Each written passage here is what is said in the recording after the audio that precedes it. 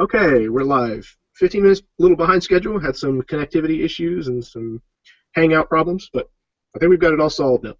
So, for everybody out there in YouTube land, welcome back. Thank you very much for tuning in. We are currently down one player. Eli is out for the evening, and Derek may or may not be joining us. We shall see. He's having some connectivity issues with his internet. But welcome to Caldera, the D&D game that's set in the Wild West, the Weird West, if you will. And yeah, so a brief recap of what happened last time. The party finally had an encounter shootout with Rainier the Elf Eater, a goblin outlaw that had a pretty sizable bounty on his head. They finally killed him and the remainder of his gang and brought him in for the bounty. Got paid just in time for the onset of winter. And, did we save the guy on the roof? I don't remember about the guy on the roof that Varian didn't kill. I think there was actually a loose end with one of the outlaw men, but you guys either turned him in or you ended up having to kill him later or something. We definitely killed him. The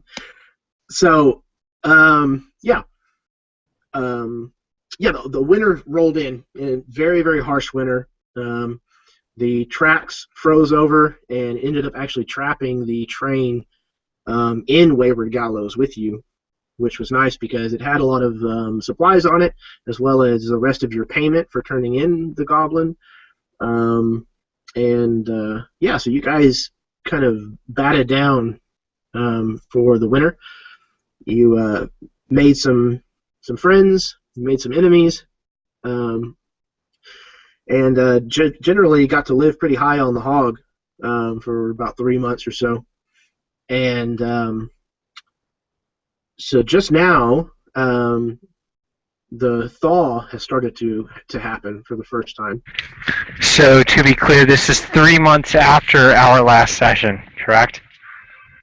It is 3 months after your last encounter. Yeah, you guys actually played through a little bit of this, of your making friends, making enemies, earning money, that kind of stuff. Cool. But you guys were leaving your kind of favorite hangout, the saloon called Catfish Slim's, one night, heading back to wherever it was that you happened to be laying your head. And a young gentleman approached you in the street and went to go pull something out from his jacket. All of you kind of scared the Jesus out of him, and came to find out that he was only trying to produce a telegram for you. And that was where we stopped last time. But before we get back into all of that, I am going to go ahead and tell everyone that is watching that there will be adult language in this. It's a Western. There's gunfighting, and there's bad words that get slung around as well. Sorry. If that is a problem, you probably want to stop watching now. Fuck. There you go. Got it out of the way. Gunslinger and profanity slinger. Exactly. There is occasionally also graphic violence. It's just kind of the nature of the beast. Eli, even though he is missing, he does have a channel that he plays, that he runs games like this called Blackwood. Different setting, different system, but definitely worth checking out. Derek and I are both players in that. There's a link to his YouTube channel down in the description below. You can check it out. I highly recommend it. Oh, and the not really the genesis for this game, but there is a graphic novel that I've been reading a lot, and it's kind of helped shape this setting, and it's called The Sixth Gun. I highly recommend it. It's a fantastic read. It's drawn and illustrated and written by some fantastically talented people. Check it out. So, yeah, if there's...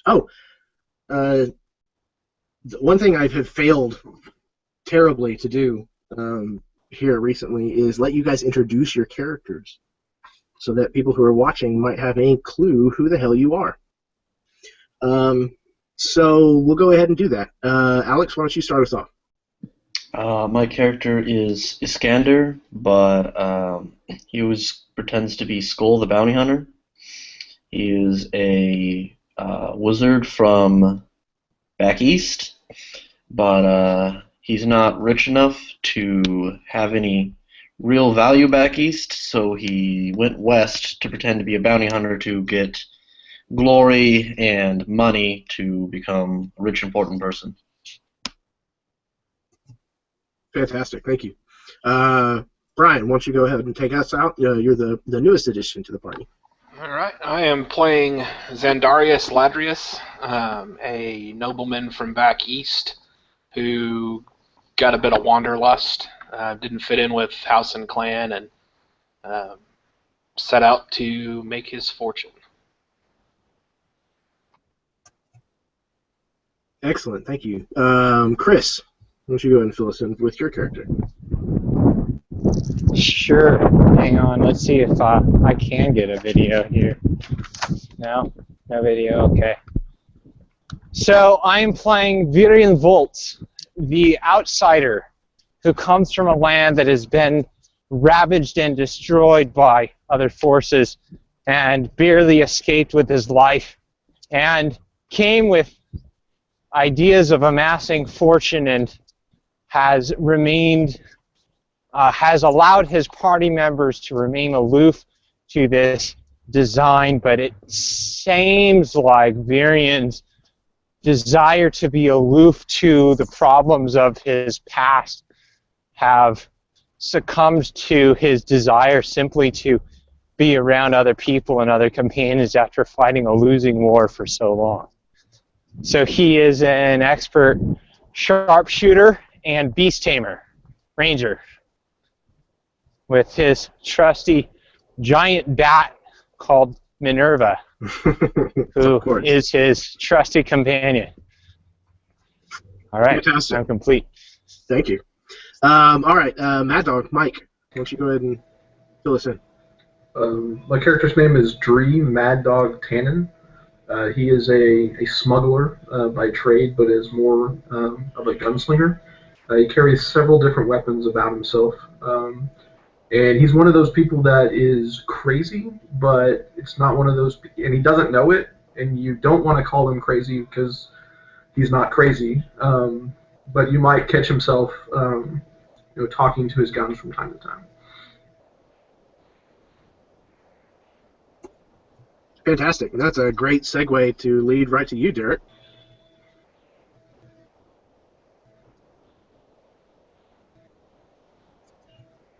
Uh-oh. I can't hear you, brother.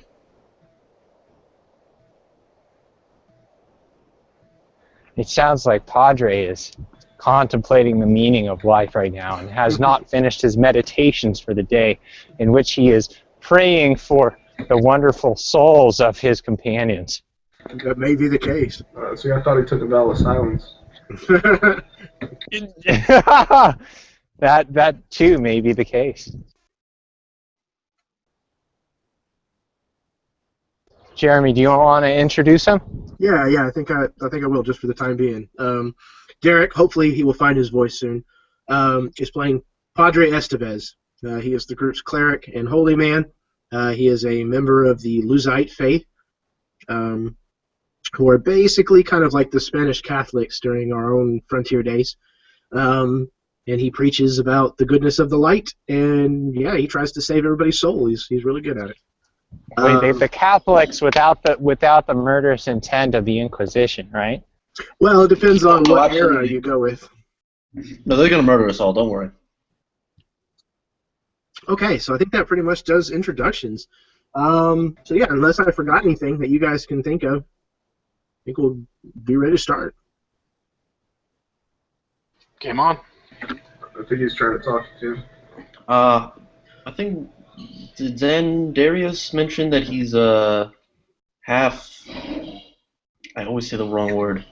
Durathian. Durathian.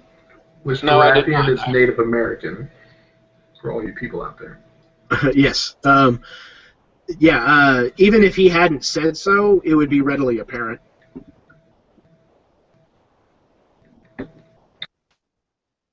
Just, genetically speaking. I look funny, apparently.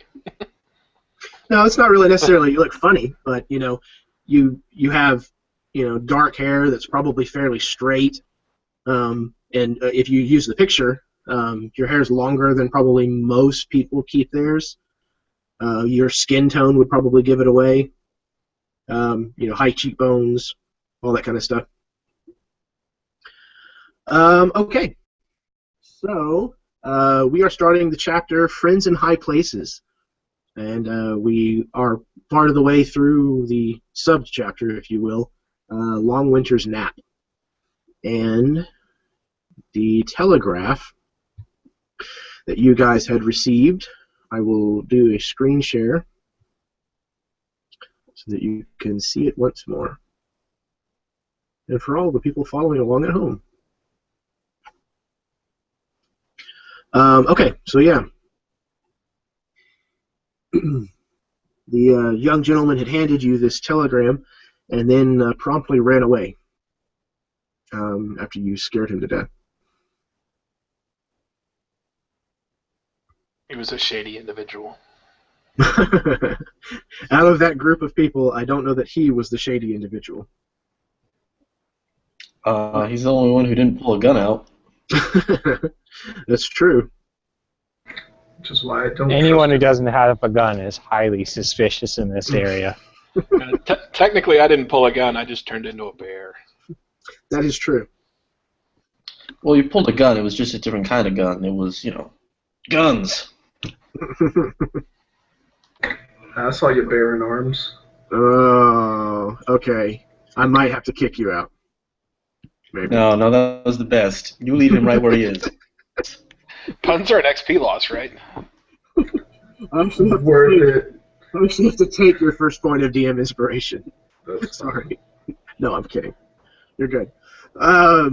You know me, I love puns. Okay, so, yeah.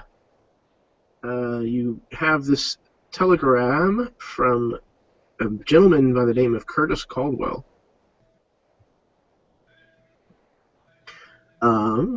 Okay, so yeah, the tracks have thawed. The train has moved on, and you guys are in Wayward Gallows. What do you want to do first? Well, the C-Bar is where we are, right? Like it's down the road a ways or something? C-Bar is actually outside of a town called Scattergun Flats. I'll bring up the map here for you. I thought it was the bar that we went to all the time. No, that is Catfish Slims. Where are we? Uh-oh. No, I can't hear anybody. I can hear you. Oh, there we go. Okay. Yep, can hear you. Everybody was just behaving themselves. I'm so proud. Oh. Come on, computer. You can do it. I have faith. Okay, so there we go. So you guys are in Wayward Gallows. That is where you have spent most of your time. Scattergun Flats is due east and a little north of where you're at. So you'll have to ride the AA back through Tall Shadow and up the hill here to the top where Scattergun Flats is at. Now you could cut cross country if you wanted to, but it's a little more dangerous and takes a lot longer. No, coming off a big bounty, there's no reason to risk it. We've got plenty of money. That is true. I want to ask a question. Earlier, I wrote a letter to my good friend Smiling Jack. Was I able to have that sent to him? Yes, absolutely. Okay, good. That's great. Then I assume we're all going to take the train. How much is it going to cost us? Oh, that's a good question. For renowned heroes such as ourselves, they'd be honored just to have us on the train. I'm sorry, I misspoke. How much will they pay us to go on the train with them? There you go. It will cost you 2.5 gold dollars. How about 1.5? Who are you trying to sweet talk into this? Was there anyone who actually has the authority to do that? Because I'd be sweet talking that guy. I would imagine the ticket master, whoever it is that hands them out at the station. Great, I'm sweet talking that guy. All right. Give me intimidate or diplomacy or whichever it's called. Persuasion. I'll roll a persuasion check right now. Persuasion. What's it going to take to get a stateroom or private car? Ooh. Oh hell Let's get into yes. that. 25. Okay. Slight wink. Apparently, yeah, he has heard of your particular deeds, Skull, and yeah, he says he gives you a wink back and says, "Yes, sir. I appreciate those $2.5 gold." Great. I shake his hand and make sure I actually pay actual 2, but the extra half is directly into his pocket. Excellent. He thanks you, sir, and wishes you to have a good day. As far as a private car, we'll call it 20 gold. Done. It'll be towards the back of the car. If you want one that's like super duper plush, like it's furnished and all of that kind of stuff, it'll probably be a little more than that. But Yeah, so what's that price point? We'll call it 50. Okay. Okay. The ticket guy doesn't seem real keen whenever you start asking about it, and he's definitely, eyeing you up and down, and you can tell that it's probably because he's contemplating whether he should oblige what he would call a half-breed. But once you start clinking out the gold, his suspicion in his eyebrows slowly lower, and eventually he nods and says, "Very well, sir. I hope you have a wonderful and safe trip aboard the AA Western Railroads." I'll just nod and move on. Mad Dog is going to uncomfortably sit on all of the pillows in that private car. All right. He'll take advantage of Zan's hospitality there. As long as he has offered or not. pants, we're good. Not chaps, pants. He's a halfling, so I guess he at least has half pants. Yeah, they're called shorts on standard people. Indeed. Now that's offensive. He's not a non-standard person. Okay. So, I believe the correct term is half person. so yeah, if you guys all person. if you guys have no other business to attend to in Wayward Gallows, then we will go ahead and head out. I think we're good to go. Good on me. All right.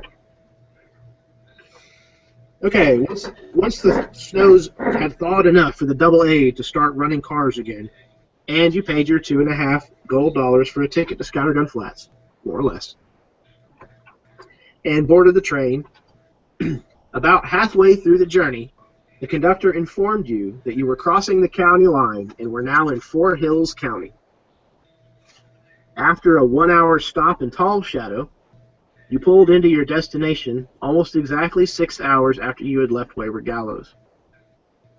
At the station, you're met on the platform by a halfling woman with a scrupulous demeanor. She approaches you as soon as more than one of you steps onto the platform. I will get her a picture up. I'm going to kiss her on the cheek. All right. We will deal with that in just a second here.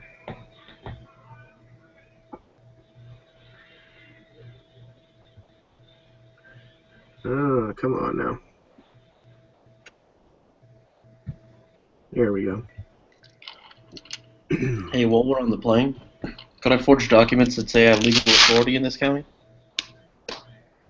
That you While you're on the train? Yeah. Yeah, that's fine. Great. I'll roll forgery if anyone ever tries to read them. Yeah, that works for me. You save that deception or whatever it would be. It's forgery. It's an actual skill in this game. Are you sure? It wasn't third you edition. You have to get the forgery kit. Oh, nice. Oh, so you roll as the tools? Yeah. That's how they do lockpicks and such now too. Mm-hmm.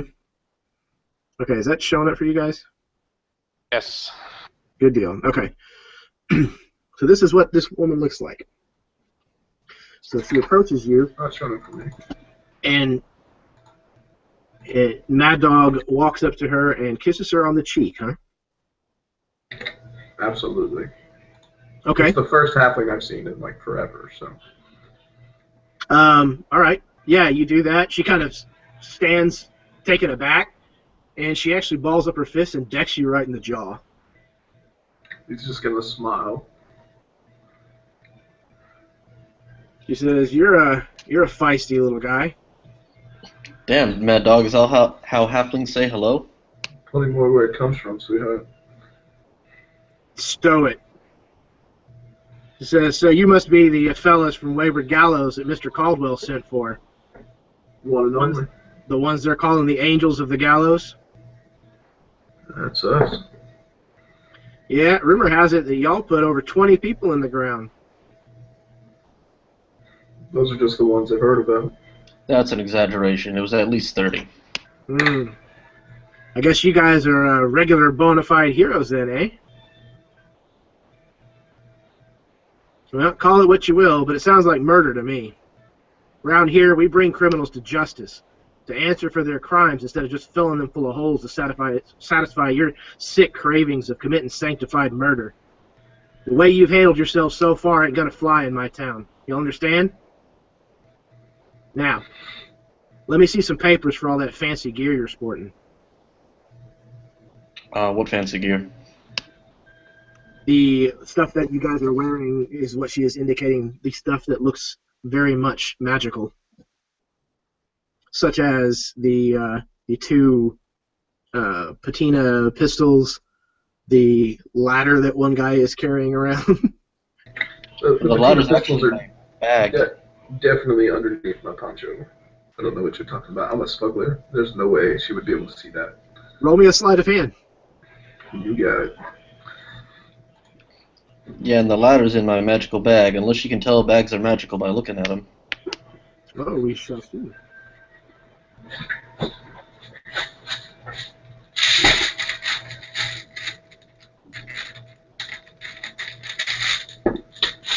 Uh, 17.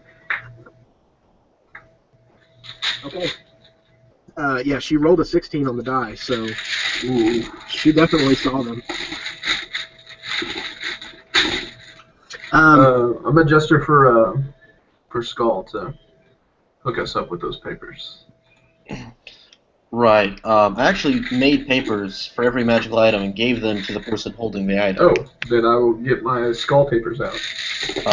But I will also present my badge, which is, reclaimer badge, and say, "That's fine, I understand," and then I'll produce my own papers. But I'm gonna make my badge apparent as well. Okay. Yeah, she looks like she starts to buy the badge bit. So let's see. So give me a couple of forgery checks for the papers that we're looking at now. Yeah, sure. I'm gonna just kind of hang back. Okay. And we'll do just one per character instead of just doing for every item. Okay, what order do you want me to roll them in? Who do you want me to roll for first? We'll do Mad Dog's first, since she was kind of engaged with him directly. Okay, his is a 22. She definitely did not pass that one. That's my boy. That's right. We'll do Varian's next. I'm spending a point of inspiration. What are we doing right now? Presenting papers on your magical I gear. like it. And why are we going to present papers? 25. Okay. Yeah. Iskander's rolling for how good the forgeries were on the papers that you're handing her. Right. Varian rolled a 1. It's a good thing I rolled for you then. Yep. Yeah, Iskander, since Iskander's the one that forged all the documents, he's the one that's currently rolling for him. Oh, okay, cool. Because She you actually rolled- got a 25, so you got the best one so far. Yeah, she Nice. rolled very poorly, so she absolutely did not detect anything. And Iskander will do yours. As she's checking, I'm gonna look at her after she's seen a couple and say, "Is this really necessary?" She looks you straight in the face and says, "Absolutely." Okay, who did I roll for next? Because I got a 17 for them. You. Oh, I got a 17 for me then.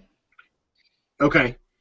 Yours, she starts looking at and starts studying it for longer than she has any of the rest of them. And she starts like turning the piece of paper over in her hands. She's actually given this a really thorough inspection. I'll try and deception her into being impatient, but like, come on, woman, we don't have all day. Okay. Yeah, it's not straight up an intimidate, but roll me an intimidate. Okay, Well, her intimidate. boss wants to see us, so and she's making that delayed, so it could be. Well, you're assuming that that's her boss. That's true. I got a 17 again. Okay. Maybe she'll roll poorly for that one. Well, that's actually good enough for intimidation for her. Okay. She says, Viren's going to make a point here. He's going to stand up, and he says, "Sweetheart, last time we were on train, we get ambushed. I will be in boxcar with Minerva. I will leave. Goodbye." she says, So- "Good riddance to you." So, yeah, but to Iskander, she folds up the paper and hands it to him. She says, fine, have it your way. She said, but I know that you're here to see Caldwell, so I've got my eyes on you, all of you. I say, all right, look, sweetheart, why don't you just give me exactly what the laws are here, and I'll be law-abiding. Enough with this, sweetheart. The next person that calls me sweetheart, I box right between the legs. Okay, sweetheart. She does kick you square. Well, she won't kick you, but she punches you straight in the gonads. Do I get a chance to dodge, Um, knowing it's coming? We'll see. Probably not with a roll like that. What is your armor class? It's just Dex, so 19. Or I'm sorry, 11. But he's taking the dodging action, so she's at disadvantage. Yes, and thank you. If she's kicking or she's punching.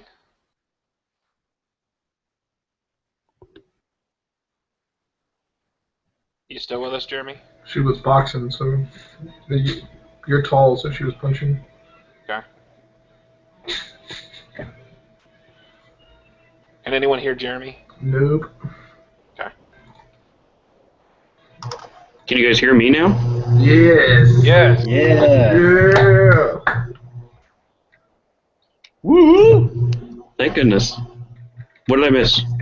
We're on a train? So this halfling woman accosted us, Someone's demanding about to get killed because they magic challenged the items. lady on her word. Called her bluff.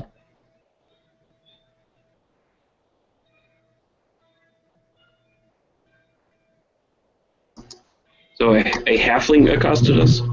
Yeah, she's probably the sheriff, it seems like, but she's making us provide paperwork for our magical items. And so I was rolling for my forgery.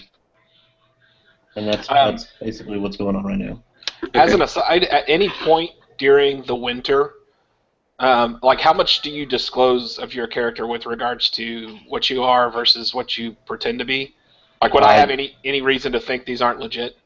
Absolutely not. Okay, cool. That's what I figured. I just was making sure, because if I knew they were legit, if I knew they were not legit, I would not use them. Then you would have no magic items, just so you know. Yeah.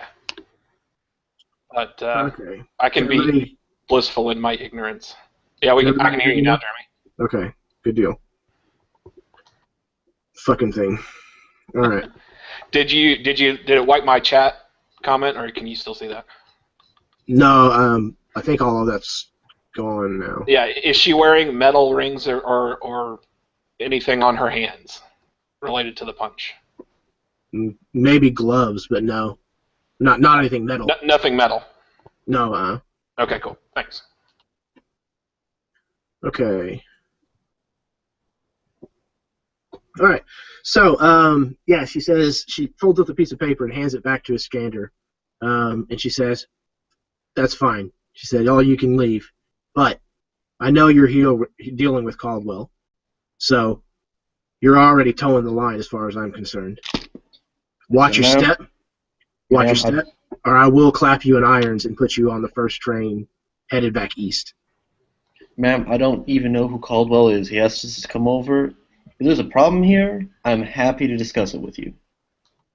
No, I think we're done talking. And she looks over at Zahn and kind of flinches like she's gonna punch again, like she jumps at him.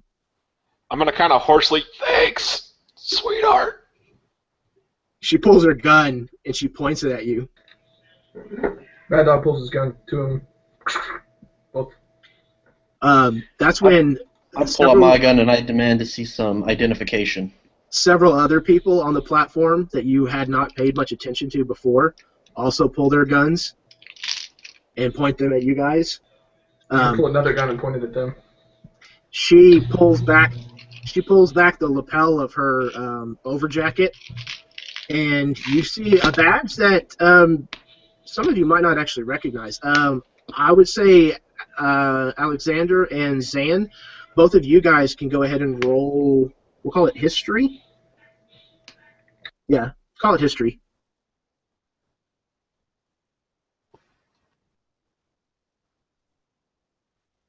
One second. Actually, everybody can roll it. We'll do Alexander and Zan have advantage on this roll. Oh, yeah? That makes a lot more sense. Keep the first one. 18. 16. Anybody else? -1 gives me a 10. Okay. 15. Hey, I can hear you, Derek. Oh, that's what you missed when you were gone. Derek came up, and we can all hear him now. So that's why I got kicked. It happened at the same time. It gave him my audio connection. Well, I'm glad. Okay.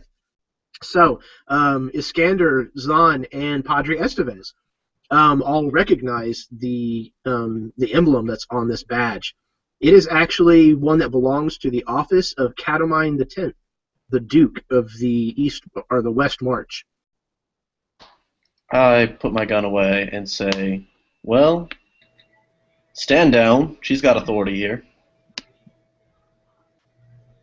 I didn't have a weapon out, but I'll back that statement up as well. Yeah, this is my apologies.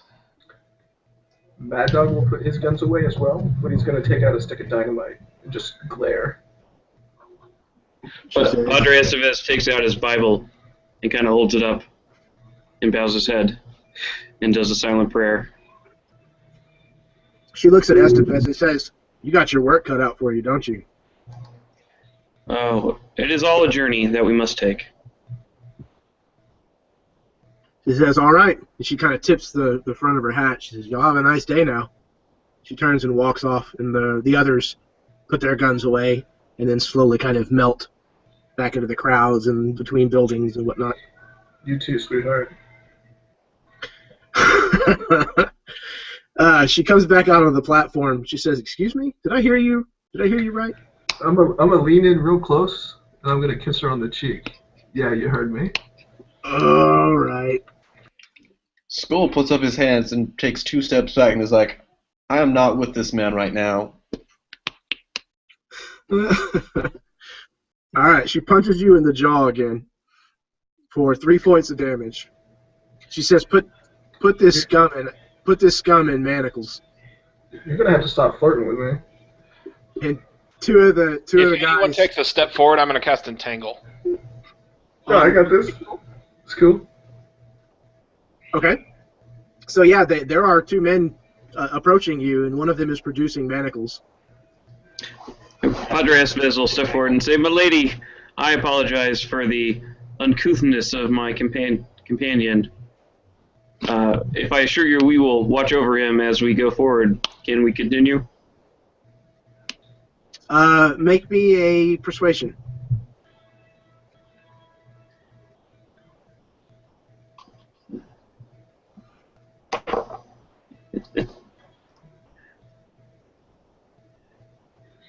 Well, my dice didn't so much as roll as drop, so I only got a 7. Okay. Seeing his fumbling, I say, "Ma'am, throw him in the drunk tank. Definitely deserves it, but we need him for later."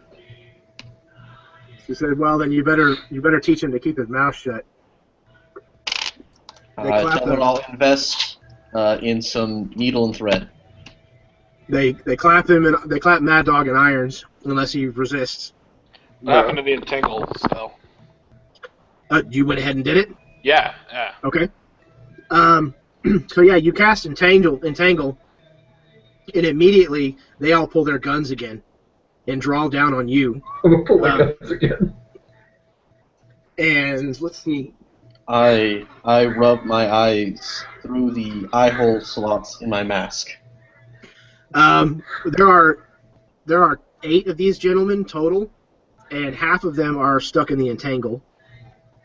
But the other half have drawn their guns on Mad Dog and Zan, and she immediately has turned her attention to Zan. And she says, "For the unauthorized casting of magic, you're under arrest."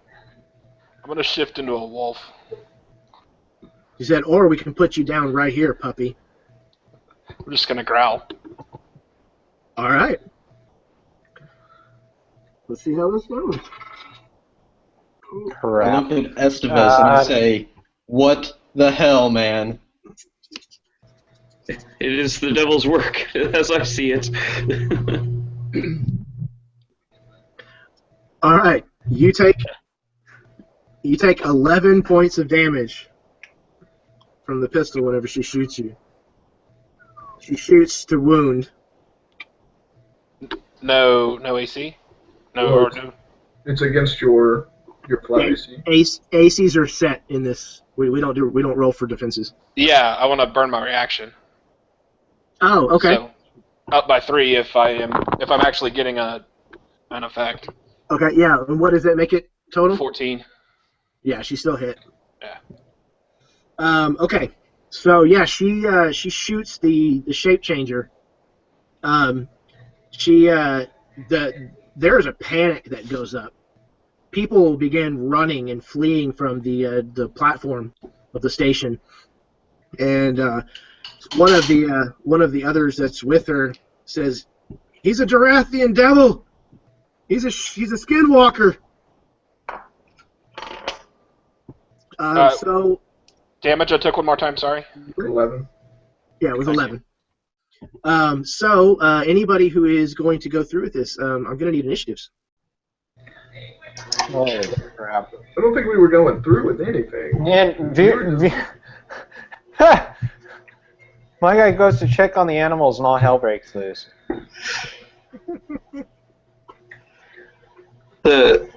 I mean, I'm not going to fight, but I want to be in the initiative order because I'm going to try to defray the... Mad Dog says 9. Yeah, I'm not gonna fight, but I want to be in initiative just in case I do decide to do something. At a 7.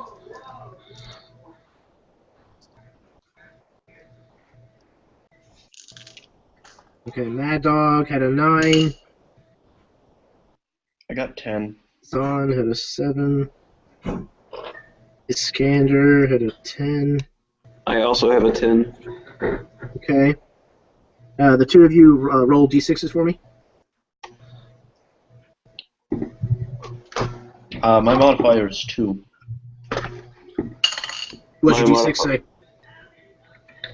Oh, you said D6. I did not actually catch what you had said. I got Sorry, 4. yeah. I was talking down into my papers. I got 4. I got a 2. It is not easy to roll on a picnic table. I guess not. I've tried playing a couple of times camping, and it's terrible, man. Because like, especially down here where it's really humid, all of your papers get to the point where they start curling up on the edges and stuff. It's no good. Okay.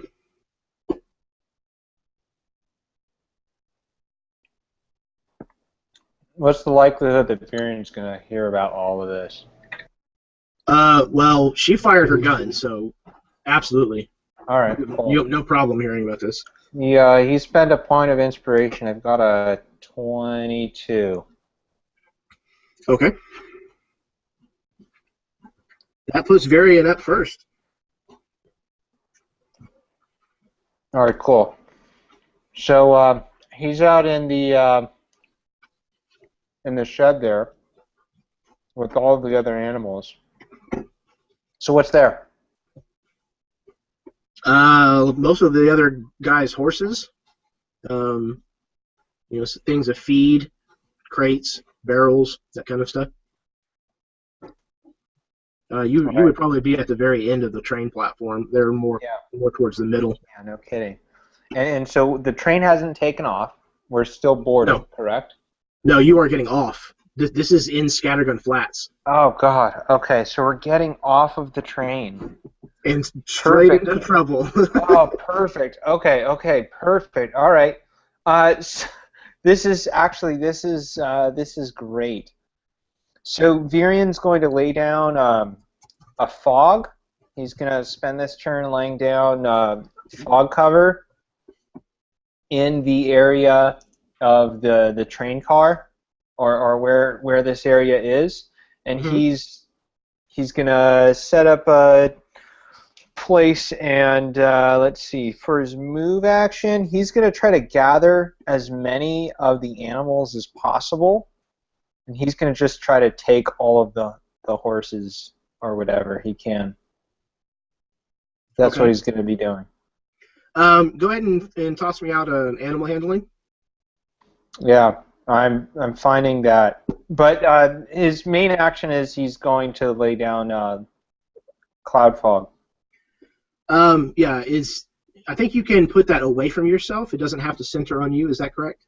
Right. You pick a point. You can either center it on yourself, or you can pick a point. He's gonna pick like the end of the next car up, so that if they're looking at it, they're just gonna see fog. Okay. Yeah, I see. All right. Okay.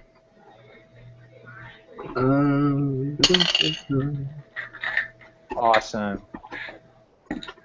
For this round, he has 2 on animal handling. He doesn't handle shit. All right. Apparently, so he's got a 9 total. Don't you have the special boots for animal handling? Yep, he's got a 9 total. Yeah, I think it makes you proficient in it, and then you get to double your proficiency if you're riding an animal. That's correct. Okay. So he has a 9 total on his animal handling. Okay. So yeah, apparently the casting of the spell kind of spooked them a little bit.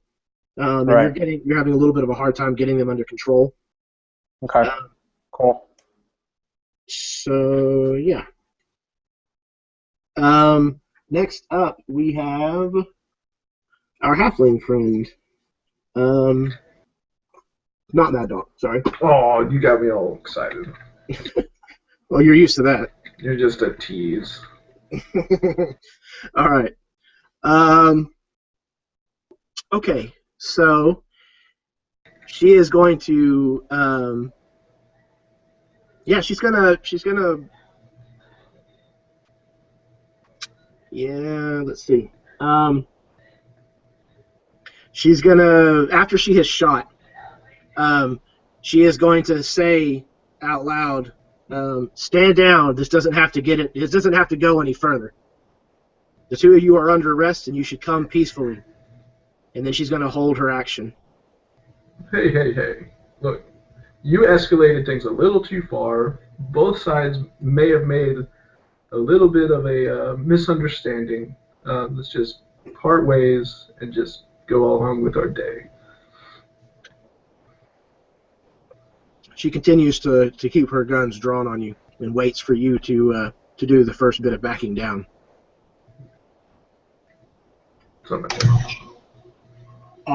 Iskander, it is your turn.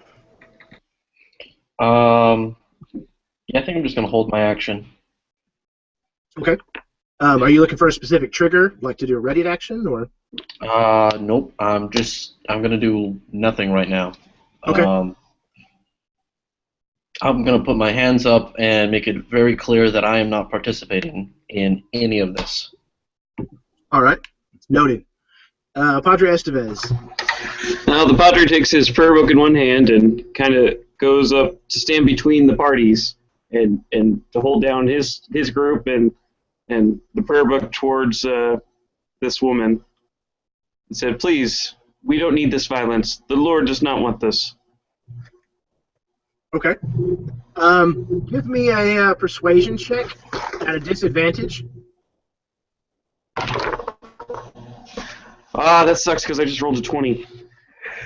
Oh, well. Do it again! Do it again. Oh, hey, and my second one was an 18 plus Well, there you go. 2 is 20. So, Okay. Wait, hold on. Oh, wait, no, yeah, just plus 2. So, 20. Okay.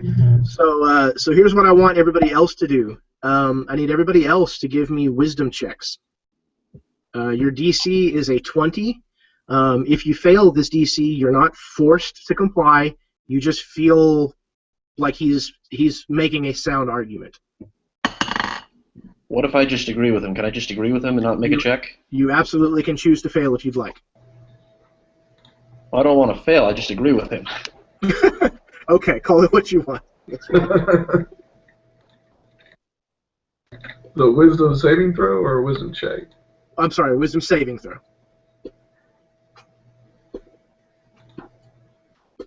You said the DC was 20? 20, yeah. Yeah, well, that's what he rolled. Good luck. Okay. Well, I got a 19, so Close. if I didn't agree with him before, I agree with him now.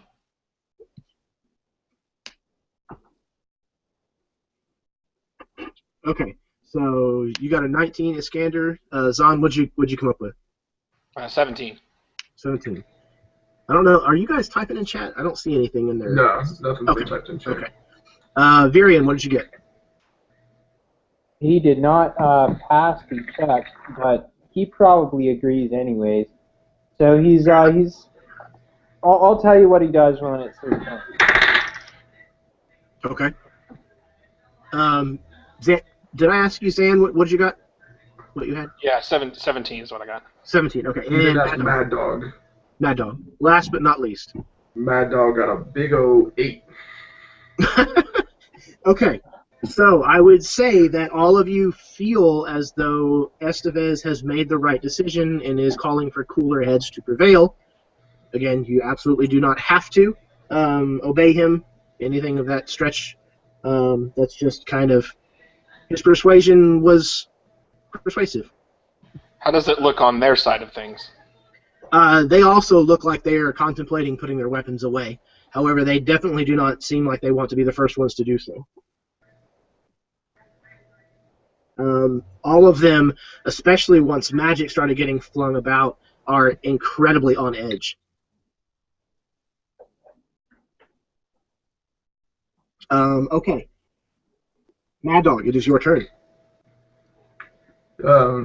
He's going to look at her, start walking away, and he's going to say, "You've let the power go to your head, sweetie." And he's going to just shoot up in the air as he's walking away. One from each Derringer. Okay. She says, I don't know where you're walking off to.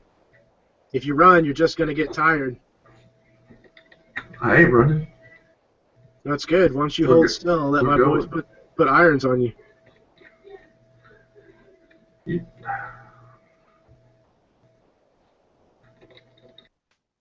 Nothing. Just gonna hang his head a little bit. Disappointment. Right. Look, you shot our man. Let bygones be bygones. I shot your man after I tried to place him and you under arrest, and he pulled an act of aggression. You unlawfully tried to place us under arrest, madam. Look here, Tiny. Everything I do is lawful. Tiny. If we're throwing around little colloquial names, I get to call you Tiny. All right, sweetheart. And I'll put my arms out. All right. The deputies that are not caught in the... Do I have a turn before them or no? No, you go right after the second batch. And, The first batch of these guys here. I want to tell her, and if you come to the jailhouse later tonight, I'll prove to you I'm not tiny. She says, "Oh, I'll be there. I'll be there for sure. I'll be waiting. I'll make sure that you get tucked in nice and tight." So yeah, the deputies that are not stuck in the entangle begin making their way towards Mad Dog and put him in handcuffs, unless he further resists. Can I make an intelligence check to see if she's flirting with him? Okay. What was that, Alex? Sorry. Can I make an intelligence check to see if she is flirting with him? Insight. Sure. You can make an insight check.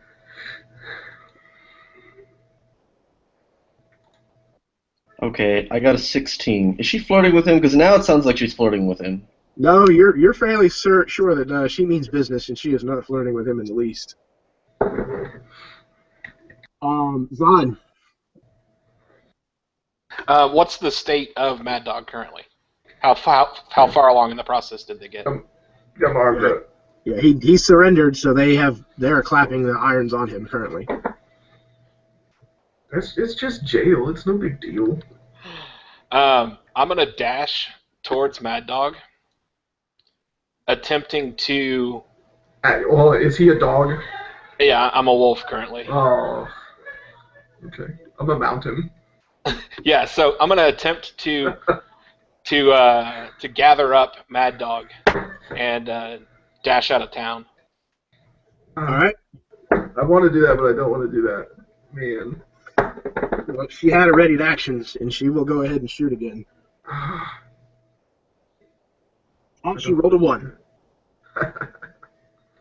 So she misses. The bullet goes right in between your 4 legs that are running. Hits the wooden deck and splinters it. She says, "They're running. They're running for it. Bring them down."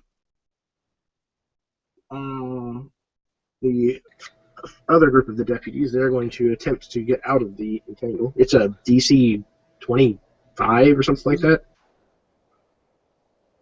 I couldn't pass the opportunity to get on a dog, but this is a bad idea, and I'm gonna jump off. Okay. And I'll just start walking back. Hey, Jeremy, will I be able to take an action now if I want to? Yeah, as soon as these guys are resolved, they're trying to break out of entangle. Actually, while I'm doing that, you can go ahead and go. Okay, I'm going to walk over to Zahn and attempt to use hypnotic gaze on him. Well, he probably, I don't know how far he moved, but he probably moved outside of your normal movement range. Unless you can cast that at... No, that's got to be adjacent to them. Yeah, because I don't know what the speed of a wolf is, but I imagine it's probably 50. more than 30 foot. Yeah, 50. Yeah, I imagine he moved probably at least that far. What is your spell DC, Zahn? 13. Okay. So, 2 of them are still stuck. Okay, I've got it. I'm going to cast Suggestion. You're going to cast what? Suggestion. Okay. I'm going to suggest that Zahn get back over here and quit resisting arrest. Okay. Go ahead, and I imagine there's probably some rolls that need to be made. Yeah, he needs to make a wisdom save against 14. I beat that with a die. Okay. I'm assuming if it's a pass... Dang it. If it passes, it's nothing. Okay. All right, and I'm assuming that Zahn is continuing to run. Well, so Mad Dog hopped off Fill me in. Run me through that one more time, Mike. Sorry. I lean down to your ear, like while I'm riding, and tell you that I couldn't pass up the chance to ride a wolf, but this is a bad idea. I'm going back, and I jump off, and then I start walking back to her. We are at Virian's turn.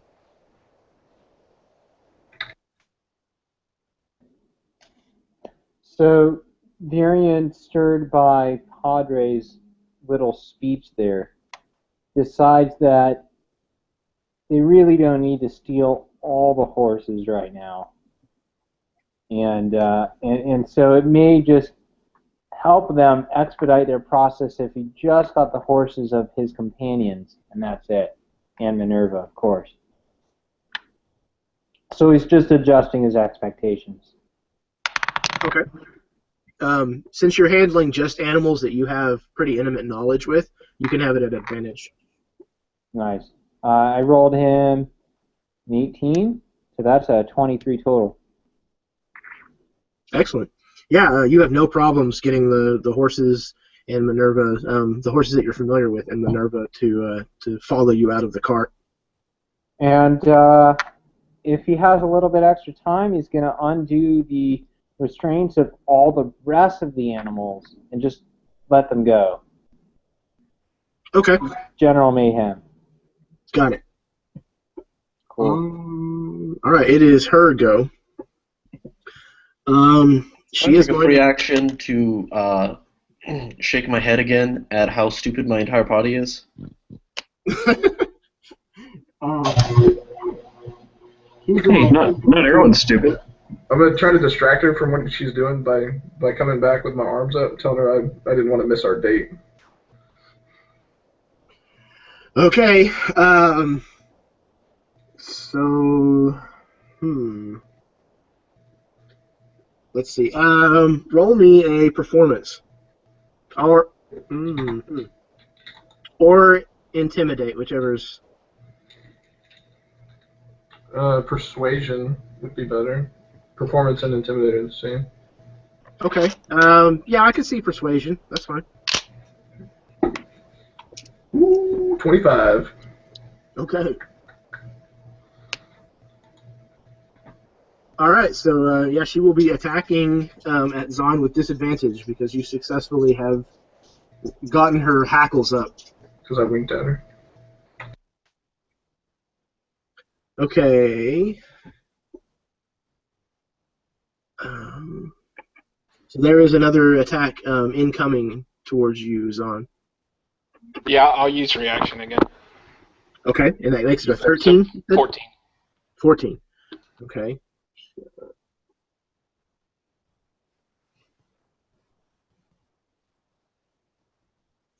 Five. Wow, okay, she actually hits you on the nose. Well, I mean, okay, not figuratively on the nose.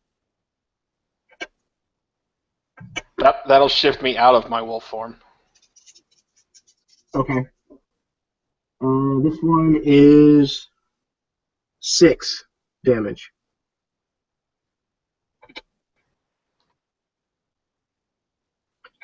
Okay. So you turn from a wolf back into a man? Yes. Yeah, I was out of wolf hit points, and so it auto shifts me back.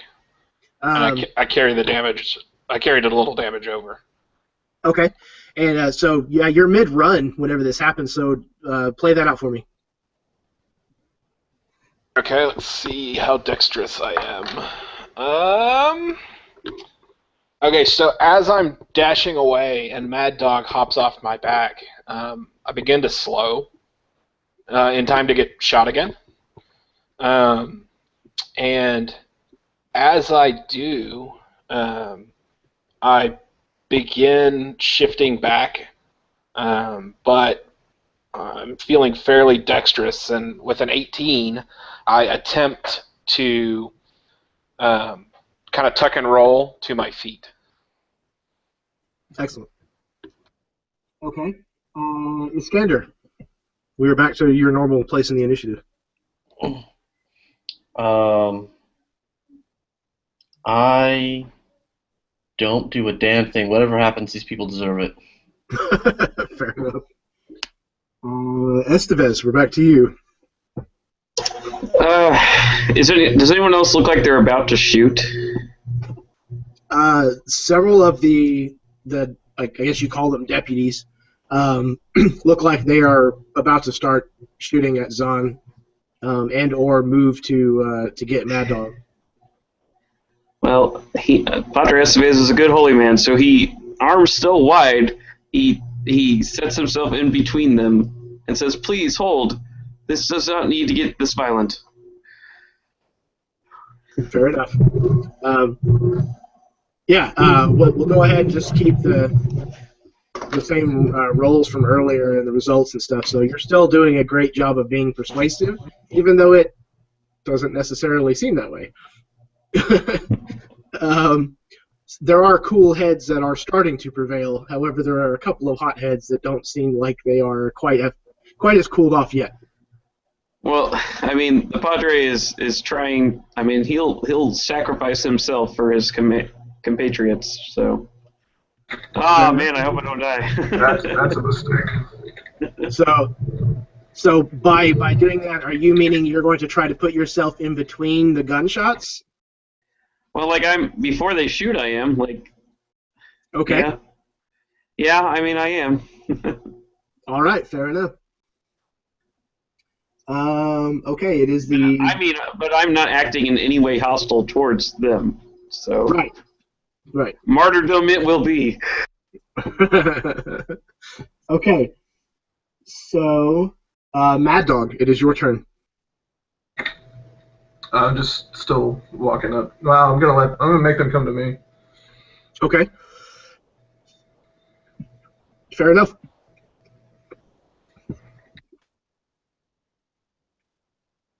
Okay. The men that had not been gotten in the entanglement, in the entangle spell, do dash over towards you to catch up with you, and they, once they reach you, make sure that your hand manacles are secured, and then they actually go ahead and put on a second pair on your ankles.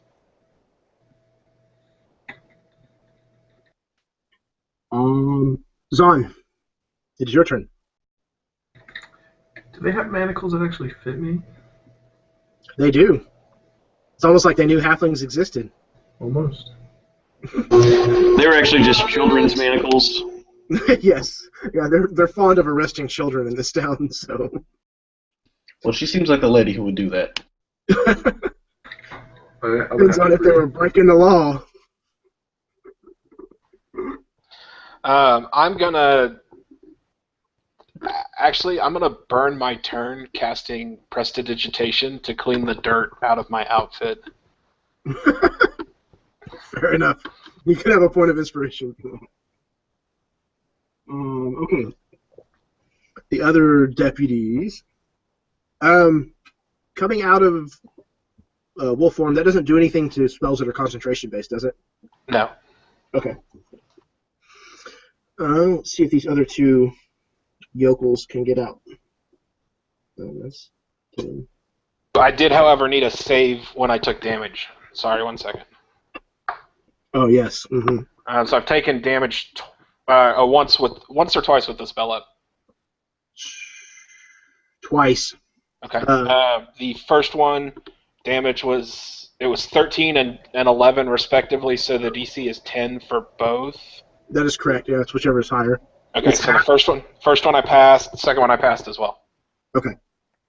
One of the two that is stuck did free himself. The other one is still stuck.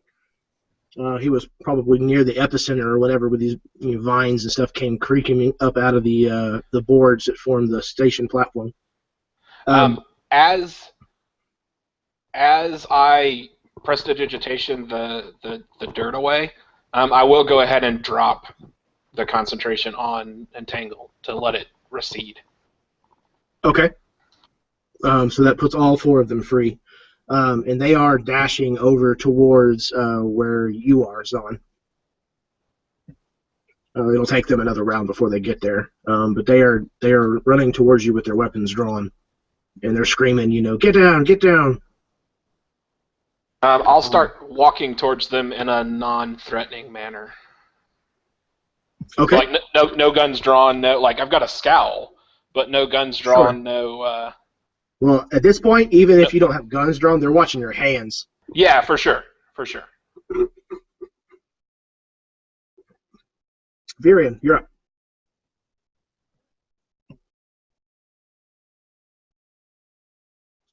Christopher. Yes. Oh Your turn, yes. sir.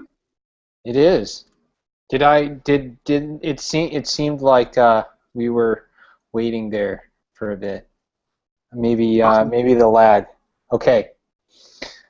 So Virian has successfully unhitched the animals and rides out from the misty fog with his party's animals. All right. Not knowing anything really that's happened since he can't have seen any of this. And how quickly are you riding out of this fog by chance? Well, Are you like bursting out of it like you're headed for Mexico, or? let's say that he is confidently leading them. I'm not exactly sure how someone rides a flying bat with flying speed of good and Carefully. 60 feet. It's definitely possible to look confident and powerful with a shotgun and all of his party's horses in tow. That's So sort you of have what your- he's looking like. So you do have your shotgun out, or your rifle? He has his rifle, yeah. Wait, are you coming out with a weapon drawn? Valkyrie? Yeah. Well, he's got sort of like slung across his waist, right? Just not. He's holding his reins, but he's got it there just in case something happens. All right.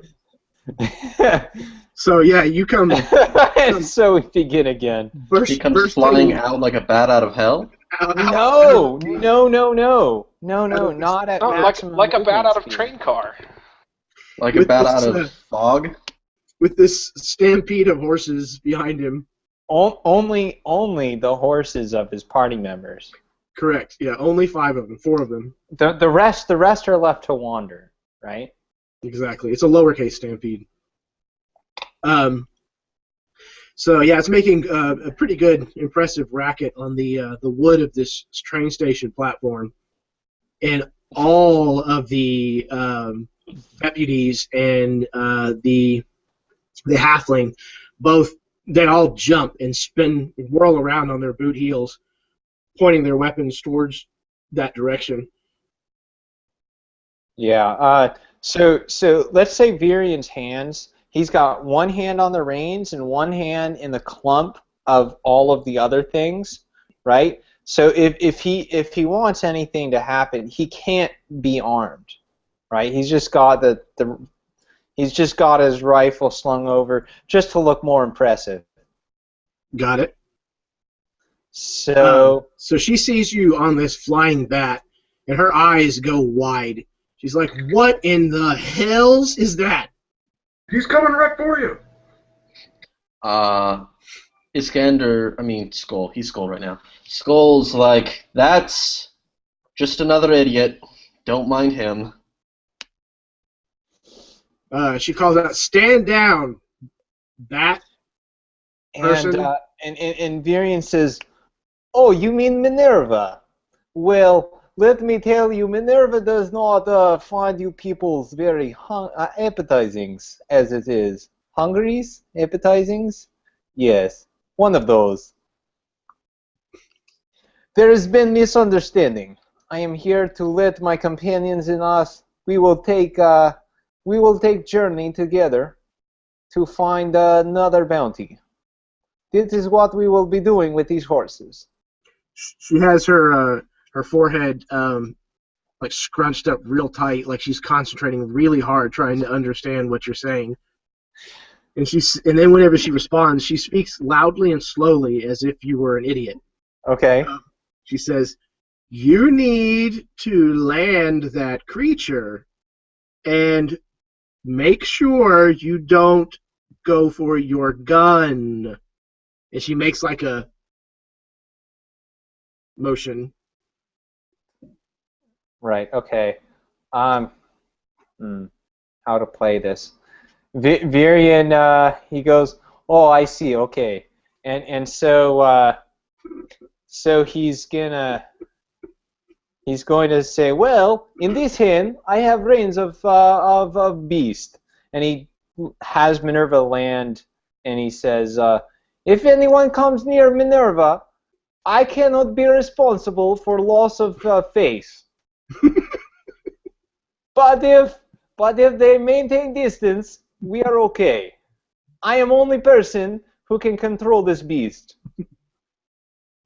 No. They all seem to definitely not question what you've told them. You can have a point of inspiration. Right. And so he's just going to continue, and he says, "And now we will continue, and we will go with all of our horses. By the way, Okay. I believe the rest of your beasts on the train are not well trained. See what they do." And he sort of points towards the train where the dissipating fog is, revealing that all of the other creatures have sort of gone helter-skelter. Okay. She I would calls like out. to take my action now. Sure, go for it. I walk over and I grab the rein of my horse and take it away from Virian. Yeah, he'll let that happen. All right. And if I still have any action left, I lead my horse away, just so if anything happens, I at least get to keep my horse. Fair enough. Yeah, she calls out a couple of the guys' names, the deputies, and tells them, "Go get some help and round up those horses." She said, and then she points to the other ones that are putting the manacles on Zahn, and the ones that are leading Mad Dog currently. Get those two over to the jail. Put them in the cell. I'll be there in just a minute. They hadn't made it to me yet, correct?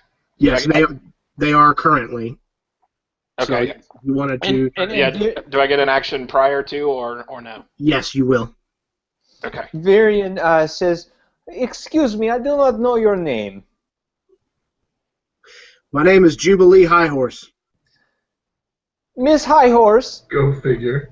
I am believing on down off that high horse. I am believing I am higher horse right now, seeing as I have beast that could eat horse. No.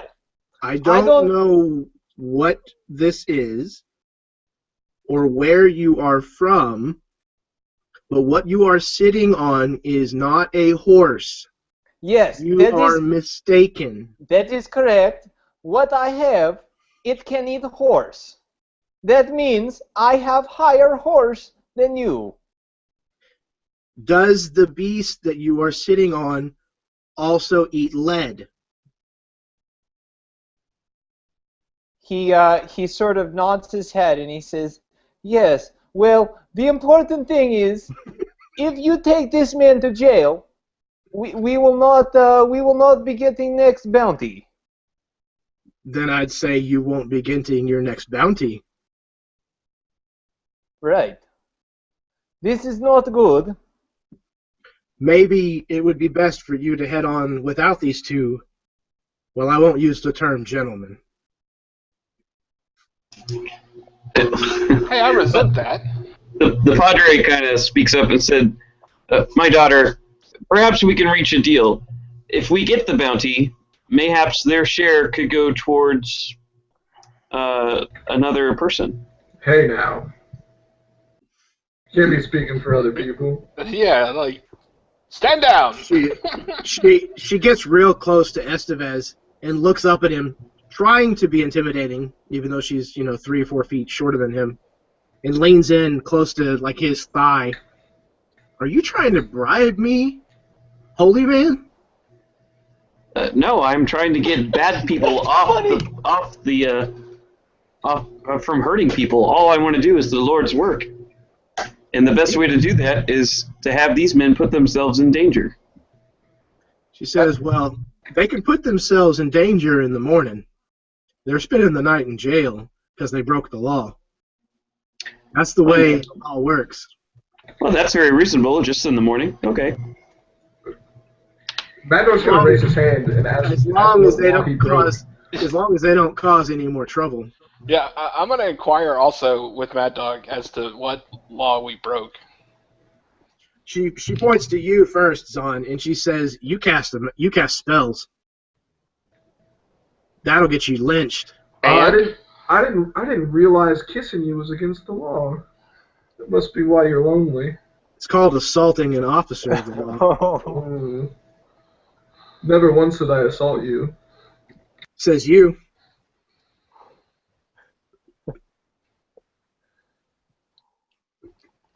All right. Is there anything else that is going to go on other than... Zahn, you said you wanted to take an action before they put the cuffs on you.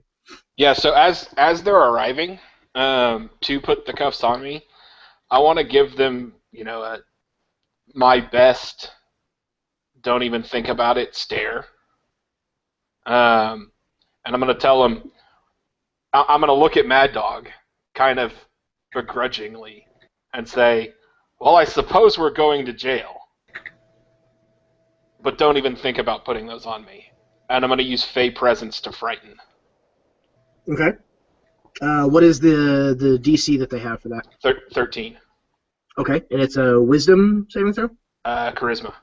Charisma saving throw. I'm sorry, right. no, sorry. It's my charisma, your wisdom, yes. Okay. Wisdom. Okay. You said it's a 13? Yes. Okay, the first one passed. The second one failed. So the one coming up to you with the manacles, you look at him and give him that stare, and he stops dead in his tracks and says, "Oh, I don't think we should." And the other one steps over to him and says, "You freaking coward!" And he grabs the manacles out of his hand and walks over to you and starts putting them on you. I'm just going to look at him and tell him this will be remembered. Good. Next time you might not break the law then. And he slams the second manacle home.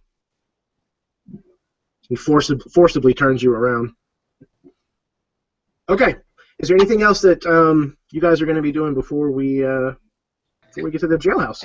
Yeah, I have a question. Sure. Do I know if he can cast prestidigitation without the use of his hands? I don't know that you've known him long enough to have seen him do that. I'm not sure.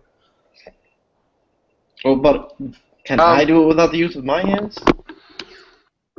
I think that's a feat, isn't it? No, it's a cantrip. It wasn't third level to do it without using your hands, but...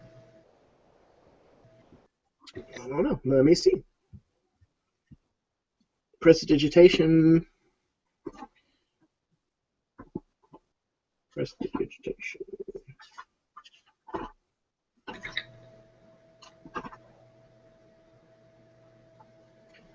It does have somatic components. So you would need to use your hands to cast it. Great. Does that have a verbal component? It does, yes. Is there any chance I can cast it without it being too obvious that I'm casting a spell? You can make a sleight of hand. Excellent, I'm going to do that.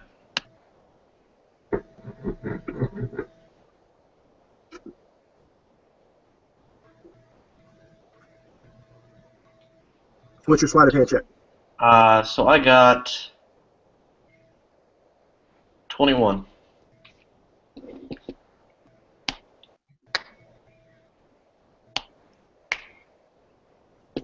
Okay. So you cast Prestidigitation. Yeah, I make a gust of wind throw a bunch of dirt on him so that his clothes are all soiled. Just because I know it'll really piss him off. I make a gust of wind, throw a bunch of dirt all over his clothes. You talking about on Zahn? Yeah, on Zahn, because I know how particular he is about keeping clean, and I'm really mad at him. Fair enough. Okay. After that happens, I'm gonna stare at him. Really? I really need this right now. And I said, really? You're gonna cast magic at police officers and then run off as a wolf. Yeah, really, you're gonna get dirty. Yeah, so I'm going to forcibly yank myself to a stop from the deputy, if I can, to prestidigitation myself clean. I will inspiration the forcing myself to a stop if I need to. No, that's fine. I mean, yeah, they're pushing you along, but they're not like shoving you. Okay, so yeah, you stop and cast a spell, and both of them just stare dumbfounded at you. They're shaking their heads. They're like, "Really? Like again? You're in custody, and you're going to cast another magical spell in front of us?" Okay, so as a slightly aside out of character, having come from back east where magic is prevalent from schools, etc., at least as my understanding, is Zan as surprised that magic was illegal in this town as Brian is? No, not at all.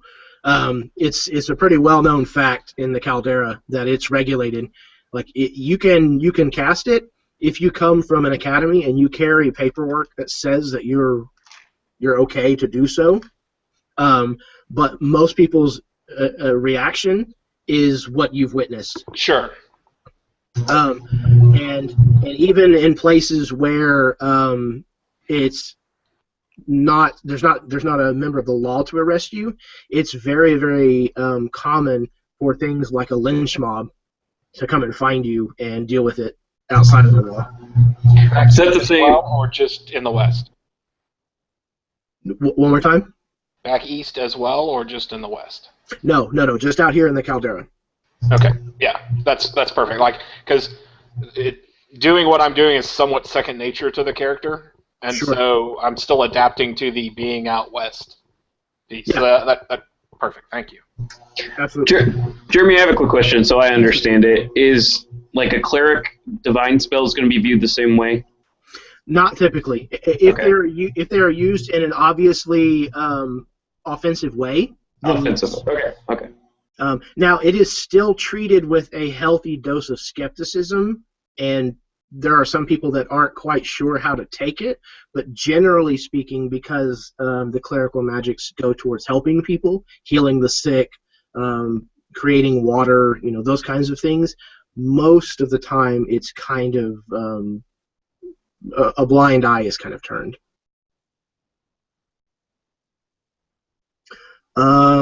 Okay. What you got, Mike? I was just gonna say, I was gonna wait till you finish, but either while we're walking to jail or while I'm in jail, I'm going to make up a song and sing it about how my love assaulted the officer. All right. And I'm just gonna bellow it around town. All right. And probably how she's old and lonely and how she can't get anybody because she sees it as assault. Fair enough. Okay. So you get back to the jailhouse. Is everybody going with the incarcerated? I'm gonna stay with the lady, the halfling. Okay. The Padre will stay with Skull. Okay. The halfling turns to the other three of you. She says, and it's not this portion of it isn't my law. She said, and I don't quite understand it, to tell you the truth. She said, but you'll have to check all of your silver at the bank. It's not allowed in town. Dun dun dun. Do we have any silver? We have lots of gold. If you have any silver pieces, then that would count. You just paid 2.5 gold, so you're bound to have 5 silver. Good point. I actually paid only 2 because I got a discount and then slipped the guy some extra money. Then I would say you definitely do not. But it's up to you whether you carry it all in gold or whether you carry some of it in silver or what have you. I think I probably carry it mostly in paper. Yeah. Well, the thing about paper is that it's not universally accepted. Okay, when we got paid, what did we get paid in? The last time that you guys got paid for Renier, it was in I think it actually was all in gold. Okay, well then I probably have mostly gold. Okay. Yeah, banks are becoming more and more unified, but most of even the popular banks exist in maybe 4 towns. So whenever you travel to a new town, specifically whenever you travel to a new county, a lot of the time, it's not recognized from bank to bank necessarily. A lot of that kind of stuff with banknotes is really in flux kind of at the moment. It's kind of one of the big current news happenings, if you will. Okay, well then I'd probably try and keep all my money in gold pieces, especially since I can dump it into a bag with limitless storage. Right. How much was the train? Because I wasn't around. It was 2.5 gold pieces, or gold dollars. Dollar and gold piece are interchangeable in this setting. Okay, so I guess I have 1 silver piece. So you'd have 5 silver. Okay.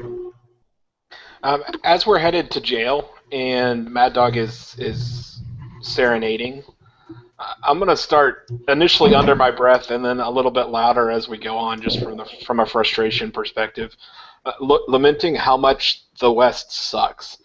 Like, can't stay in a decent inn, the people are rude,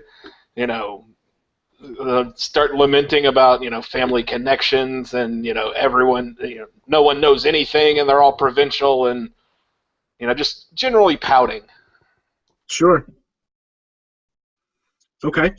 I don't know what you're pouting about. We just got a free night in a very well protected inn. Don't you sweat it. Okay. So those of you, Varian, Estevez, and Varian's gone. So Estevez, and I think Alex said he didn't have any, but Estevez, do you hand your silver over? Yeah, my 5 silver pieces. Okay. She takes out a book and writes down, takes your name and writes down what you've handed to her. Varian, do you hand over your silver? If you have any? I believe Varian only has the silver. The only silver he had was from taking some of those valuables from. That's right. From the wreck, which he sold, actually. Okay. So very interesting. He just has gold. Okay. That's fine. So yeah, whenever the other 2 of you, afterwards, after she takes the silver from you and has documented it, she says, whenever you go to leave town, just come and see me, and I will return your silver to you, she says to Estevez. I hope that the rest of your stay in Scattergun Flats goes a little more smoothly. She kind of looks at you knowingly and says, and I'll warn you again, I know that you've got business with Caldwell. Just watch it. And she turns and starts to walk off. The Padre will ask her, is there a Luzite temple in town? She just kind of points off to the side, and you see a steeple rising up above some of the other buildings. Then he'll say, then please donate my silver to the temple. Suit yourself. She said they won't take it. Silver's not allowed in town. Okay. I'm going to ask her if, seeing as you got a weird law about silver, is there any other laws in particular I should know about?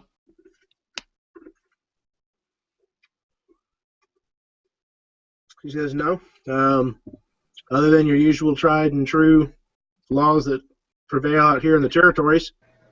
She said there's no kissing. She said the silver one is odd. She said, but that's not mine. That's not an overall law. That's a local thing. And I'm not sure what to make of it, to tell you the truth, but I'm getting to the bottom of it.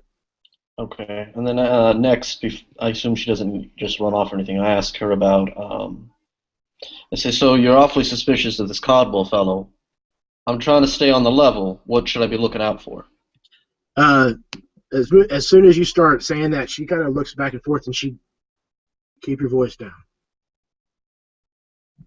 Says, Caldwell's got his hands in an awful lot of pies around here.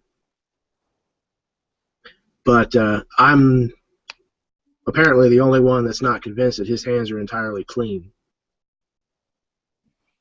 I say, well, you can't stick your hand in a bunch of pies and not get dirty. Well, I think his hands were dirty before they got stuck in these pies, if you know what I mean. Butter says, the Lord knows what you mean. I'm glad somebody does.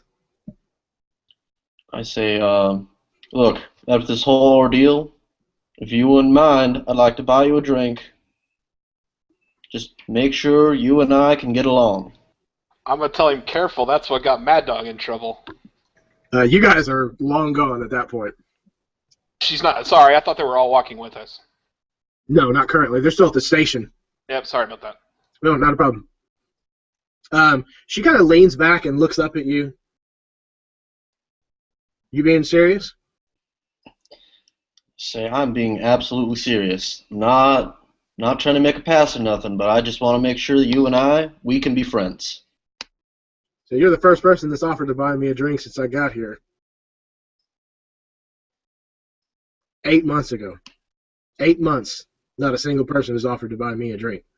I kind of put my hand on my chin and go like, well, I don't know you that well, but I'm going to assume it's because you rob people the wrong way. But you and me are on the same side regardless. Fair enough. You know where to find me. Well, I'm inviting her to a bar right now. So. Oh, right now? Okay. She's like, all right, I could use a stiff one after all of that business. You can follow me this way. Mad Dog was willing to give her a stiff one. Good Lord. Okay. So yeah, now that you're kind of getting into the town proper, and the two of you that went to jail would have seen this as you're walking along as well. There is no question at all in your minds that this is a cattle town. There are pens and chutes everywhere you look. There's fencing and all kinds of places to store livestock. You see what you can only assume to be an auction house. And the people here are dressed immaculately. Like, way better than most people that you come across. Most people. Probably on the Except level of Zon. And possibly Varian as well. Their clothes are not from the East, but they have much more in common with Eastern style, trendy stuff. Your guess is that there is probably quite a bit of Eastern money that flows through this town. Just by looking at the way that people are dressed and how the behaviors of a lot of the townsfolk and stuff go. So yeah. As we're walking to jail, in between rants, if I can make eye contact with someone walking about, young kid or somebody that I think can successfully pull this off, I'm going to offer 2 gold pieces if a couple of bottles of whiskey show up at the jail.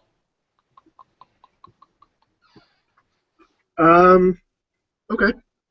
Most people don't look like they want to make eye contact with you. They definitely seem to go to the other side of the street as you're walking. But yeah, Bark at him. Go ahead and roll me a persuasion if you will, Zon. Alrighty. Yeah, so we're apparently not drinking tonight, Mad Dog. I rolled a 1. Fair enough. Yeah. We can make something in the toilet. Between Mad Dog's barking and the fact that the two of you are being led by these men of the law, yeah, you're just not even getting anybody that's willing to come close to you. Okay. So, now to the two of you. Whenever you were taken in, they take you into the sheriff's station, and they start pulling all of your gear off of you. They strip you down pretty much down to your pants and your shirt. They take your boots off. They take your belts off. Any of that kind of stuff they take and put onto a table that's across the room. So do they get everything? What are you attempting to hold on to? I'm not necessarily attempting to hold on to anything, but I definitely have things hidden about my body. Okay, such as what? And where? Probably like 4 derringers that aren't necessarily easily accessible, and So like you keep them someplace where you would have to like open your pants to get to them, or yeah, that's true. No, that's fine. Well, I mean, like if you keep them tucked in your boots, they find those. But I mean, if you're talking about like you've got one strapped to the inside of your thigh or something, No. yeah, there's a good chance they missed that one. Anything beyond that, and I'll go ahead and give it to you.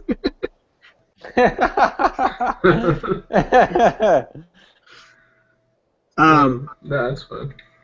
Okay, I mean, I am all for if you want to try to hide something, like as you were walking or whatever. Well, maybe my thieves' tools.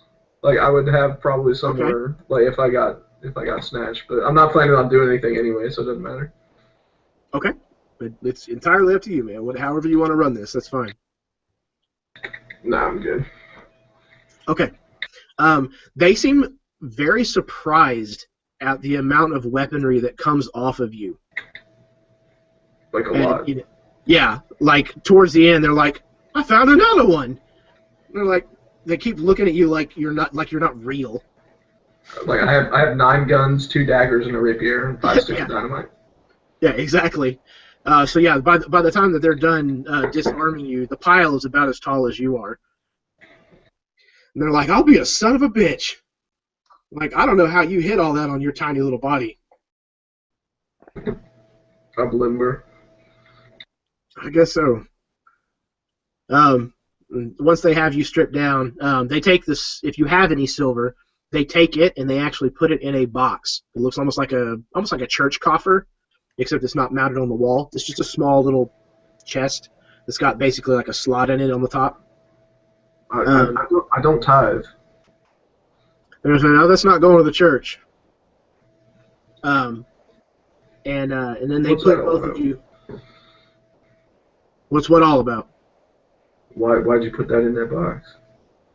Silver's not allowed in town. You can get it back whenever you're let go, whenever you're leaving. So they then take you and put you inside of the cells. They take the cuffs off of you, the manacles, and shut and lock the door. And then they find themselves a comfortable place to sit down, and they start chit-chatting. And they're going through y'all's stuff, kind of admiring it, showing I'm it gonna off keep to a each real other. close eye on my purse. Okay.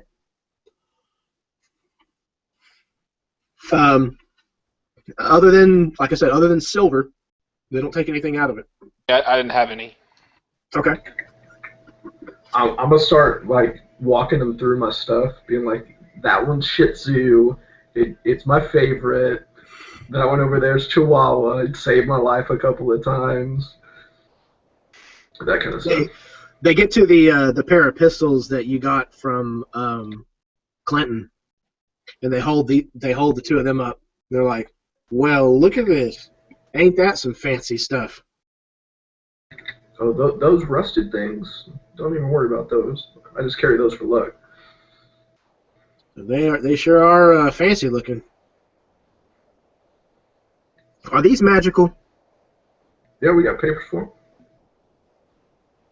They kind of nod. Showed your sheriff and everything. All right. Well, she's not a sheriff. Well, then what the hell Like is that, she? like What one. authority does she have to throw me in here? Damn it! They're like, "Do you not know?" I'm blissfully ignorant of the matter. She's an inquisitor. She works for the Duke. She has questions about stuff? They kind of tilt their head to the side, kind of scratch. But I don't follow. I don't either. They kind of look at each other, both shrug. They go back to what they were doing. What is an inquisitor? That bad dog ass? She works for the Duke. It's kind of like a sheriff, except she's not, well... I'm going to give Mad Dog the formal imperial definition. All right. Yeah, so there's basically 3 kinds of law in the Caldera. There is marshals and sheriffs, who are the typical people who are hired by the county or the specific cities themselves to govern the law and enforce the law. The second are the reclaimers, and those are basically like the U.S. Marshals and the Texas Rangers kind of combined. They are the ones that specifically go after people who are magic users or who are suspected of having magical items that are unregistered. They are bad news. And then there are inquisitors, and they are basically like private eyes, more like Pinkertons. And they're not very common because they typically don't have any dealings out in the West. Because again, the monarchy from the East, the power that they have here is real. Non-existent. Yeah. Like shaky is probably a good way to describe it. Most places don't recognize it, but if you drop the Duke's name, most people are kind of like, "Oh, okay, yeah, sure." And she's not even a real sheriff. She never said she was a sheriff, but she is. You would know. Zahn will inform you actually that an inquisitor's law will supersede that of a sheriff. Now again, not everybody may abide by that, but they do here. It's yeah. Apparently, this town has allowed it to happen. Yeah. So, as a question, just for my own understanding, if she is from, like she's not, her authority is from the East. What is my character's perception of her viewing magic usage as illegal? Because if it wouldn't be in the East and her authority comes from the East, that feels odd. Because it is here. Right, so, but she's not a sheriff. She's not her authority is just Eastern. Again, in my character's mind. So I'm having trouble, or he's having trouble putting that all together. Her authority is granted to her by an Eastern power. Her jurisdiction is not limited to the East. Got it. But the Eastern authority, monarch-wise, has no authority out here. But it has no. It's not a strict authority, just because there are not people who know or follow what's going on in the East enough to really even know who the Duke is. So she's just effectively scary enough that it works in the Western eye. Again, technically speaking, the Duke has legal legal jurisdiction over the Caldera. Okay. The Caldera territory is a property that's governed by the East. However, the Council of Six are the people that are in the real seat of power back east. Right. So they are the ones we're opposing or trying to emulate. Right. They're trying to get in with them. Yeah. They're the ones that have the restrictions on magic items and spellcasting and things like that out here. It is very unusual that an inquisitor, a royal inquisitor, would be out here in the Caldera. It's highly unusual. It's not unheard of. What it basically means, your interpretation would be that somebody in the nobility, and if she says it's from the Duke, it's very possible it could be the Duke himself, has sent her out here for a very specific purpose, and she's kind of got the for lack of a better term, like a federal trump card. Right. So, she goes into a place, if she was to walk into a saloon and say, I am a royal inquisitor, people would probably just go back to their drinks and not think anything of it, or possibly even laugh her out of the building. But if she goes into a sheriff's office and says, I'm a royal inquisitor, they sit up and pay attention. Got it. So, hopefully that explains it. Yeah, that helps a lot, thank you. Okay, if she happens to show up, or when she happens back to the prison, let me know. That'll be a conversation I want to have with her. Sure. Okay. Is there anything else that anybody's going to attempt to be taken care of in the interim? I know we've got drinks happening. Yeah, I'm going to say that. Drink. Okay, go ahead. No, go ahead. We'll take care of that in just a second. Well, what did you want to try to accomplish, Virian? I'm going to say Virian is definitely going to be intrigued by the style of dress and the manner of all of this. So he's definitely going to find himself in some nice clothing shop and look around and sort of appraise all of the nice things, the accoutrements, and he's going to just he is in his element, right? Okay. Yeah, there's no shortage of. I mean, this is not a very large town, but it is decently sized, and for what they have as far as population goes, they make up for that lack with quality. Mm-hmm. Are you actually looking to purchase anything, or? Well, he's got some fine clothing, but I'm going to say that after having traveled, been on the road, spent many months roughing it, I'm going to say his nice clothes are probably in need of either repair or an upgrade. So he's going to find himself to a tailor's shop or something like that. He's going to have the tailor look at his clothes, and he's just going to ask for some help, right? Because he's been on the road. He hasn't really had a chance to find anything decent in terms of clothing, and now he's in a place where he goes, oh my God. And he gets a chance to look at his clothing and just, oh God, he is overwhelmed by how dated his clothing looks. Okay. Yeah. So one of the places that you find yourself in, and everybody out there will have to forgive me for playing up a terrible stereotype. You find yourself in a clothing shop where there is an elven male who is very, very finely dressed. I'm talking about foofy ascot frills and ruffles on his sleeves. The term you're looking for is a dandy. Yes, rings on many of his fingers. He has a monocle. Right. And he turns and looks at you as you enter the store, and he kind of eyes you as you kind of walk around the shop looking at things for a moment, very much kind of looking down his nose at you. Yes. And then he calls out, "Yes, sir, can I help you?" Virian says, "Yes, this is look my father gave me when I tried to purchase my first suit."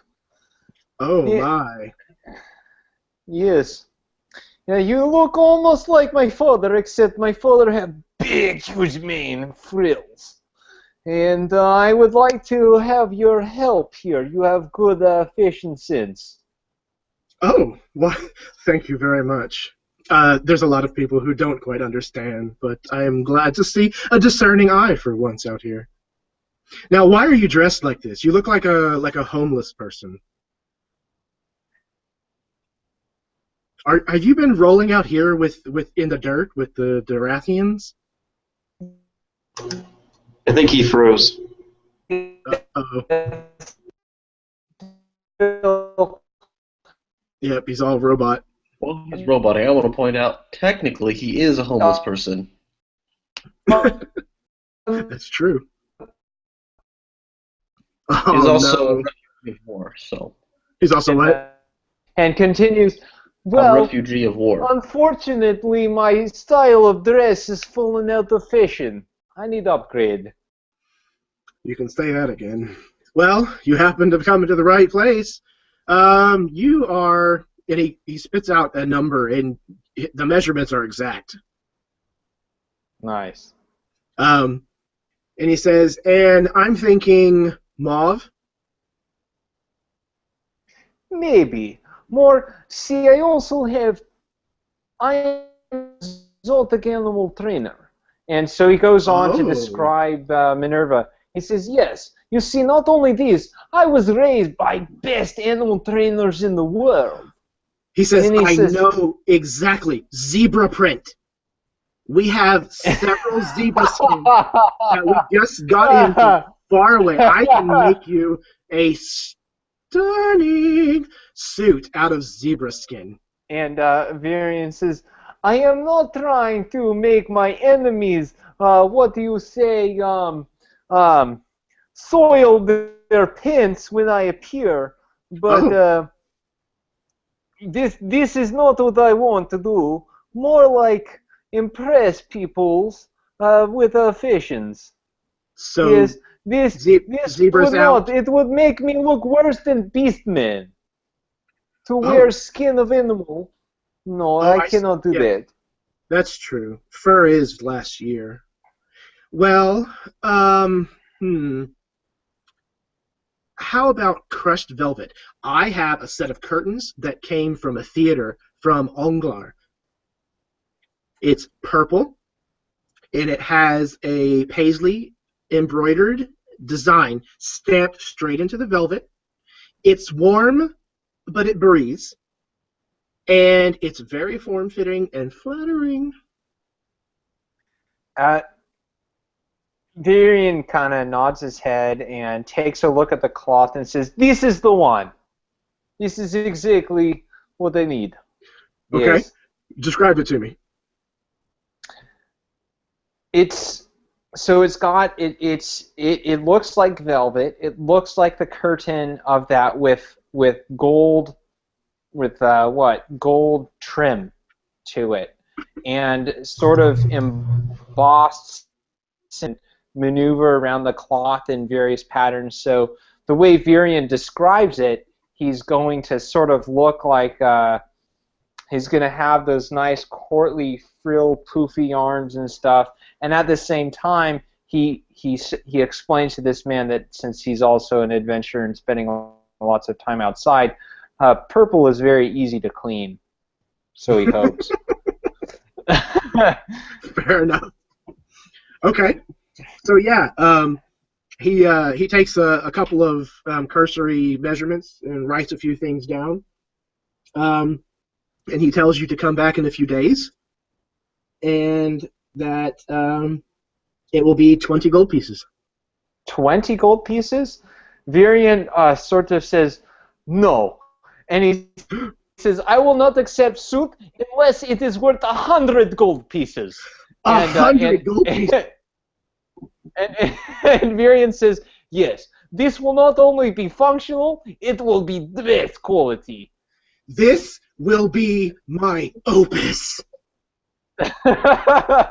and so he pays the man 20 gold, and he says 80 gold pieces upon the receipt of this wonderful suit. You have it, mister. I will have this ready in 2 days' time. You come back, you bring that little tushy back here in 2 days, and you will have yourself a suit that will make your mother cry. All right. Okay, we have agreement. And what's he going to do? Varian kind of takes like the sweat from the back of his head and extends his hand, and he says, you do this. This is official the agreement in my country. He kind of pulls out a handkerchief from his lapel, and he drapes it over his own hand, and then puts his hand out like that and lets you take it and shake it. Right. He says, "Yes, that's wonderfully savage." All right, cool.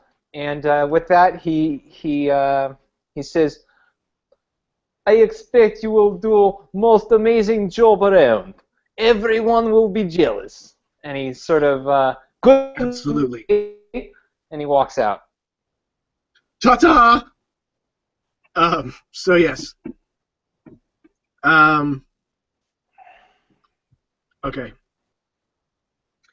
Once again, everybody, please forgive me for that. I know it was terrible. Never. Okay. So But you described those curtains pretty well. I think you have an outfit like that. I can see that. it's just a pair of underwear. Oh, totally. The velvet's on the inside. You like how it feels on your skin. Exactly. Okay. So glossing over that level. I was going to say the Padre went with Skull and the Inquisitor woman, Yep. but he slowed them down because every poor person that he saw along the way, he stopped to give them a gold coin. You did not slow us down. We left no. you. We ditched you. You can roll me. Well, actually, yeah. In here, roll me 2d4, and that's how many poor people you came across, and how many gold you handed out. I was just going to say 10, if that works. Yeah, that's perfect. That'll work too. There are actually far less poor people here than you might otherwise expect in a town this size. And there were a couple of people offended that you thought they were poor. True. Okay. So, a halfling inquisitor, a priest, and a bounty hunter walk into a bar. Hold on. If the priest follows us, I tell him, the temple's over there, buddy. You're feeling the love, Estevez. He'll say, "Thank you, my son," and we'll go over to the temple. Or he'll say, "I'll try to find out more about who we're meeting." All right. I give him a big thumbs up, like, good. It's a good one. So you're headed to the temple, Estevez. Yes? Yeah. Okay. All right. So Skull and the halfling Jubilee enter the saloon. Excellent. What is their reaction to her? You can tell that whenever she walks in, that the general buzz of merriment that's in the place kind of dies down a little. She definitely kind of carries a bit of buzzkill around with her, it seems.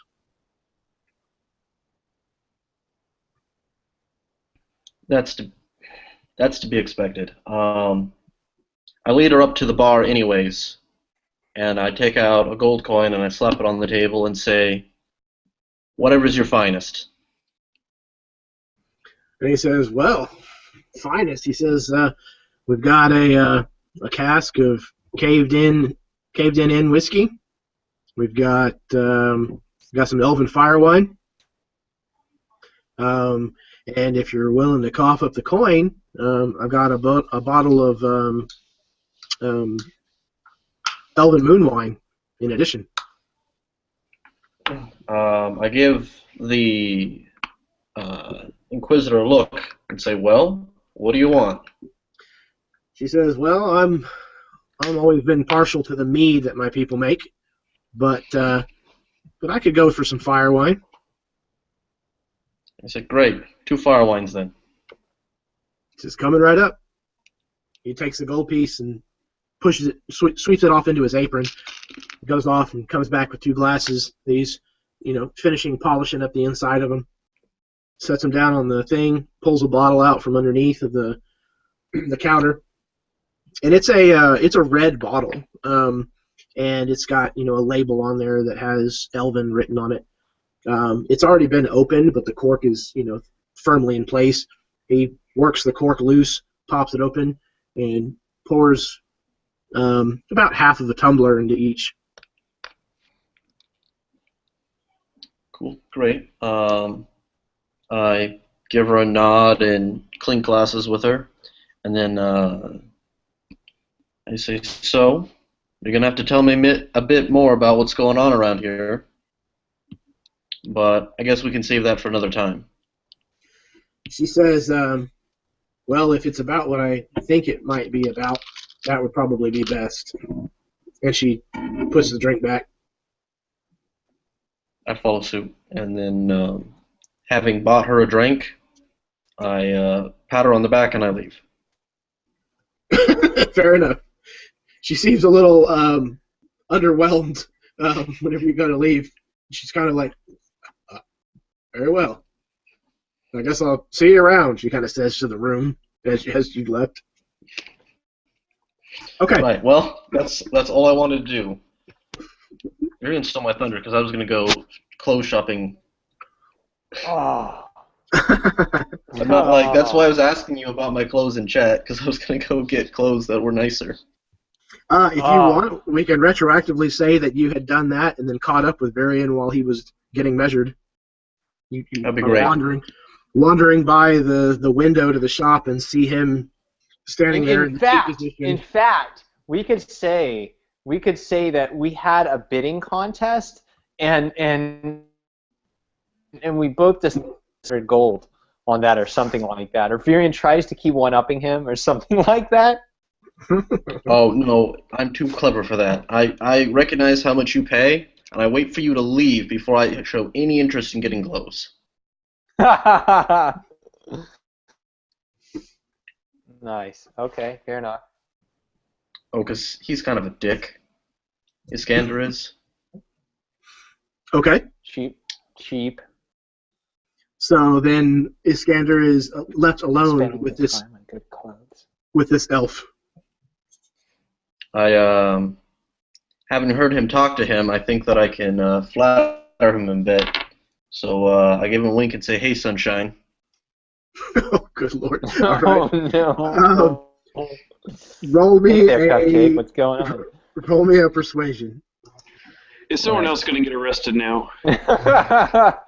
We'll Maybe. see. I assume that he's Eastern enough that I can use my Mantle of Majesty's power. Yes, absolutely. Excellent. 13 plus a million is 15 plus a million. 13 plus 11 is 24.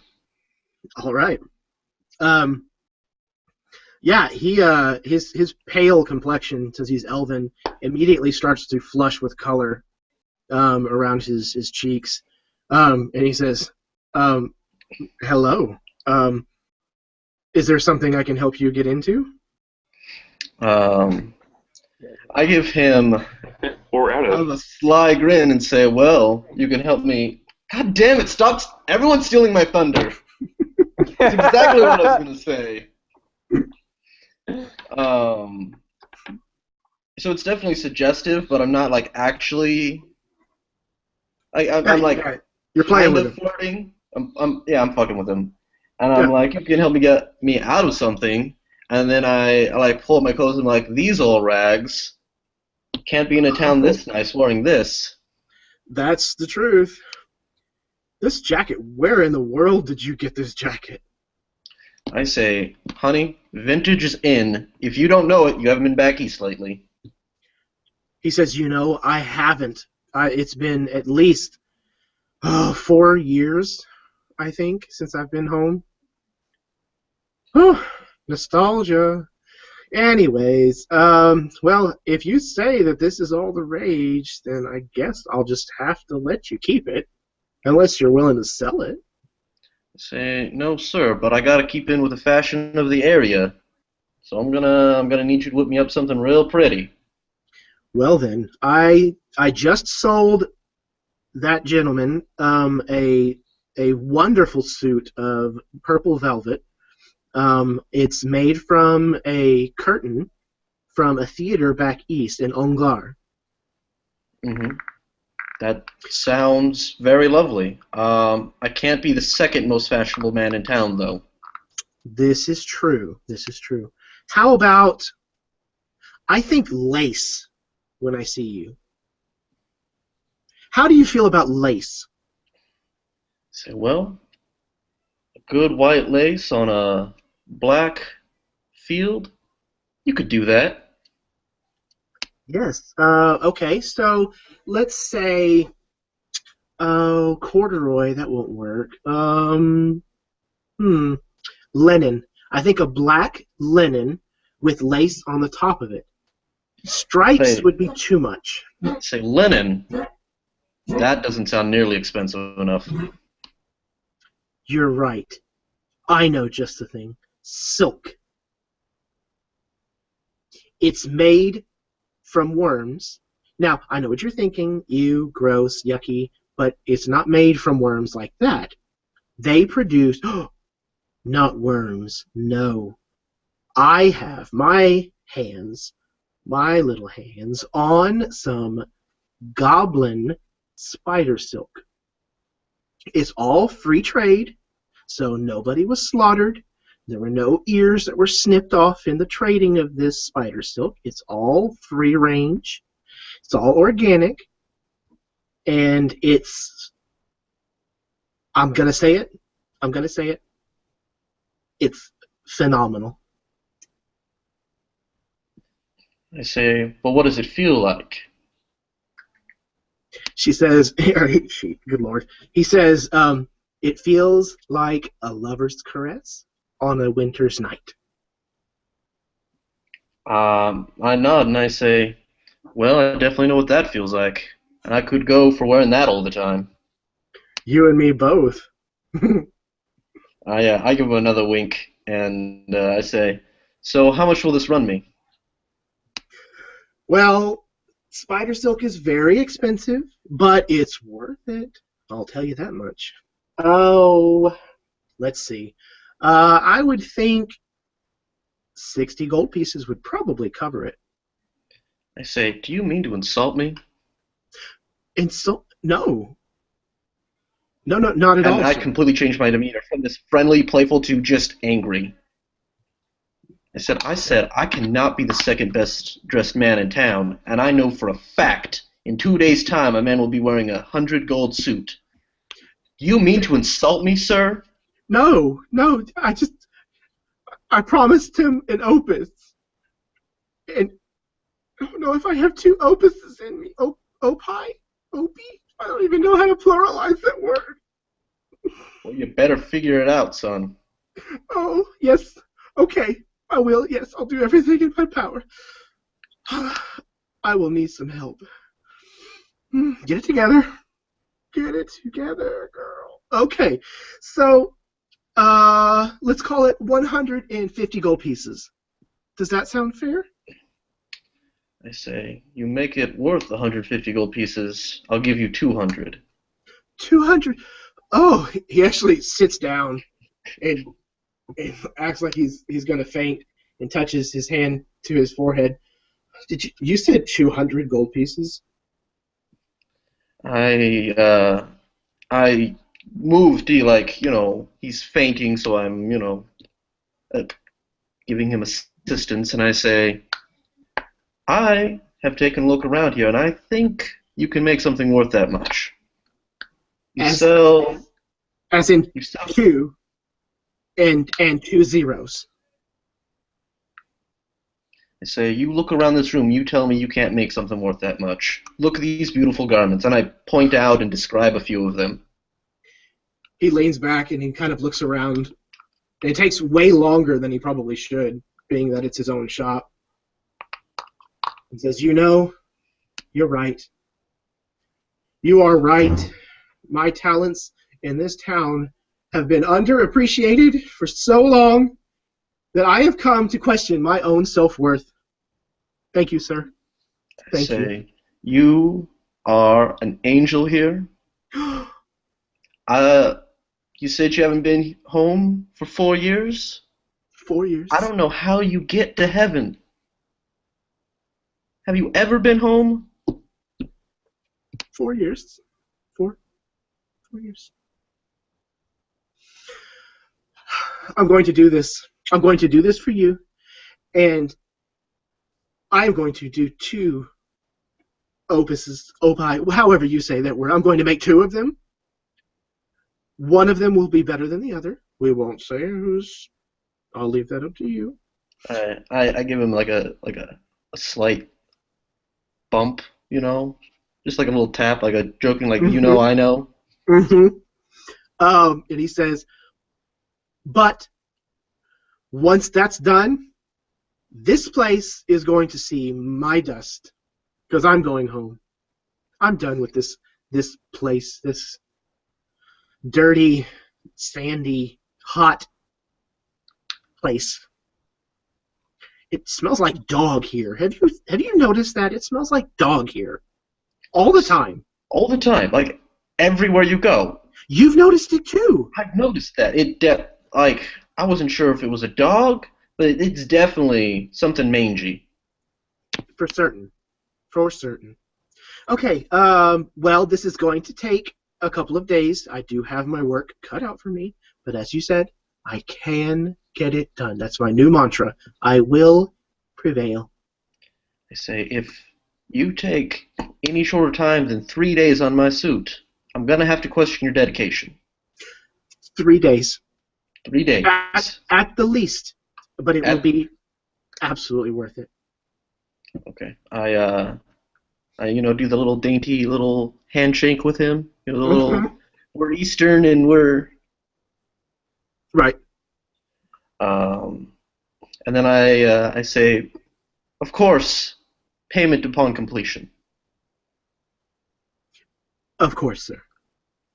And I leave. And as soon as I get out, and I look back, and if he's not looking, I spit on the ground and be like, Easterners.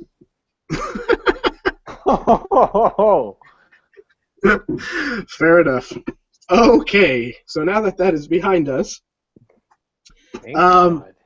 is there anything else that anybody would like to try to do? I want someone else to buy clothes because I want you to keep using that voice. Padre Estevez, what? No. I want a $400 robe. All Padre Estevez's clothes are provided by the church. They are the scratchiest darn things ever. Okay. Was there anything that he wanted to accomplish at the temple?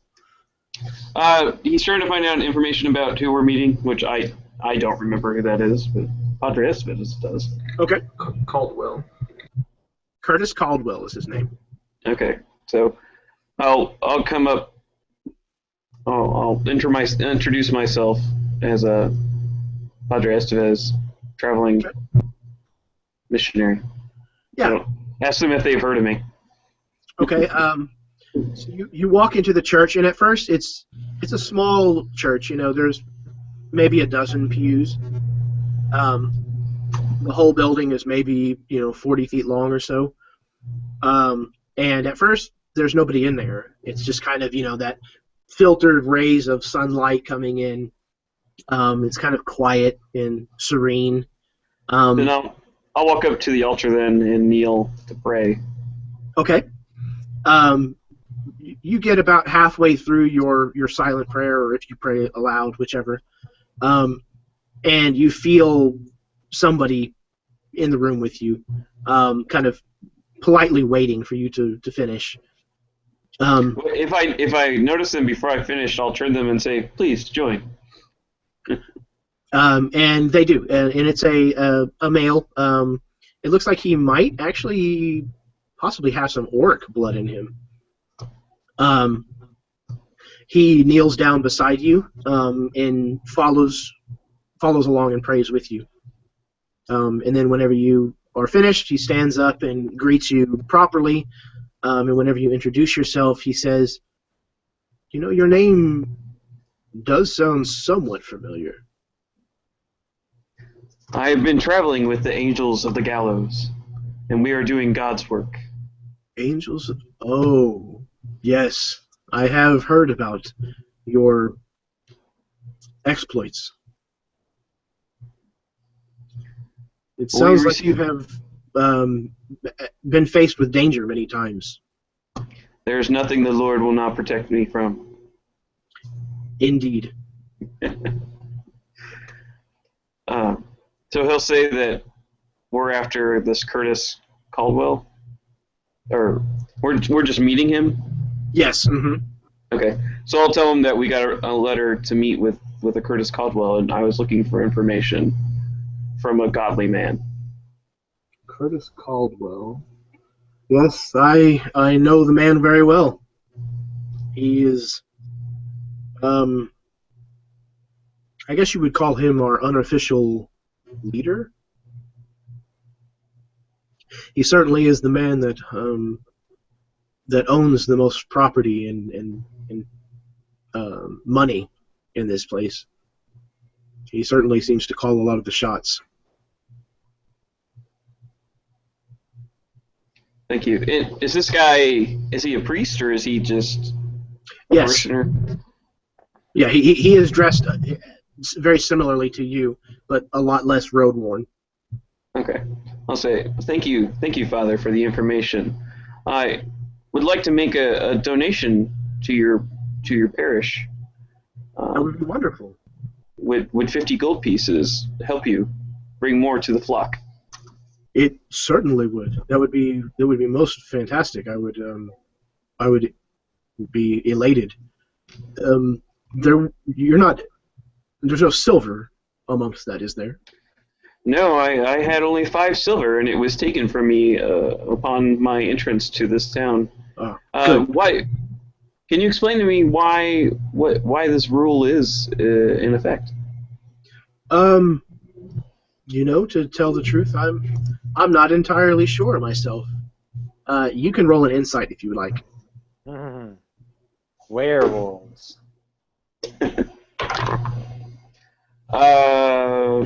11. It seems like he's on the up and up. Doesn't seem like he understands what the law is made for. Well, thank you for your time, Father. Thank you, my son. Father. Thank you, Father. Then I'll leave 50 gold pieces in the offering pan. Okay. And leave. Hang on a second. Let me see something here. Well, I'll have to roll the different one. Okay. He actually, whenever you go and put your money in there, he actually gives you a cure light wounds potion. Yeah. He says, take this with you, and may it continue to keep you from danger, as our Lord would see. Luz be with you. And with you.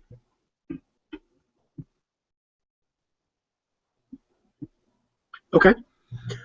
If there's nothing else... And then I'll head for the jail. Yep, you saw that too. Okay. The only other thing I had on the list that I wanted to run through, which we don't have to play through if you want to move on to other things, was just if and when the Inquisitor gets back to the jail, I want to inquire, what a woman of her standing is doing, arresting for magic usage, and walk her through, my noble heritage, and the authorization, that my magic's authorized by, the one of the 6 patrons that I'm 2 or 3 steps removed from, and just kind of play up almost the do you know who I am, Sure. but not forcefully from initially apologetically from a look, things got out of hand, but you weren't entirely in the right there either, etc. Okay. So yeah, let's go through that, and then immediately after that, we'll go ahead and take our halfway point break. So if anybody wants to get a head start on that's not involved in this conversation, it doesn't want to be involved in this conversation, then you may go ahead and get an early start on your break. Okay. So yeah, she will come back in. It has been a little bit. And you can tell by the way that she's walking whenever she comes in that she's a little tipsy. I'm good with that. Sorry, remind me of her name again. Jubilee High Horse. Jubilee, yeah. I remembered High Horse. Just didn't remember Jubilee. I'm going to address her as Miss High Horse. Mrs. Mrs. High Horse, excuse me. Mad Dog's gonna perk up. I need to first apologize that things got out of hand back at the station. I don't always handle myself well when threatened, and I certainly don't do well when friends, and I'll look to Mad Dog somewhat questioningly, of mine are accosted, even if it's somewhat deserved. So, well, you can't go off shooting off your spells and your mouth off. Says, my magic is authorized by my noble heritage as son of, connected to the, again, whoever it was that was, that you wanted to put me under. And one of your standings should certainly know such things. Yeah, I've heard it before. Yeah, you think that because you come from a nice family and because you come from back east that everything's okay and nobody can do anything to you, and you can just shoot people or steal things or just shit on people's rugs and it doesn't even matter. It doesn't even matter. Nobody cares, but they do care. I care. That's just his fancy way of saying he's just not good around beautiful women. How long has it been since? How long have we been locked up? Long enough for a short rest? Yes, absolutely. Okay. I'm gonna, hearing how she reacted to that, I'm gonna shift gears and kind of drop my previous argument and just say, well, if that's your position,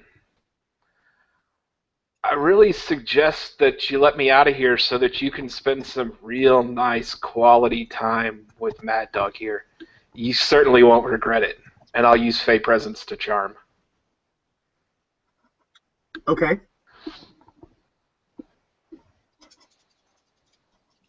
So you said I would be in there. Can I recognize what he's doing at all? Probably, because it's a spell. I would imagine that it's an effect. It's not a spell. Oh, that's right. I'm sorry.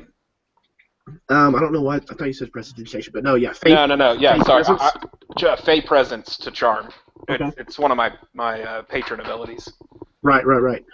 So if you want Iskander to try, you can roll an Arcana check, we'll call it.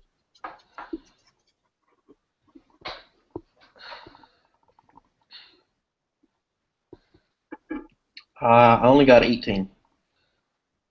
Okay. I believe that's probably high enough. So yeah, I would say that you may not know exactly what it is or what it's called, but you recognize kind of what's being done.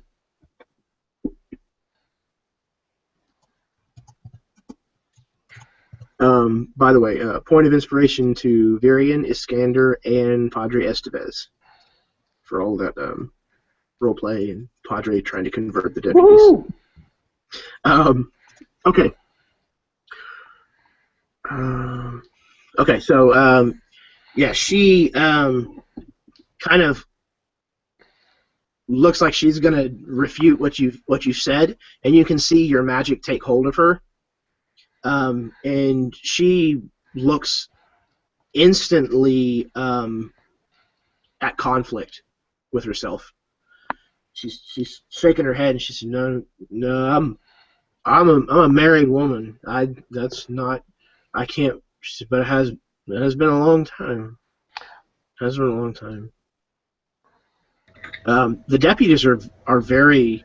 Yeah, I caught that the other way. I thought she was saying she wasn't married. Yeah, I did too. Sorry. You said Mrs. Yeah, You said Miss, and she corrected you to Mrs. Oh, that's my bad. Yeah, I just heard that backwards. I did the same. If Okay. it's not too late to undo that, I would not have done that to a married woman. Okay. Sorry, that's totally my bad. Yeah. Don't undo it. To do I'll- so anyways. I'll still bark up that tree, though. Listen to him anyways. I will proceed with it however you wish. Yeah, no, I would definitely not have done that to a married woman. Okay. Mad Dog will still bark up that tree, though. All right. She's like, you just can't. She said, do you have a license for your magics? Hmm? So of course, my birth is my license. She said, no, it doesn't work that way. I don't think so. She goes over to your stuff. She's like, this is stuff? She asks one of the deputies. And she starts digging through Mad Dog stuff. He's like, no, Jubilee. No, it's the one, it's that one over there. Oh, this one? She just like leaves Mad Dog stuff kind of halfway shuffled through. You gotta be gentle. He says, shh. I do have just to draw your attention, I do have a signet ring in my possessions. Okay. You would know that doesn't necessarily equate to a license to practice magic. No, for sure. But okay. Just so that you are aware, Yes. and or if I would have been presented something as part of the family, it would be in my possession as well. Got it. As an identifying characteristic. Yeah, it's one of those things where you have to go to an academy to study, and it's almost like a diploma, more or less. So yeah, I don't know if you would have one. That you certainly could have, but being a warlock, I don't know if you necessarily would have studied at an academy. It didn't really sound like it from some of the backstory stuff that you gave me. Yeah, so it was all like family tradition more so than anything else. But the family is within the guise of legitimate magic. We just don't necessarily we're not wizards, but we're within the hierarchy. Okay. Then you probably would have spent time at academy. Unless you just didn't. Even just that, probably would have been put through it, if for no other reason than to put up the front of legitimacy. Sure. Okay. So yeah, we'll say that you have one of those. She starts going through your stuff. She pulls out, whatever you have, a satchel or whatnot. She starts going through your papers, and she finds what she's looking for, and she said, oh.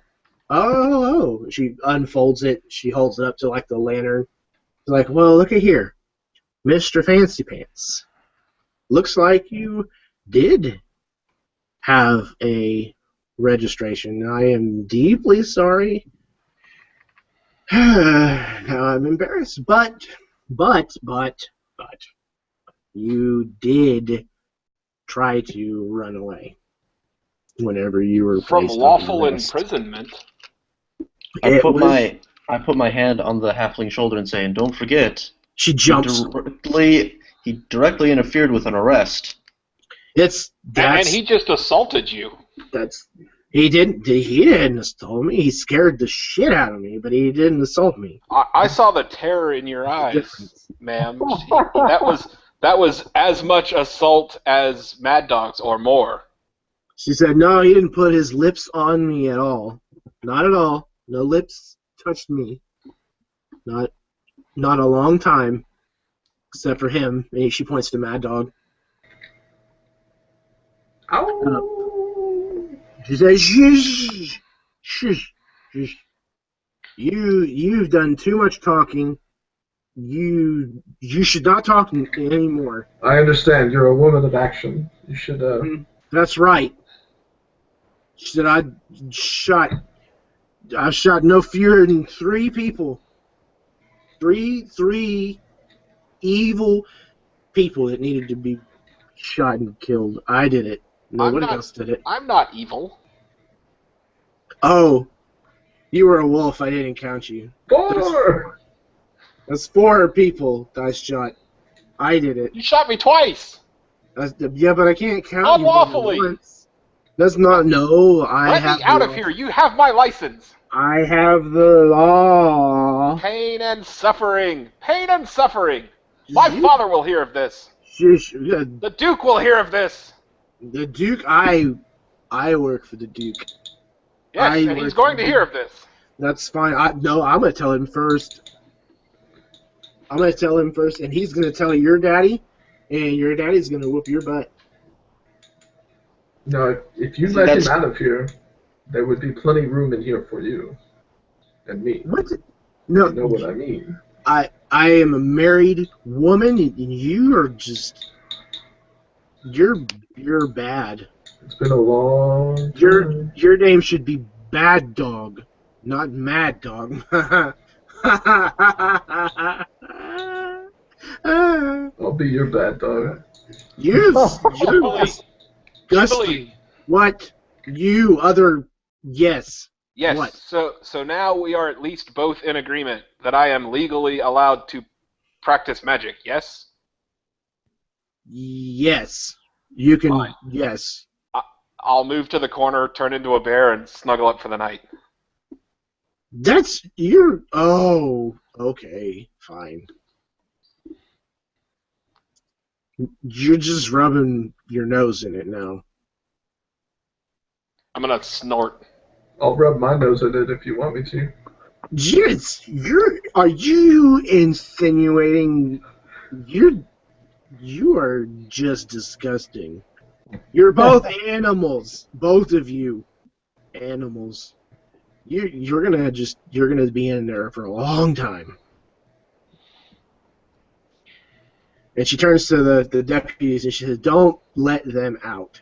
In the morning, maybe in the morning, we'll see. If they behave themselves, we can let them go."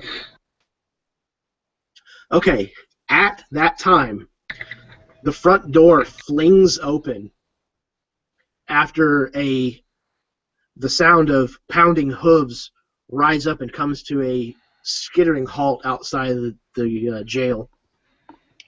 Hand on my gun. The door flies open, and a man walks in. And we'll get his picture up.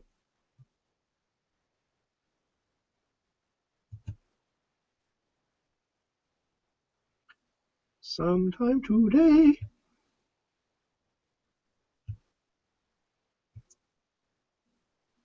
This is the gentleman here. He kicks open the door and he says, "Jubilee, high horse." And she whirls around and so quickly she almost falls down. I catch her. Okay. She doesn't even like stand up after you catch her. She just kind of like lays there in your arm and she goes, "Shit." And he says, "I have received word that you have arrested 2 of my honored guests." She says, "No, sir. No, sir. This is the jail that I'm running, and you don't get to come in here and tell me what to do. No, no, no." And both of the deputies immediately rush over to her, and they're like, "Shh, quiet. Jubilee, just shut up." Is there something you want to say, Mad Dog?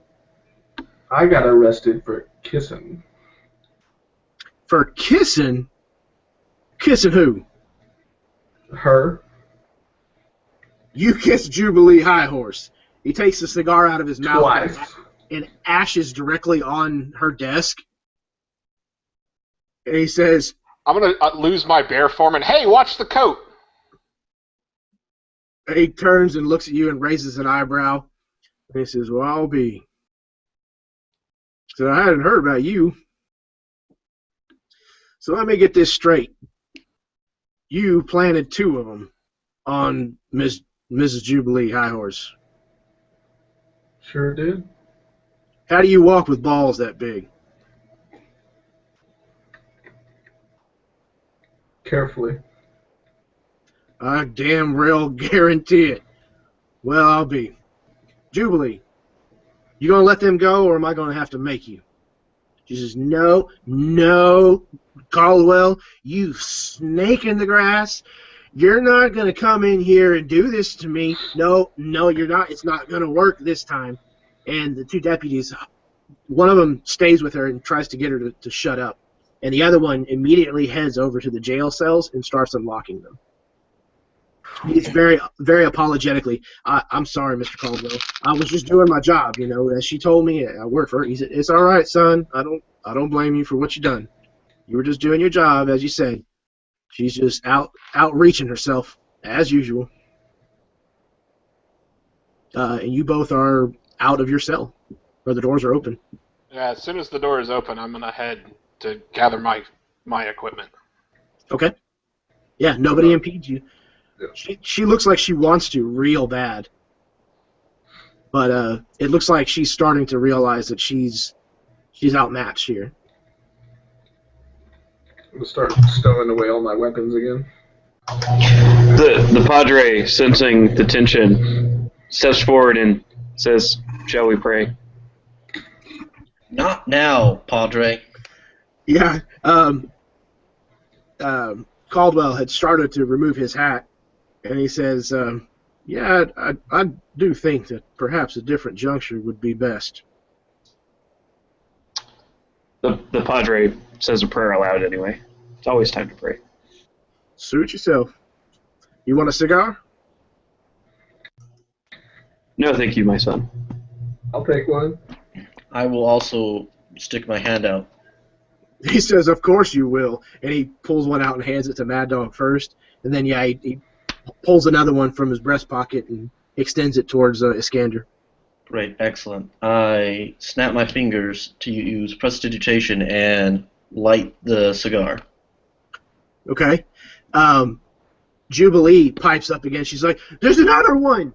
There's another one using magic right there, right in front of you, Curtis. And he said, he immediately snaps and turns on her, and he says, don't you presume to call me Curtis.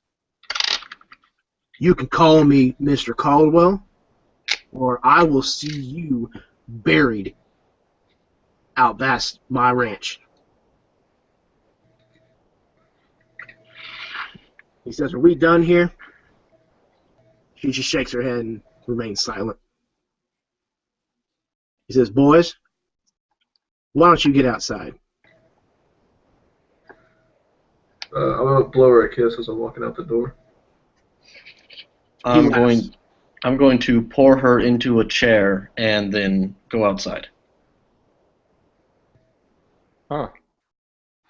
I'll nod to Mr. Caldwell and make my way outside as well. Okay. So the last of you steps outside. You hear a little bit more yelling from him, pretty much just berating her, telling her that she doesn't have anywhere near as much room as she thinks she does here, and that she better remember who's in the real power. And the next time that she crosses him will probably be the last. You don't hear much back. He comes out of the sheriff's station and slams the door behind him. He finishes the cigar that he's been smoking. It's pretty much just a stub. Throws it on the porch and stamps it out with his boot. Grinds it down into the boards. Pulls out another one. Puts it in his mouth and lights it. When he pulls out another one, I'll snap my fingers and hold out my hand to light his cigar for him. He stops with his tender twig in his hand, and he looks at you. He leans forward and draws on his cigar and rotates it as he lights it off of your little flame that you've got. And he says, much obliged. I give him a nod. You got horses? Every one of us, except for whoever the hell Virian is, he's got a bat. Oh, that's right. I've heard of him. The Bat Rider. It's pretty crazy if you ask me. All right. It's damn useful, though. I imagine it could be in certain circumstances. Well, get your asses in your saddles. You guys are going to be staying the night at my house, out on the ranch. Wife's been cooking all day, and she's got supper ready for you. It's going to be cold by the time we get back. The Padre will say, Luz will keep the food warm. If you say so, Padre. If you'll oblige me, I've got one stop I need to make. Point me in the direction, and I'll double time it to catch up. He swings up into his saddle and he says, "What business you got to attend to?" I need a drink. He said, "We got that at the house too. Better than anything you're going to get in a shithole here in town." Well, if you don't mind if you don't mind my encroaching on your hospitality, I'll take you up on that. I called you here. I insist. And he spurs his horse. I'll follow along. Okay. So yeah, you ride off with him. All right. The main house of the Sea Bar Ranch. Hey, Jeremy, were we taking our break? Oh yes, I'm sorry. Yeah, absolutely. All right. We'll take a 10-minute break. Meet here about 10:35, 10:36, somewhere around there, and we will roll on. Cool.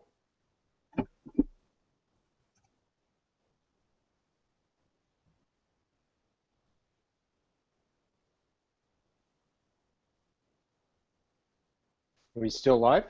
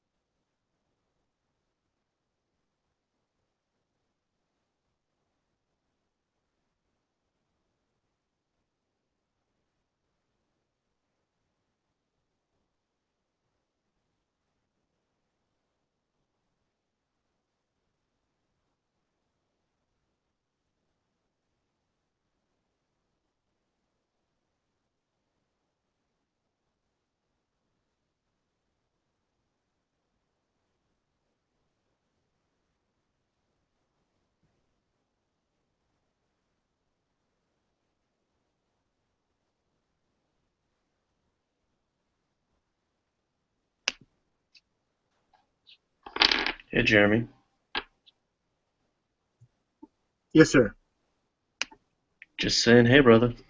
Oh, hey. How's it going? Super great. I think I'm not hungover anymore. That's a good thing. Did you go get some of that Irish corned beef? No, I didn't get any Irish corned beef. That's why it took me so long to sober up. Hmm. Did anybody drink green beer? No, I actually completely faux pod yesterday. I didn't drink any alcohol at all. Yeah, I totally forgot it was St. Patrick's Day. Lame. Really embarrassing. I wore my green shirt. I just didn't have an opportunity to drink any beer yesterday. Nice. Well, if I drink beer, I'll die, so I tend not to do it. You take SSRIs? I'm really allergic to hops. Oh, wow. Oh. So what is your poison then? Whiskey. Copious amounts of whiskey. So Oh. that I can drink and get drunk, and then also, because of the sorrow inside, every time I go to a bar and I can't order a beer. Yep.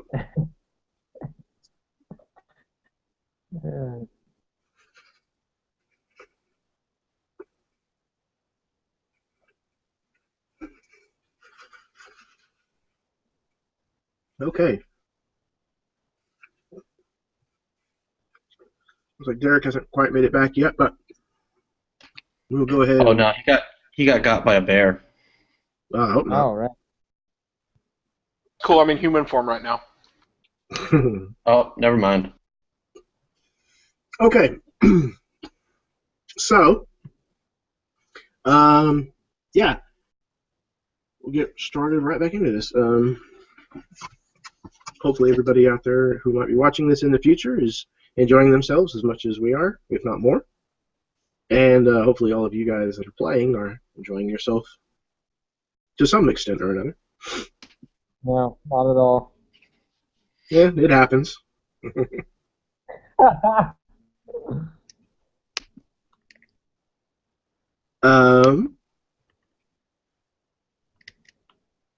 Yeah, I don't believe that he is muted anymore.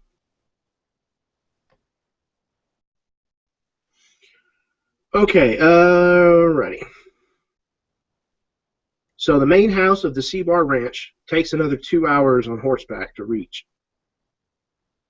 And at the end of the trip, you find yourselves approaching an immaculate ranch house, nestled in the last remaining snows of winter that clung desperately to the places that it could. Barbed wire fencing stretched out for miles in different directions, and the baying of cattle had been serenading your arrival. A collection of smaller buildings was scattered about, each one serving a distinct purpose, no doubt. An enormous barn squatted off to the left, and a handful of men milling about it with purposes all their own. As you rode up to the territory, you dismount your horses, and as you do so, Caldwell says, "Gentlemen, welcome to my humble abode." So yeah, the standing arrangement is that he will invite you to stay the night. He offers up space in the bunkhouse I'm sorry. That was going to be an Eagle Witness thing, but he's not here.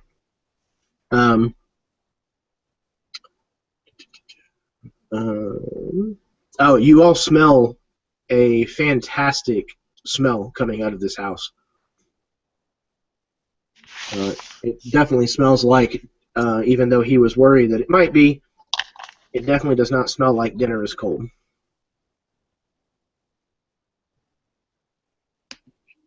I say something generic about how good the food smells. He says, "Oh yeah, that'd be the missus. She cooks up a pretty fierce meal." So let's see here.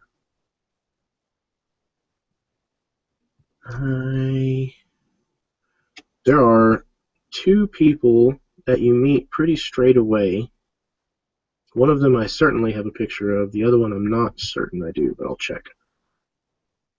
The first of which is the first one you meet, who you are introduced to as a woman by the name of Abigail Walsh.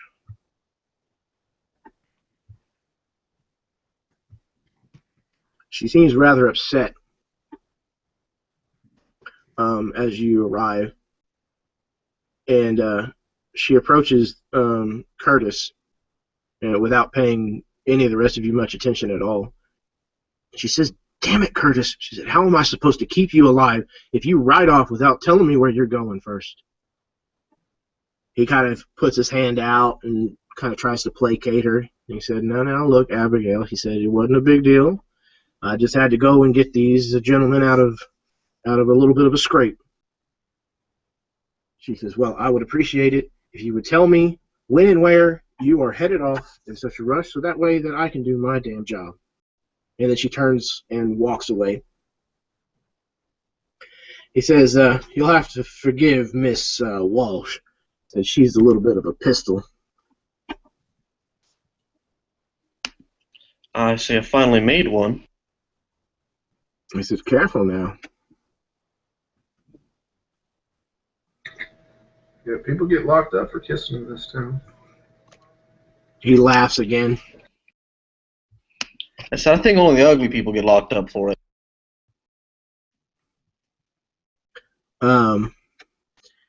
Looking to see if I have a picture for the other one. Bear with me here.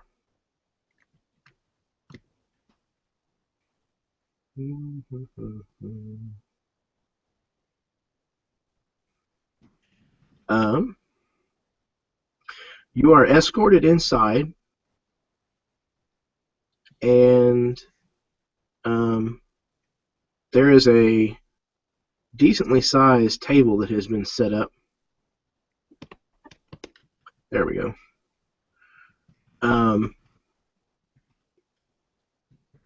And you see this woman. Is that showing up for you guys? Yes. Okay.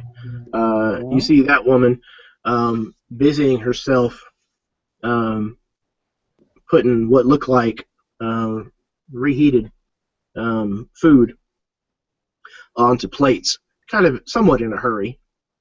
She's dressed better than she is in this picture, and she's not wearing a hat, but her hair is kind of a little bit of a tussle. And she looks up kind of frantic whenever you all arrive, and kind of immediately straightens up and wipes her hands on her apron. And she says, I am so sorry for the state of things." She said, I was expecting all of you a little sooner." She said, "and I didn't hear you until you were on your way here, a little piece up the road, and I did my best to get things ready." She kind of gives Curtis a knowing look, and he kind of has a smirk at the corner of his mouth, but doesn't say much.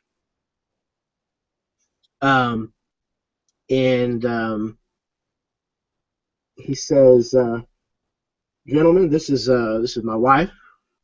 This is Maddie Caldwell. She maintains a lot of things around here, namely the house, and sometimes the cattle as well. The only thing that she does better than knows her way around a horse and cow is knows her way around a kitchen. I suggest you find yourselves a seat and fill your bellies up with what she's got for us." In a largely "don't mind if I do" type approach, I'm going to find a spot. Actually, I'm going to look for the bar first, and then I'm going to find a spot. Okay.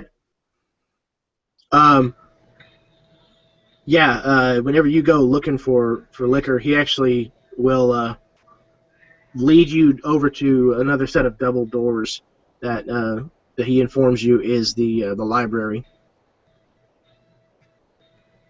I'm gonna go in there with Zan. Okay. He kind of Follow as well. opens the door and lets you inside, and he says, "Now, you boys don't take too long, else Maddie's likely to take offense." He said, and y'all stay out of trouble in here. And he turns around and heads back towards the dining room. The Padre helps Maddie set the table. Okay. She genuinely thanks you for the help. She definitely seems very frazzled at the moment. Then he will tell her about the wonderful luz that can make sure all of her troubles go away. She politely smiles and kind of nods along as you speak. She says, I know of luz. She said, but I thank you for you pointing me in the direction of his guidance. It's very kind of you. I'm gonna. His light will light your path. I'm gonna fill my flask and then pour a quick triple and head for dinner. Mad Dog's gonna look for not the decanter that's out in the open, but the one that he has hidden, maybe behind his desk or something, and fill a glass of the good stuff. Okay. You find a likely place that you think probably houses some, but it is currently locked. I'm gonna look around. You don't see anybody but Zan, and it looks like he's getting ready to leave the room. Let's see if I can. Oh, that's true. What was that? He was in there with his skull. Oh, that's true. That's right. I'm sorry. I forgot about that. So Skull's in the room with you. Yeah, I'll just get something. Okay. If I can tell what he's doing, I just give him a wink because I really don't care. Why is this candle invisible? Oh, I think he was kidding. Because I didn't include him in the description of what was in the room. Ah. Or who was in the room. I think he was kidding. I'm actually going to look at the books first. Okay. Yeah, there's a whole myriad of books in here. It is by no stretch of the imagination an extensive library, but I would say there's enough here that you would be surprised at the amount of content that he has in this house. Being very well read, is there any books that I've either wanted to read before but couldn't get a copy of or have never heard of? What's up? Oh. Yeah, there are definitely tomes in here that you have probably never heard of. And there are certainly ones that you have not read before. Excellent. I will keep them in mind, and then I will quickly grab a small amount of drink and return to dinner. Okay. So yeah, eventually you all find yourselves seated at the table. Let me see here. As I walk back in, I'll kind of raise a glass to the missus. And she kind of nods politely. The meal that you enjoy, and you do enjoy it, is delicious. Well, before they eat, the Padre leads them in prayer. Of course, yes, absolutely.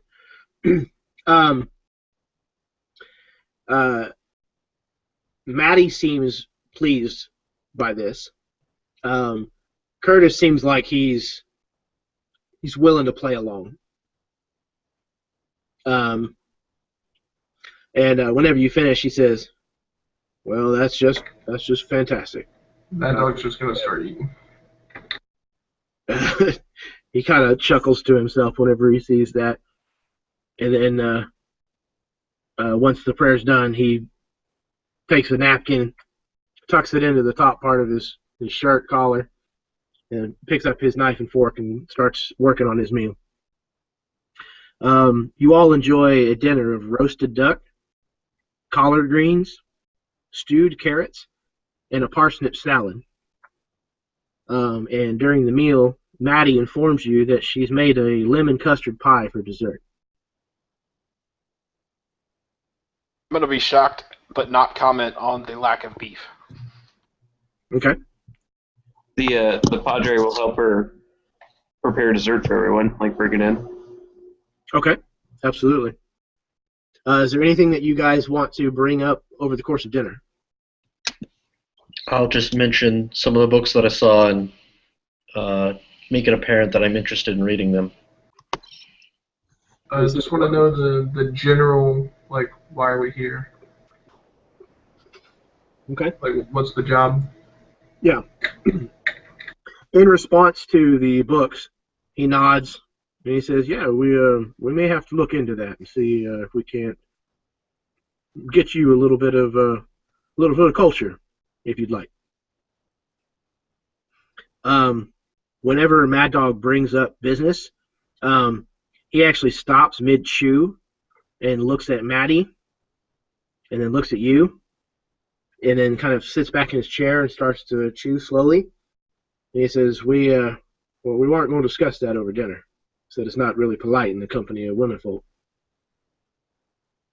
She gets a little upset by this, but sits quietly and doesn't say anything. And he said, but don't you worry none. He said, we will certainly get down to business later.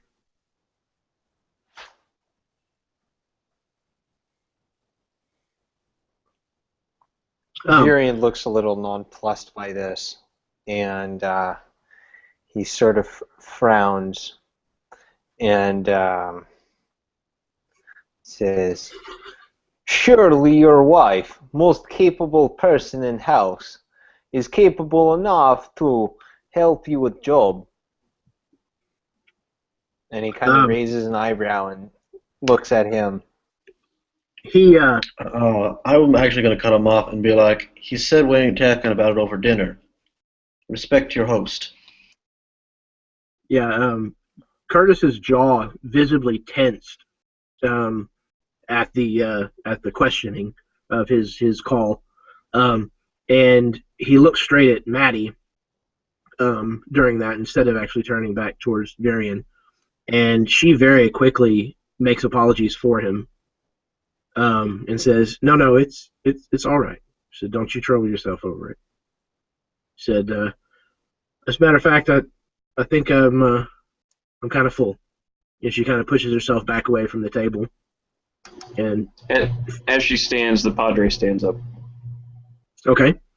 Zan will as well. Yeah, as will Mad Dog. Okay. She wipes the corners of her mouth, sets her napkin down on the table next to her, and she says, "I'll bring out the custard pie for you. I'll put it in the study." She said, and, "I'll see to the dishes afterwards." And she leaves the room. And Caldwell finishes chewing the bite that he had. Go ahead. I say my eyes shoot daggers at Virion. Okay. Curtis finishes chewing the bite that he had, and he said, "You'll have to excuse my wife. She can get a little bit ornery sometimes." Well, when you're so close to such a powerful man, it's understandable. He looks very approvingly at Mad Dog, and he nods, and he says, "Indeed, sir. Indeed. Well spoken." Okay. Is there anything else over the remaining awkward portion of dinner that anybody wants to cover? Sure. Virion says, "You know, you may think this is awkward, but there is nothing awkward about telling truth." So sometimes truth ain't all it's cracked up to be, from what I've seen.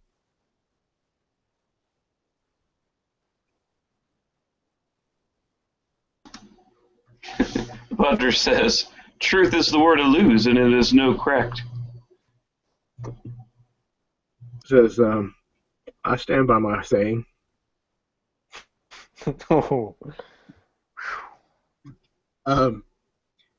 He finishes eating his meal. There's a visible tension, a tangible tension in the air. So yeah, you guys finish eating, and he wipes his mouth, puts his napkin down, stands up from the table, pulls out a cigar, and he says, "If you gentlemen wouldn't mind joining me in the study, we can get down to brass tacks." And he starts walking that way. Mad Dog's going to get another drink when we get in there. Xanis as well. Yeah, Iskander's gonna be more interested in drink than books this time. Okay. Does he have cigars out as well, or no? Yes, there is a box of them. They're not as good as the ones that he is carrying on him, but they are pretty good. Yeah, but if it looks like they're out in the same area where he, gave us leave before, I'm gonna snag one. Yeah, absolutely. Is there a fire going in the study at all? Absolutely. While they're collecting their cigars and stuff, the Padre will stand in front of it, and oddly enough, the fire changes colors about every 15 seconds or so. Nice.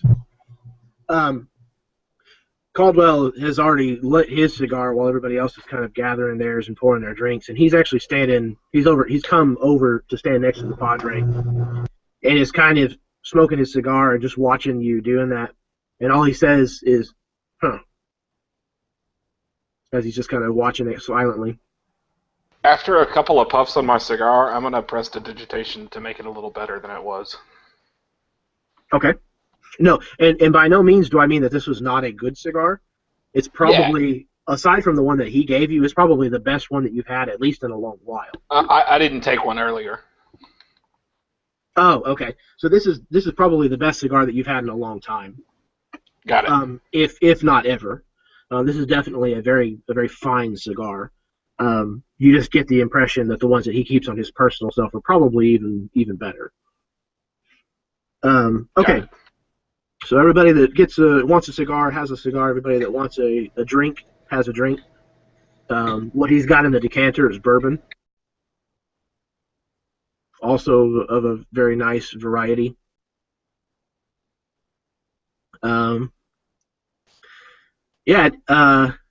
Oddly enough, though, he stands there silently watching the fire that Padre is manipulating and hasn't said a word. After a while, the Padre and him are just kind of staring at it while the others puff their cigars, and so the Padre, without looking at him, says, "So why did you bring us here?" Seemingly having been lost in thought, you can tell it takes a second as he's brought back to the current situation, the current time and place. And he says, "Oh yes, business." He says, "Well, gentlemen, I'm not going to lead you around a lot. I'm going to get straight to the point. Said I want you to go after an item and bring it to me." Can I take an insight check and to see how truthful he's going to be with what he says coming up? Yeah, absolutely.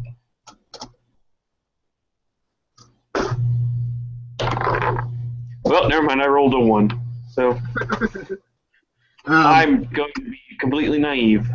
Apparently. Oh, why would he lie? Okay. So I spent a point of inspiration to re-roll my check, and I ended up with 17.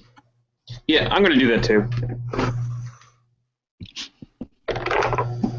Virion is definitely not happy with this guy. okay. He just knows something's up since the moment they didn't accept silver in the town. I got 17. So Okay. Virion has a 21 total. Excellent.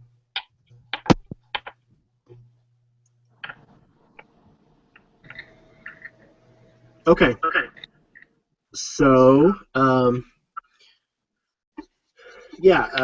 it definitely doesn't seem like he's necessarily lying about anything, especially since he hasn't said a whole lot yet.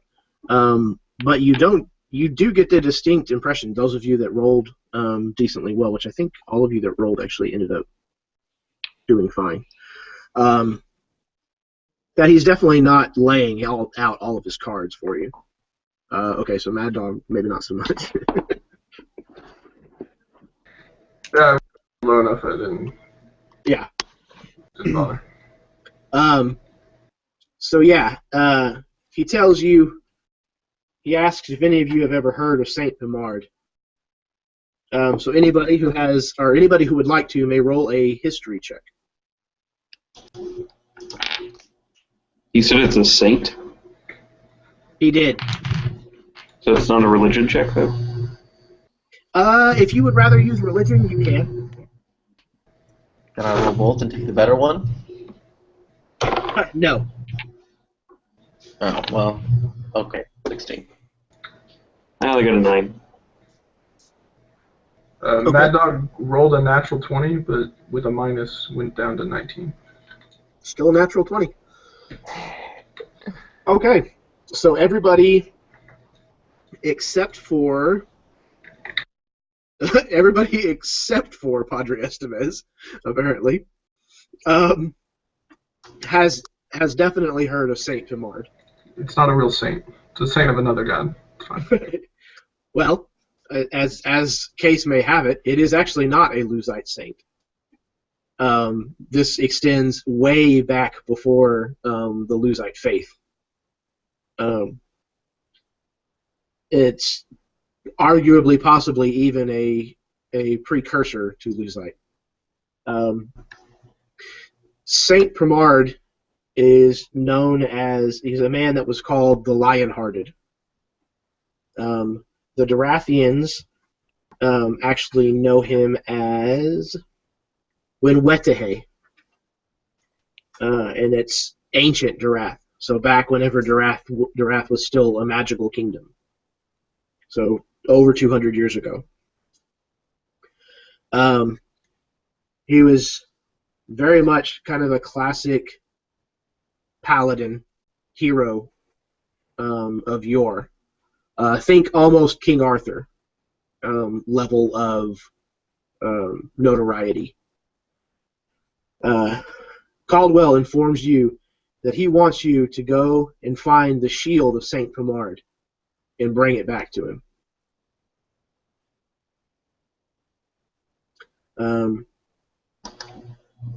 The shield. The Padre. Go ahead. Sorry. I was going to say, the Padre will ask him, what right do you have to this artifact? He laughs. He starts off kind of laughing, and then looks at you like he wasn't sure that you were being serious. And then when he realized you were serious, the laugh turns into a hearty chuckle. And he laughs for probably a good, uncomfortable amount of time as he draws on his cigar, shakes his head, and he says, "Right ain't got nothing to do with it. That I got money, and I can pay you a lot of it to bring it to me. Then consider it done." So that's what I like to hear. And he points to Mad Dog. He tells you, Do I know anything about this shield? you can. Comic check? No, what did you get on your history check earlier? Or religion? 16. 16. Okay. Yeah, you don't know anything specifically about the shield itself, other than just, again, this guy was known to be a pretty prominent warrior, a holy warrior. And there's all kinds of mysticism that surrounds him. So it's hard to tell that if there's anything specific about the shield itself that would make it special. Would Mad Dog remember anything about that with his Nat 2019? Yeah, as well as probably. I too had a 19. Yeah. So the two of you would have heard at least a story or two about the shield certainly having magical properties to it. Not exactly sure what magical properties. Again, it's over 200 years ago. But for certain that it did have some kind of magical properties. And it's not like a holy grail level of artifact, but it's certainly a sought-after item in the right market.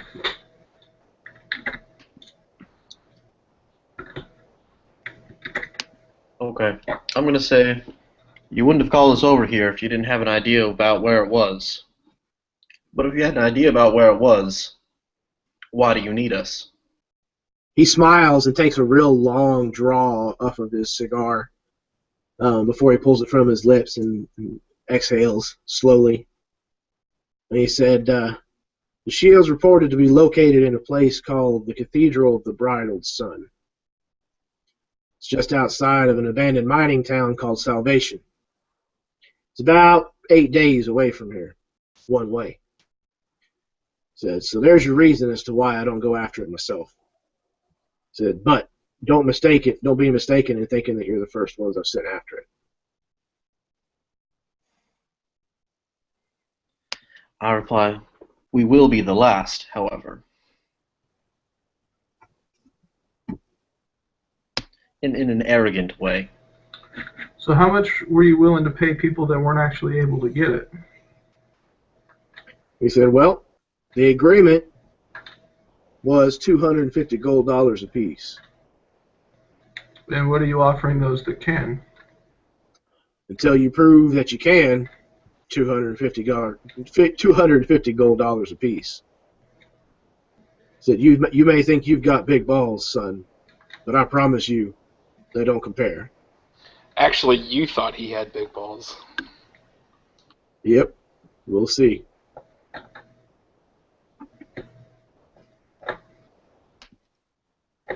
So, I'm actually going to bring that up right now, but he says, and of course, by the time he gets here, you're going to have the paperwork for it, right?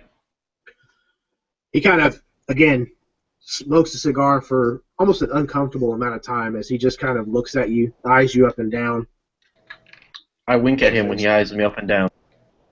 And he nods knowingly. He says, this job's going to be strictly off the books, and I trust that doesn't make too many of you uncomfortable. At this, Virian's just going to get up, and he just sort of mutters something about as long as the pay is good, and he sort of walks out of the room, and he goes towards the stables or something like that. Okay.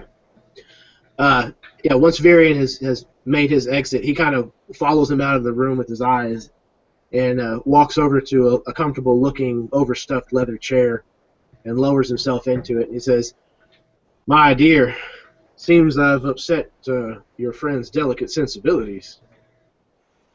Is this going to be a problem? Don't pay any mind to him. We'll get the job done. So that's what I like to hear. I like the cut of your jib. You're talking my language. Glad to hear it. He said, now, like I said, I want this off the books.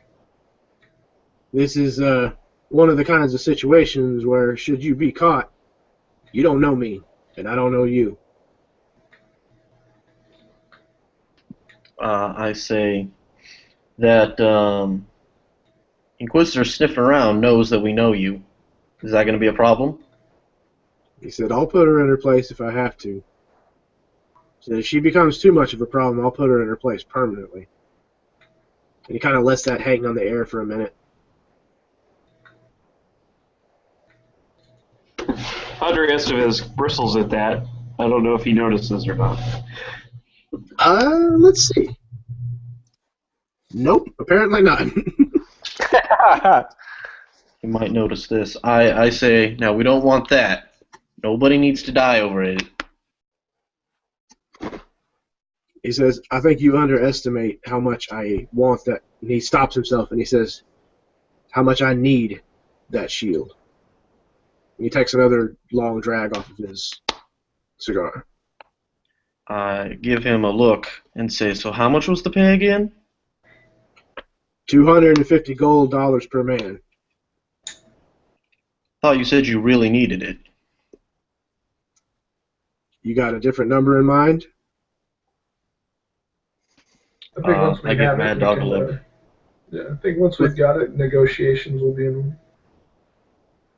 He said, now, I'm not the kind of man that wants to do negotiating at the tail end of the deal, when you're holding what I need. That's called ransom. And that's not a game I want to play. Not ransom. Let's just say there may be certain expenses that arise with a job of this nature. That's all I was implying right there. We And don't if know I what the job entails. Operating costs and such. If I see them as a fair, I will give compensation. He said, now, I am the personal friend of Governor Samuel Braxton. And in fact, I will be visiting him in Partridge's Push for the next several weeks. Said, so whenever you deliver the shield to me, and I know that you will, that's where you'll be dropping it off.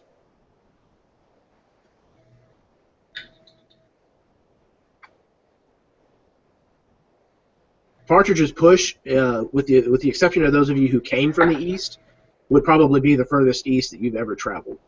That is outside of the Caldera, technically. I can bring it up on a map if you guys are interested. Yeah, let's see it. Yes, please. Was that the governor? The governor is who he said he is friends with. Now, did that seem like it was friends, like an air quote friends, or? You get the impression that probably not. Okay. That this guy probably legitimately is friends with the governor. All right. So you guys are currently in Scattergun Flats. Can all of you see this? Yeah. Okay, here's Scattergun Flats here. Here's Partridge's Push. This is the rim of the Caldera. So this big circle here is the Caldera. Everybody see? Yeah. Okay. So it's actually technically outside of the Caldera. There's a big mountain range right here that kind of divides this section from the rest of the kingdom, because this is Edgestone. This is where the Duke and the Council of the Six live. This is the biggest city that is in this part of the world. But it is pretty much kind of considered the furthest west of quote-unquote civilized life. How much influence does the Luzite Church have in I guess the politics and the monarchy? In Edgestone? Well, yeah, in Edgestone and in the Caldera. In Edgestone, not so much. They're kind of a recognized presence, but that's probably about it. Out in the Caldera, where the Luzite faith has actually done most of its work, where they literally they came out and built like the first roads out here, dug some of the first wells, built the first missions and things, and settled a lot of the original towns out here. So out here, they have quite a bit more sway, but really more just kind of with the good faith of the people. So if the church stood up to like the Duke, the Duke would crush them, or? Probably, but the Duke, again, like he doesn't have a whole lot of swagger. It's a lot more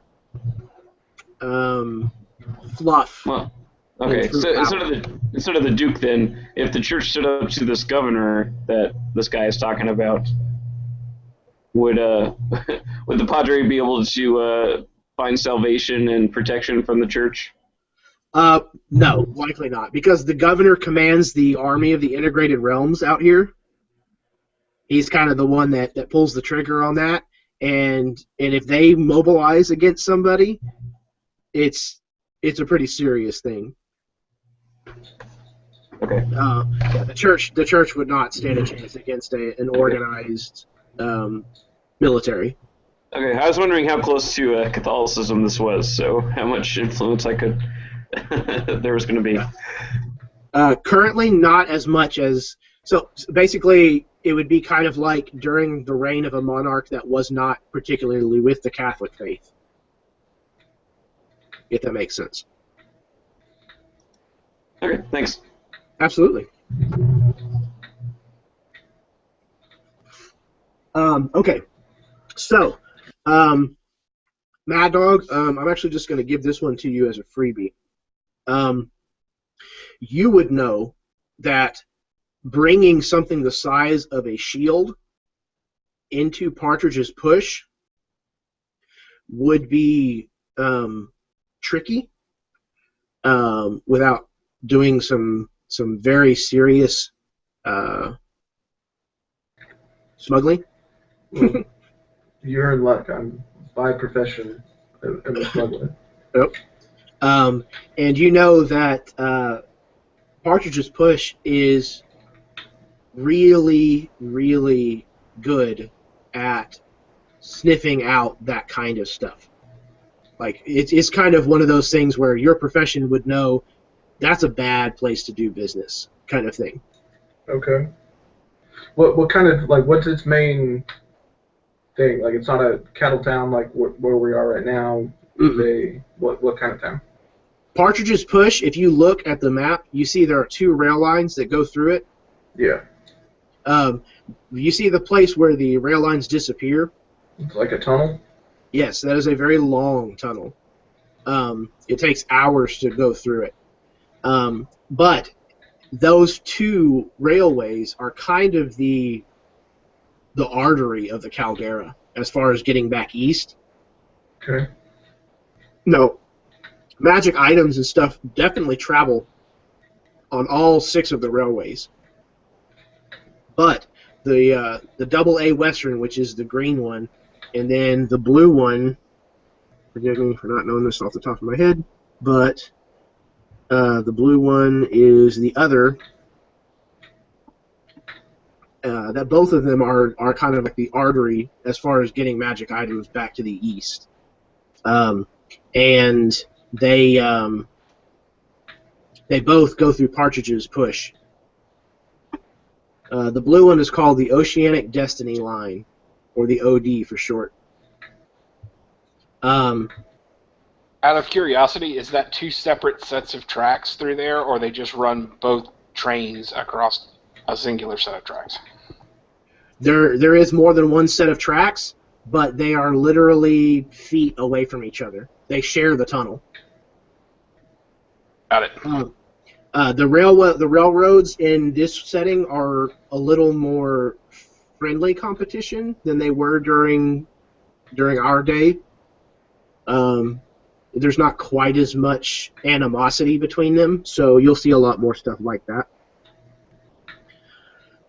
So yeah, there is a ton of magic items that go through Partridge's Push, and it's kind of a way station, I guess is probably the best way to describe it. That's kind of the function of the town. Kind of a terminus?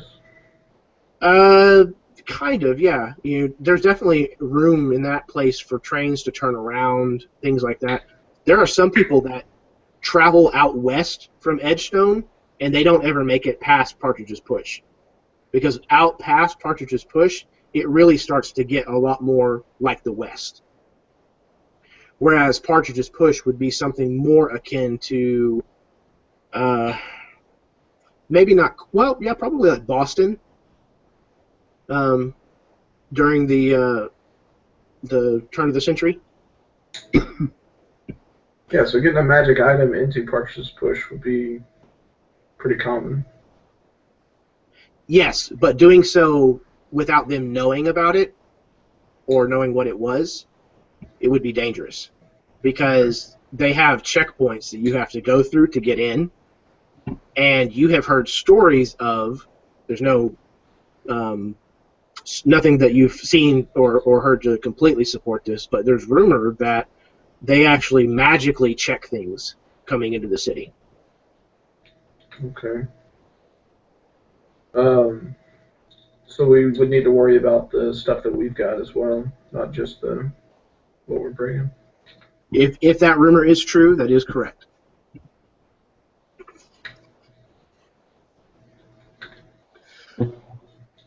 So after you guys would Padre Estevez know if they check like religious shipments all that closely? Ooh. Would Mad Dog know? Scandalous. Or Apple? That's a great question. Okay. Estevez and Mad Dog, both roll me knowledge religion checks, or just religion.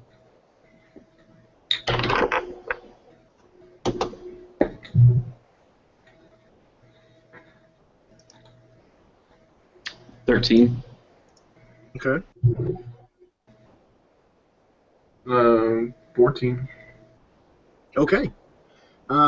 So you guys both rolled high enough, not necessarily to determine whether or not you guys know that, which I will say that both of you do know, but you guys actually just determined whether or not that is a thing. And because both of you rolled decently well, that is in fact a thing. Mad Dog would know that if you're going to do it, that's probably the only way that you'd be able to do it.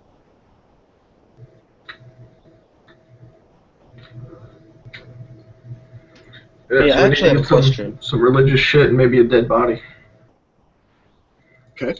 What was your question, Iskander? Alex? The magic items that we started the game with, did we have legal paperwork for them? You have... Mad Dog didn't. Yeah, you have the capability of having that, but it would cost you money. Well, it like wasn't how something much? that I just gave you.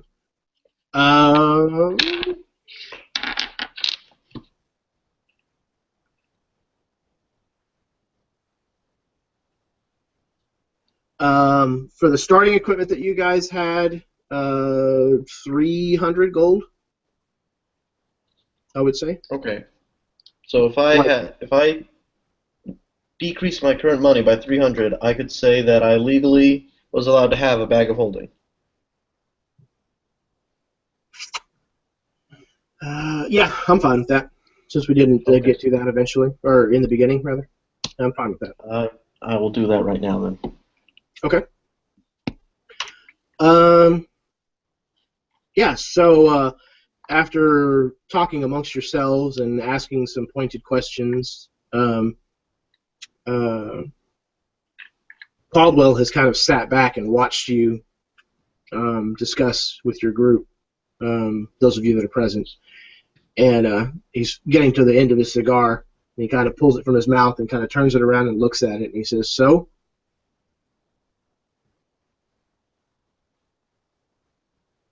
Now, don't all of you talk at once. Now. I was muted, sorry. So when do we start? I like this man. He stands up and he extends his hand towards you. I'll stand up on my chair and then take it. Okay. He shakes it heartily and laughs. I'm gonna follow behind and prestidigitation to clean the boot marks on the chair. Fair enough. All right, guys, and that I think is going to be where we're going to end the session. Oh, but seriously, we gotta wait 3 days. You know, resupply, that sort of thing. Well, you guys are going to be making an 8-day journey. It's 275 miles. Well, okay. Before we end, like the next day, the Padre would go back to the priest he met and kind of talk about shipments that are going to whatever the name of that town is. Okay, to Partridge's Bush. Yeah. Okay. And to at least send word about what is going in and out that the Luzites are sending in and out of the town. Okay. Are you asking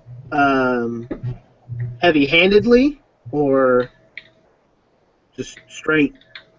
What legitimately is going on, or? Yeah, just legitimately.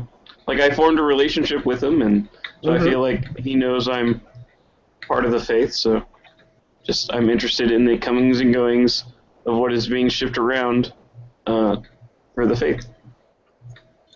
Okay. He tells you that he doesn't know off the top of his head, but that he'll check into it, and he'll be able to get back to you in a day or two. For next session, are you planning on starting us here or mid-travel, post-travel? That is up to you guys. I will handle that however you want. Well, I want to interact with Jubilee one more time in this town. So if we are going to advance it, I'd like to do that today. If not, I can wait until next time. Okay. Anybody else have a stake in that? I actually want to talk to her a few more times, and I also do really want to push to wait 3 days to resupply. Okay. Oh yeah, their clothes and stuff. Plus, we got to get our nice suits. Yeah, that's I'm what not I going was to bring saying. that up. I'm not going to mention that at all, but I'm gonna be like, we got to resupply. Well, then, I mean, like, during that time, the Padre would be doing research about the Saint and the Shield to see what they do. I'll try to get in contact with Cyrus Custer, Okay. my criminal contact, and see if I can find anything out through. I think Miriam's gonna probably help the Padre actually do some research. through the push. Yeah. Okay. Well then, Absolutely. let's do this then. If you guys all unanimously want to continue to play, we can press on and continue to play.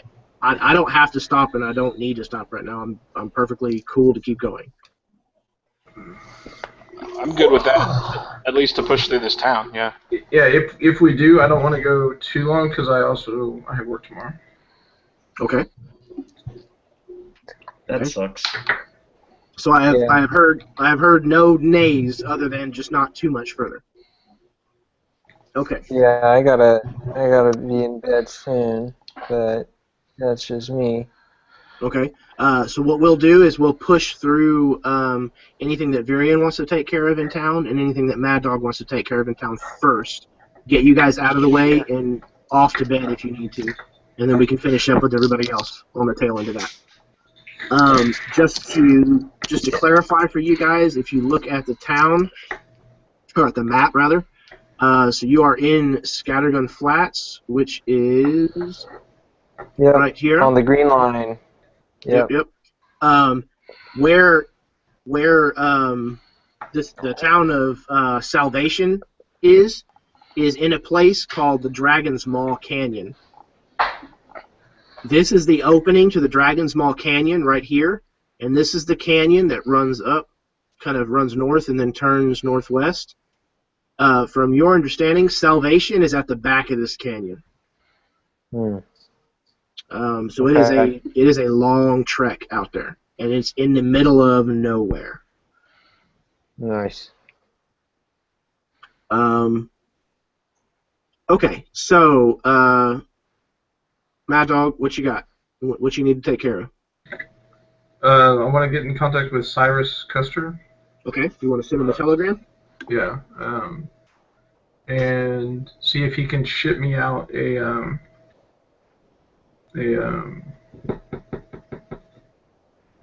what's it called? Casket? Yeah, casket. Okay.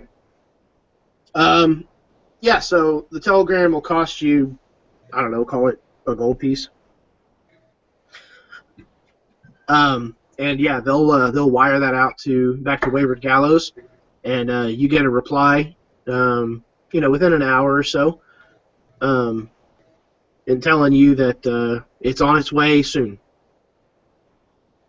But also I wanted to see if he knew anything about like what came in and out of the push, and like what would be like the easiest thing to try to get through. Okay, interesting. Are you going to be asking that in a telegram, or are you going to try to attempt can't? Can't. Yeah. Perfect. Okay. Excellent. So yeah, you ask all that in can't, and he replies in kind, and informs you that that if you're messing with Partridge's push, that he doesn't recommend going in there at all. He says that's a hornet's nest, is effectively what he tells you. Okay.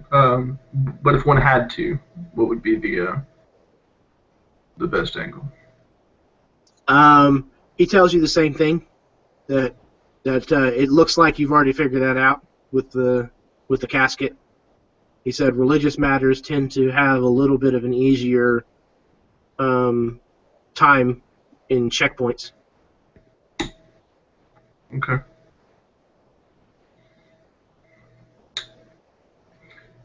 And is there any other towns between here and where we're going? If there are, they're going to be tiny, like 3 or 4 buildings. How much would it cost to have? Oh, never mind.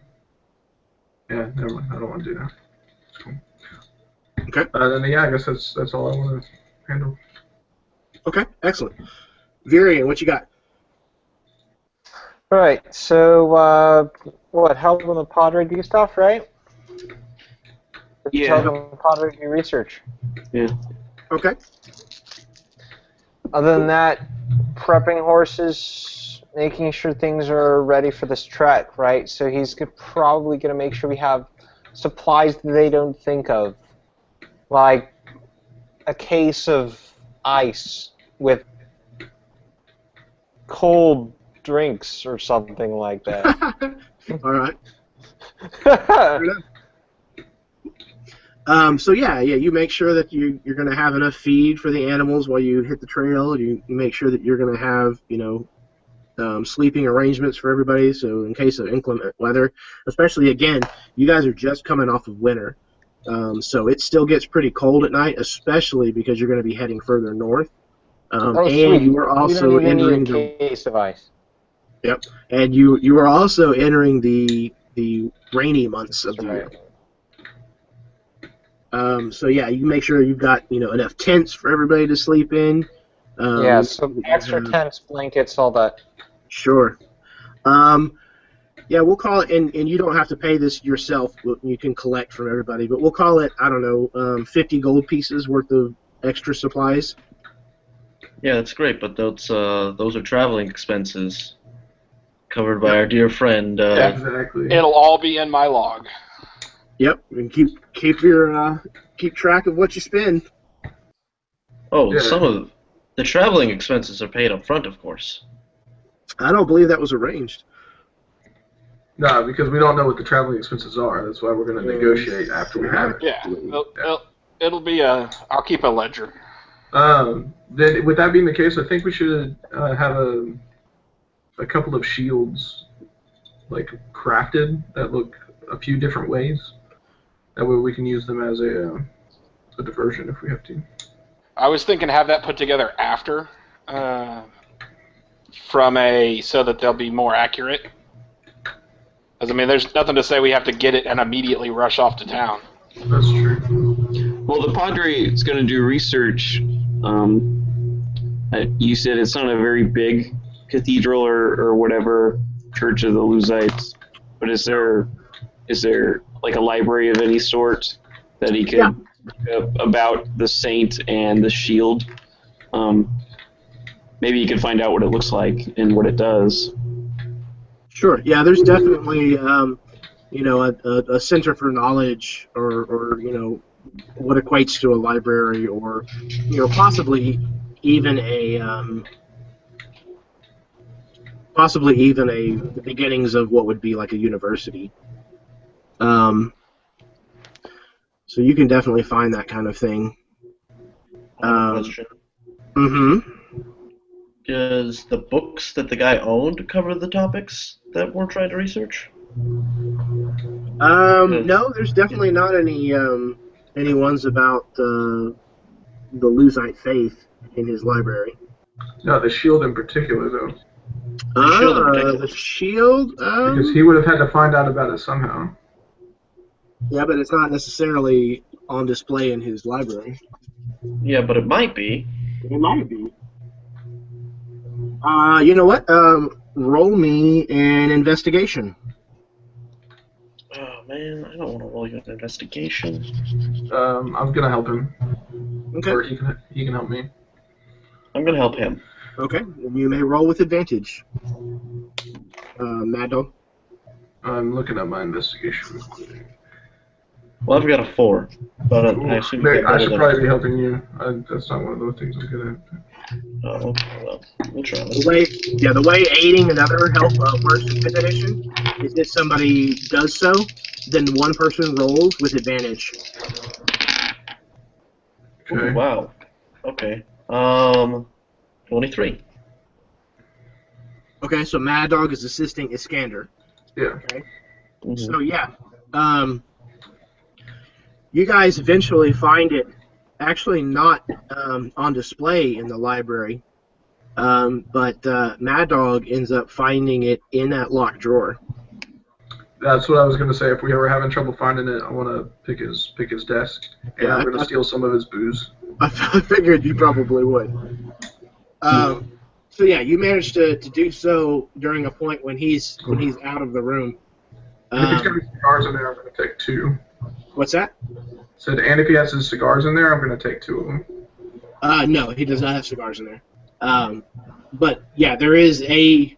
It's actually not even a book; it's a scroll.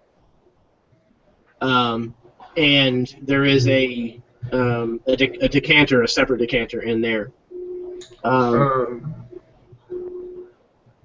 Let's see if Skull, can you forge this real quick? Like make a copy. Maybe. Like not to replace it, just that way we have the exact. Yeah, I mean maybe.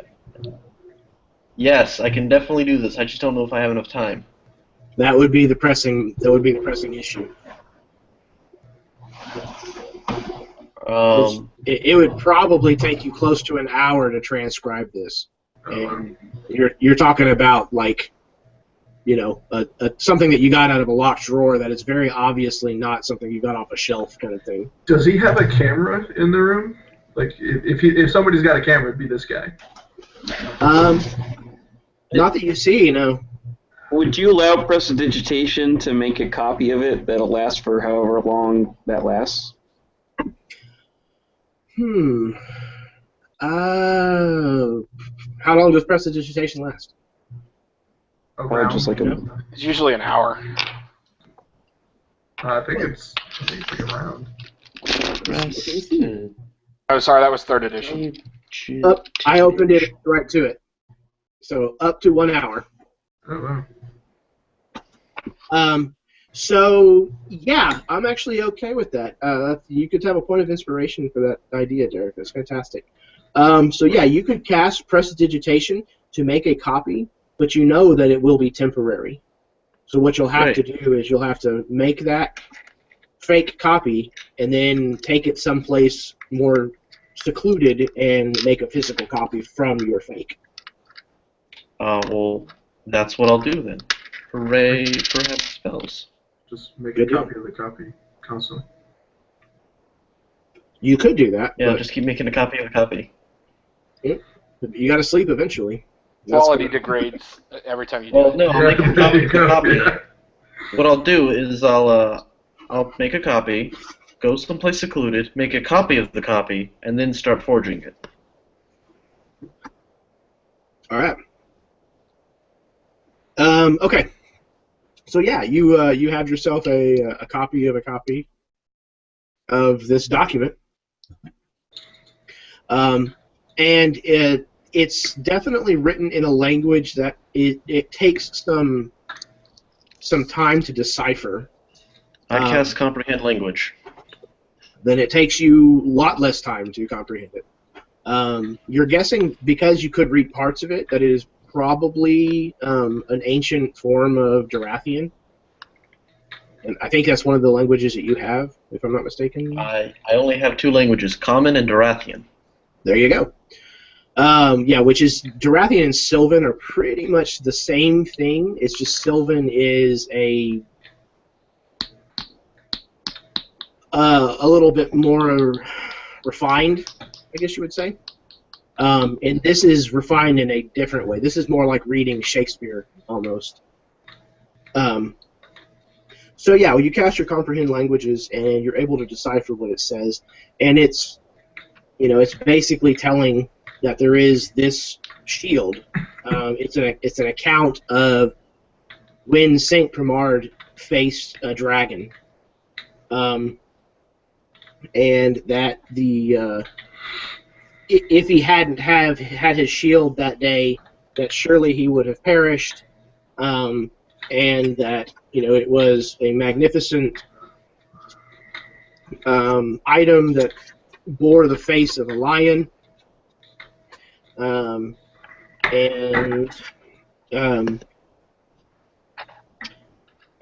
held the magic of his god within it, shone with the light of the sun, etc., etc. All that kind of stuff. It's definitely kind of fabled, epic poem type setup.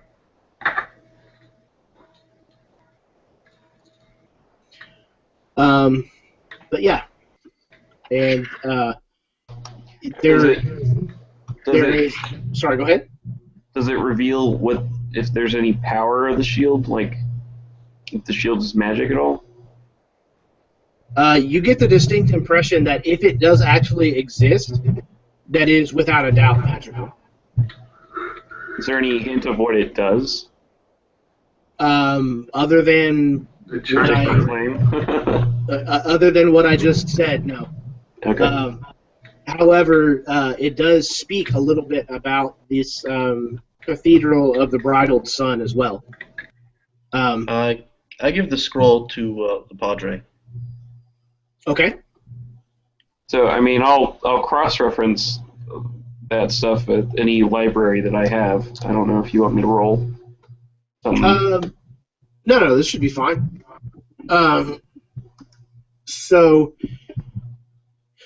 the and I will, to make it go faster, I will recruit any sort of novices of the faith that they have working in the library. There you go. Okay. So yeah, there's not a whole lot more detailed mention of the shield specifically, but there are a lot more versions of the myth of Saint Primard in general. There's tales of his exploits, saving a town full of people, and there's one where he led an army to success versus a vastly superior armed forces, things of that nature. But there's not really a whole lot else that's more specific about the shield particularly. You get the impression that he has a fabled weapon as well, and his armor, in addition, sounds like it might have been spectacular to behold. It definitely sounds like if you find where this guy is buried, which apparently is what the Cathedral of the Bridled Sun is actually the church, the temple that was built around his tomb, and was charged with protecting his remains and his burial site. If you find this place, that it will probably be a veritable treasure trove.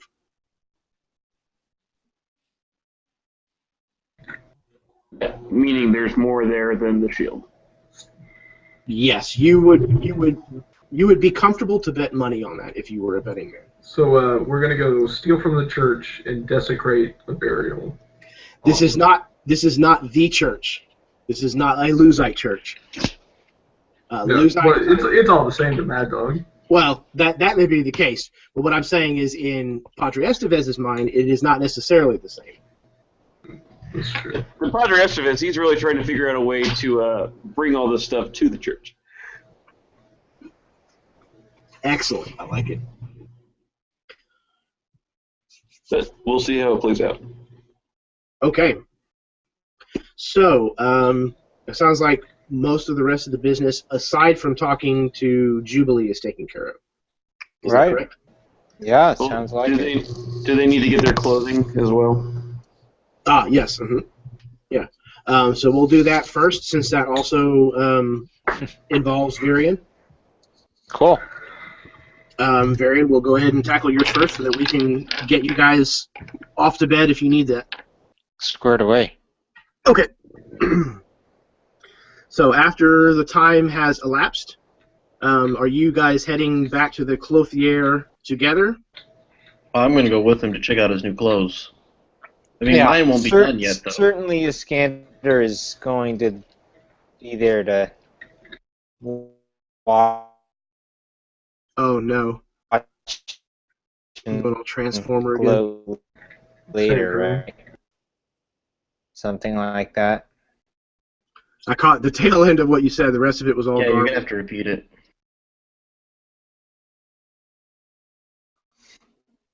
I don't know. It's terrible.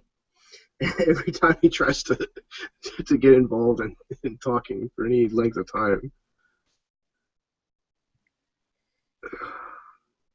Go ahead. Okay, so the two of you are going together. All right. So you walk into the shop, and he looks up. You can tell that he probably hasn't slept a lot in the last couple of days. He's got kind of dark circles under his eyes. He says, "Oh, you two are together." I say, no. I just wanted to see his new suit. Oh, I see. Very well. Yes, sir. Your suit is complete, and if you will step right this way, you can put it on and see how it looks. Sure. Yeah. You just. Okay. Yeah, he leads you into a small little, large closet-sized space that has a mirror, a 3-part mirror on it, and a curtain across the doorway. And you step inside, and there's the suit hanging on a hook on the wall, and he pulls the curtain closed and leaves you to your devices. Nice. I'm sure Varian is very much pleased. It is a fantastic-looking suit. It is better than what you had pictured in your mind. While Varian's getting dressed, I'm gonna chat Sunshine up. Sunshine. He says, "I am still working on your garment. It is nearing completion. Cross my fingers. It's a doozy." I tell him that I'm here, not on business. I'm just visiting. He says, "Oh, I see. Well, that's a lovely surprise, to be sure." Yeah, commence small talk while we wait for Varian to get dressed. Just Sure. small talk. Okay. Yeah, it takes him a minute or two to put it on, but yeah, you get it on, and it fits fantastic. It looks great. It is definitely an upgrade. Yeah, you could certainly call it that. You're not sure whether you want to go out and out on the trail or to a show at the Opera House. Wow. Yeah. That's cool. It's got a bit of foof, a little bit of pomp and circumstance. It is definitely flavorful. So Varian is almost certainly blown away by this, and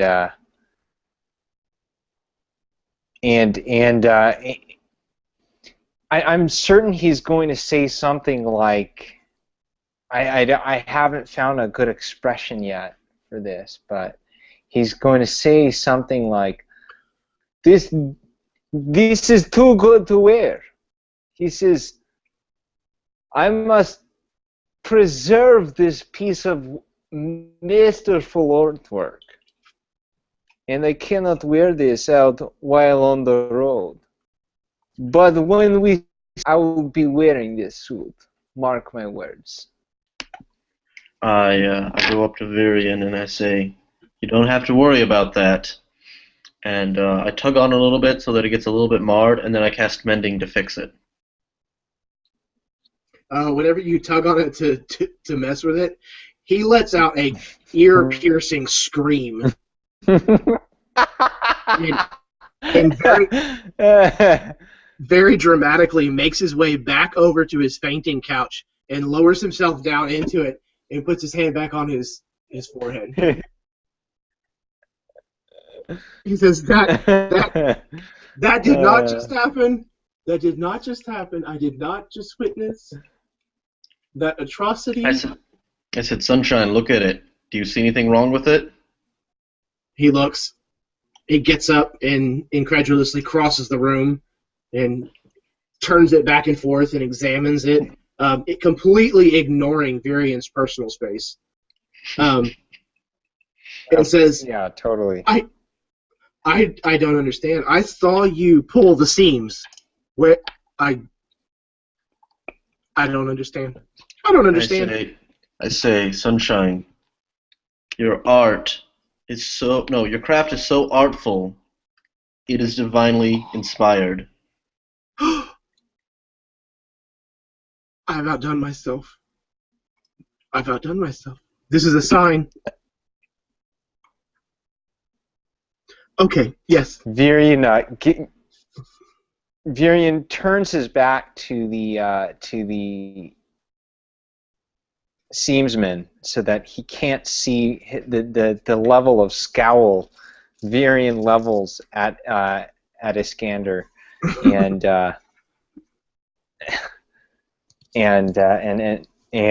pulls him aside and says, "You are messing with this person? This is good, man. You are yanking his tail." His chain, but no, I'm giving him a confidence boost. He was really down in the dumps earlier. He looks like you are big, enormous elephant about to crush him. No, he looks elated. He thinks that his sewing is so good that it's now magical. You're not reading the room correctly.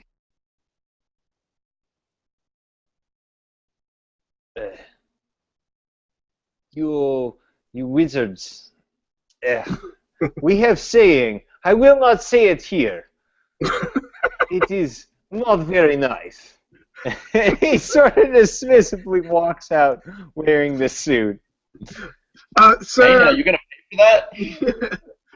Sir, I hate to bother you, but he turns around and says, "Oh yes, very good. It is wonderful, as promised." And he hands over another 80 gold to the man, and then tips him on the 80 gold. So it ends up being a full payment of 120 gold. He seems flabbergasted. He says, I don't know what to say. Thank you, sir. Thank you so much. You have started me on a journey. I can't even describe to you what this means. I'm gonna cry again. And Virion says, "I am sure there will be better and better, only better, in your career as masterful seamsman." Master, oh, thank you so much. and let's see. He says, "I come from country that is so poor. This would be unimaginable. Original suit was considered best. If you come to my country and you bring your wares, you will be honored as royal clothes maker. Do you a royal? Royalty? Me? And Varian sort of just increases his eyebrows and says, "Yes, that is correct. You have, as this other man says, not so eloquently, very good craft." My, I am just You should beside accept. myself. You should accept much more than 20 golds for anything you produce. Let this be a lesson to. I will. I promise you, you will never, ever, ever see me charging 20 gold pieces again. This, you have set my spirit free. Severian says, "Now get some sleep. You look like you look like man who sleep with wife all day and all night all week." Well, he looks very confused. and And like he should be insulted, but course- he's not sure how to be insulted. and he'll just leave. He kind of turns to Iskander with a very mixed bag of emotions playing on his face. You're muted, brother. There you go. Yeah, I know. I couldn't get my mouse to work there for a second. I look at him and I say, "You turned that savage man into an elegant gentleman. You truly are a wizard." Don't say that. That's bad. And he kind of slaps your shoulder. I reply, "I am bad," and I wink at him again. Oh. Oh man, I'm not even sure if Iskander's straight or not anymore. Does a It friend doesn't have to matter. He's playing for all sides anyways. I think he is. Oh, that's awesome. Okay. Yeah. So yeah. He just came to see the suit, but he chats with him a little bit and then makes up some excuse like he's got to go do something and then, leaves.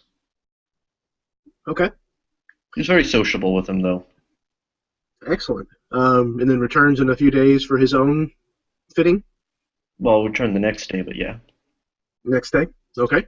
Yeah. It goes very smoothly. Once again, it is a very fine garment. You're not sure that it would wear very well without the aid of magic on the road. But it is absolutely a very fine garment. Excellent. And I don't know if this is what you have pictured in your head or not, but what I have pictured in my head is, have you ever seen The Three Amigos? No. I've never watched a TV show. I don't watch it's TV or watch movies. I'm not cool. Okay. Well, at some point you'll have to research that. That's kind of that's kind of what I have pictured in my head is the suits that they wear in that movie. But Wait, yeah, with the red bow tie? no, just the bolo jacket and the pants. Obviously not with a sombrero unless that's what you asked for. Oh no, definitely not. That's not what I pictured at all, but alright. No, that's just what I had in my head. That definitely is not what it needs to look like. It can look like however you want it to look.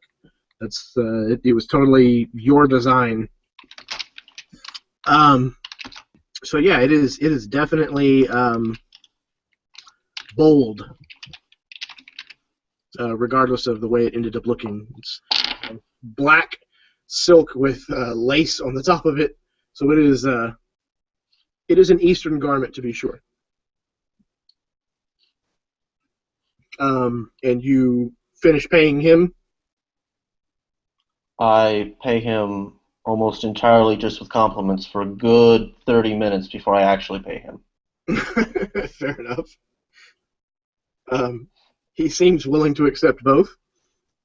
I also tell him that his skills are too much to go to that other country. He needs to go serve the Duke in Edgetown. The Duke? I Catamine in the 10th?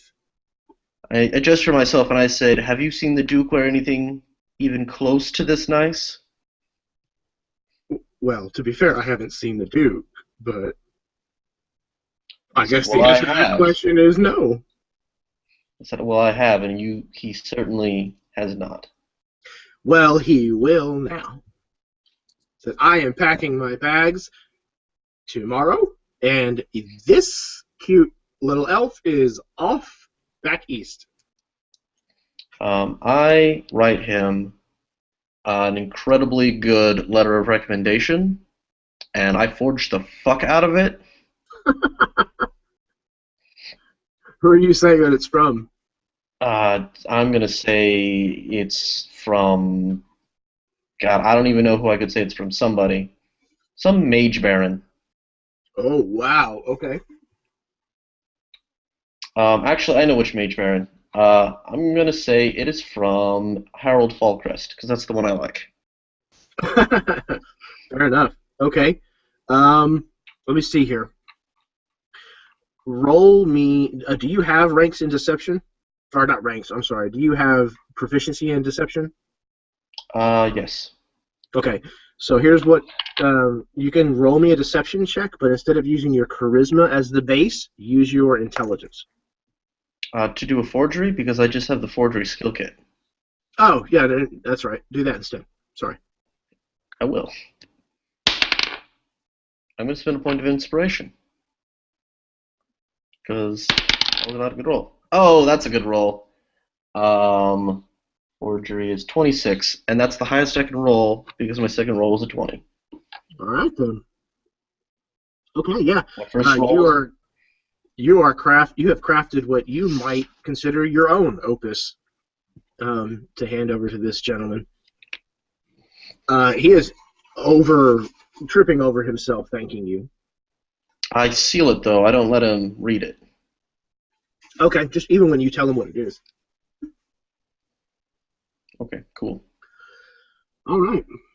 So you guys get all that business taken care of, and then any other business, gathering supplies and everything else.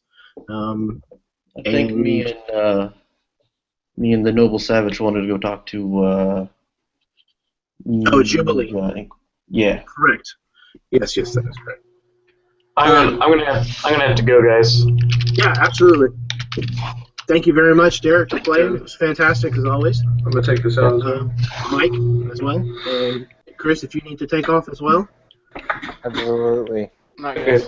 You guys, See you guys next A time. pleasure as always. I'll see you guys around. I gotta find a really fancy doublet. Okay. So Zan and Iskander, are you guys trying to talk to Jubilee at the same time or different times? Separate. At least in ends. Okay. Zan, we'll go ahead and start with you since you've been quiet for a while. Okay. I want to try and catch her when she's by herself.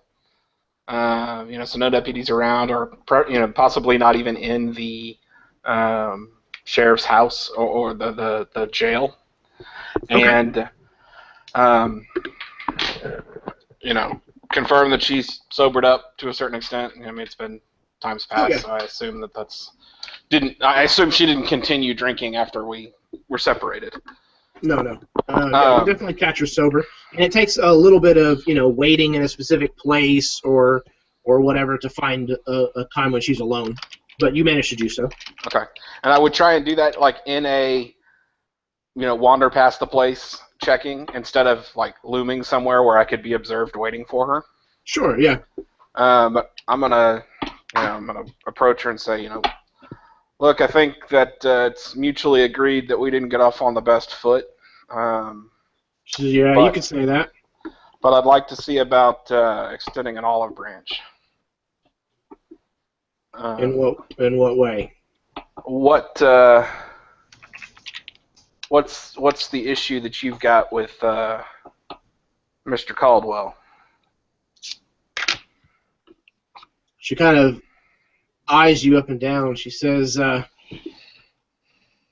I mistaken in thinking that you're doing business with the man? Yes. Yes, I am mistaken. Yes, you are mistaken. Because from what I understand, you spent the night at his house. That's right. And while I was there, he asked us to do something for him that I imagine you'd be pretty keen on. So then you are working for him. Said, no, I'm not. She walks over to where Varian is like oiling this, or to where you can see that Varian is like oiling the saddles for the horses and very obviously getting ready to leave. Okay. She says, so you're not with that man over there who's gathering supplies for a long expedition? Said, I am after a fashion, but I'm not keen on how Mr. Caldwell does business. That makes two of us. And I wouldn't begrudge him getting his due. Again, that makes two of us. So, tell me again. So again, I ask, what is it that you have against him? He's crooked. And what do you want to do about it? Well, I'd love to take him down, along with all the others who are corrupted just as bad as he is around here. Says, is that what you were sent here for? To take them down? Not necessarily. I was sent here to find out what exactly has been going on here. There's a lot of strange business that's been happening here. I'm going to tell her... actually, I'd like to roll an insight to see how she would respond, how I think she would respond to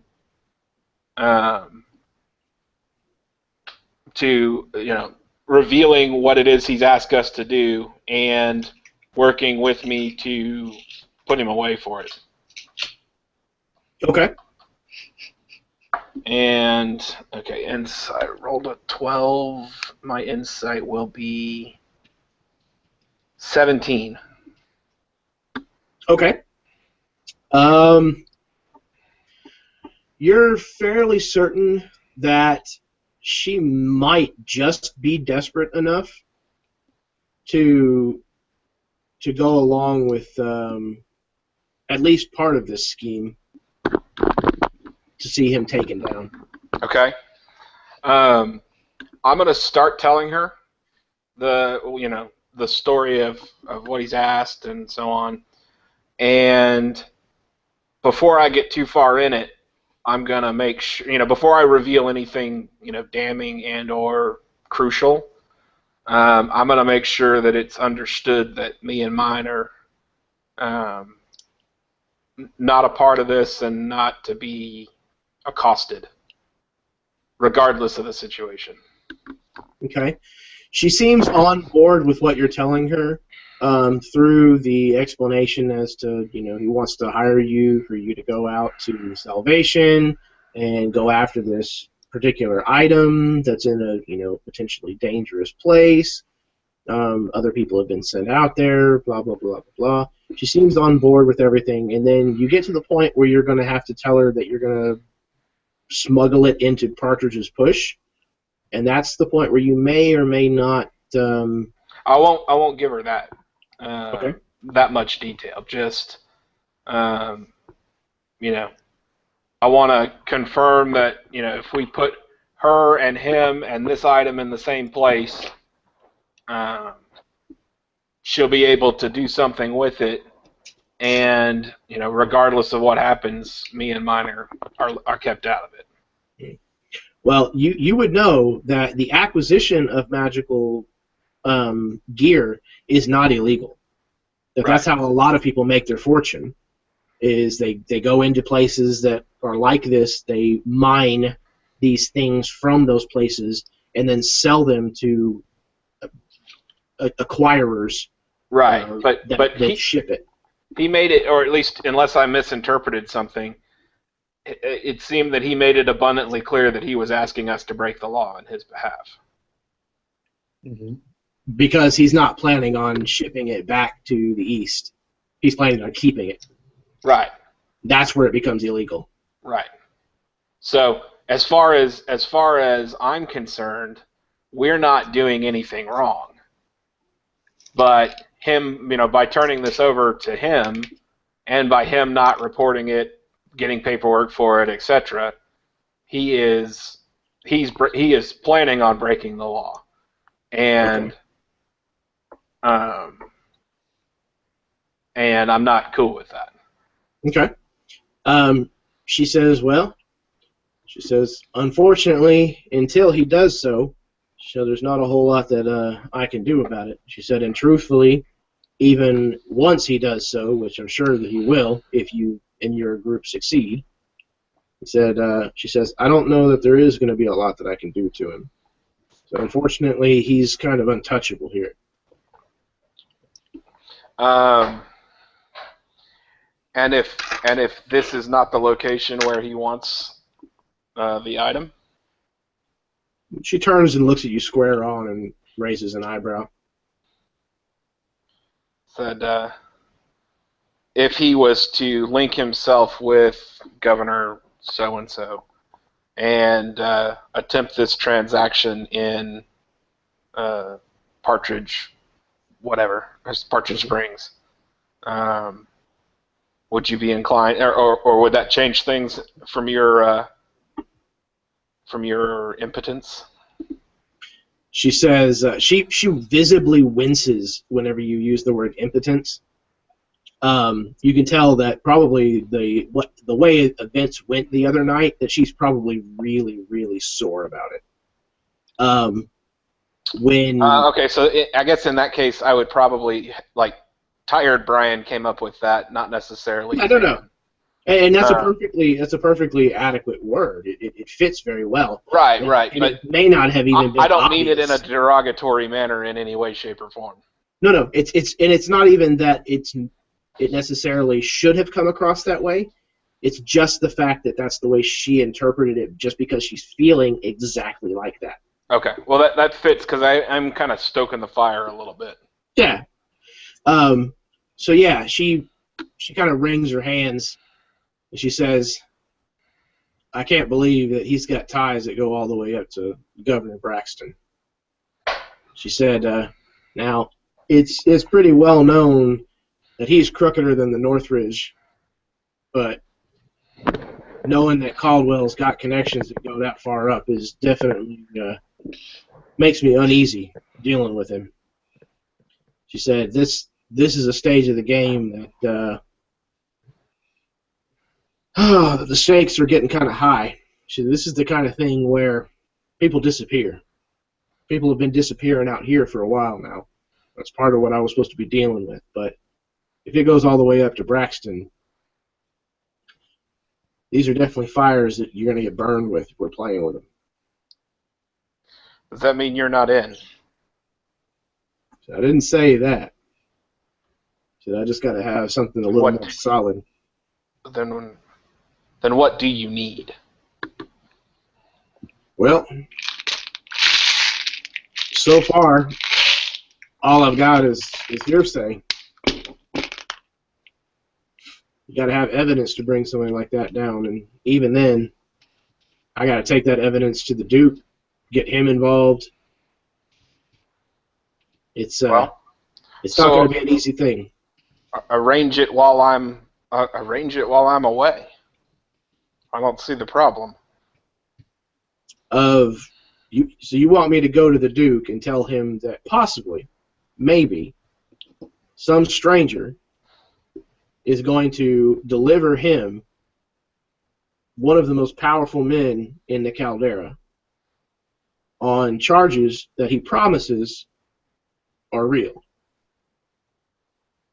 without any kind of evidence whatsoever.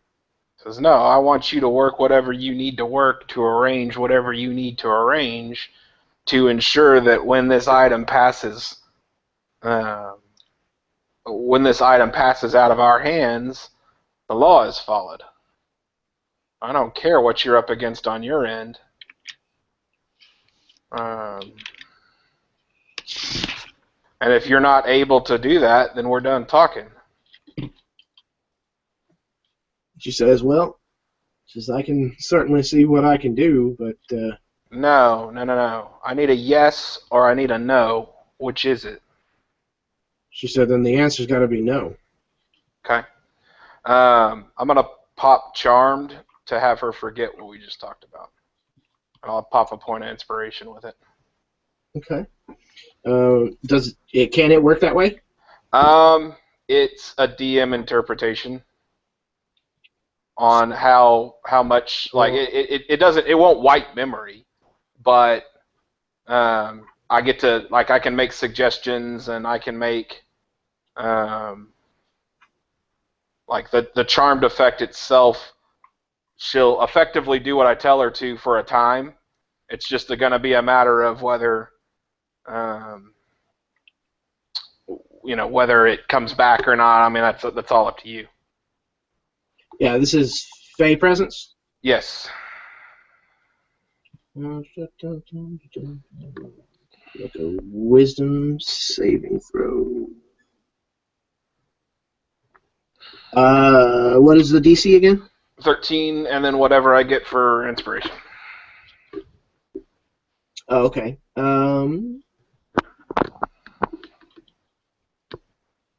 Okay, yeah. Burning a point of inspiration will say that it, in this particular instance, we'll say that it's... Yeah, not a carte blanche, obviously, just a... Right.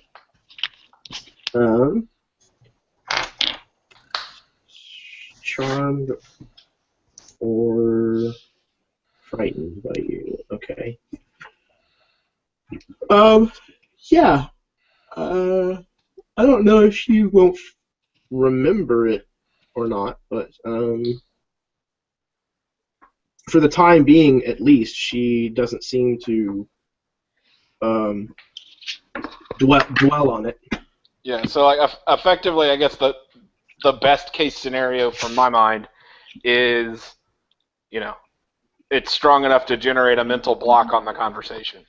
The knowledge obviously isn't gone, but hopefully she won't necessarily be able to actively retrieve it real well. Okay. Yeah, that's probably going to be the case, at least for the immediate time. Yeah. And it'll probably like slowly come back to her. Sure. Again, like I know I'm obviously stretching the intent on the spell. Yeah, and I'm fine with that. Okay. Right. That effectively clears what I wanted. Cool. All right, Iskander, I know in the chat you were saying that at least a portion of that is something you were planning on having as far as your conversation with her goes. Is there anything else that you wanted to try to do? Oh, I was going to go about it in a completely different angle, though. Okay, we'll do that then. So yeah, you find her, I'm assuming also trying to find her alone someplace? Actually, I'm not even going to try and find her alone. I'm going to try and find her at the jail. But I'm going to bring with me a shot of Elven Fire Wine. Okay. I assume it comes in shots. Does it come in shots? You can get it that way.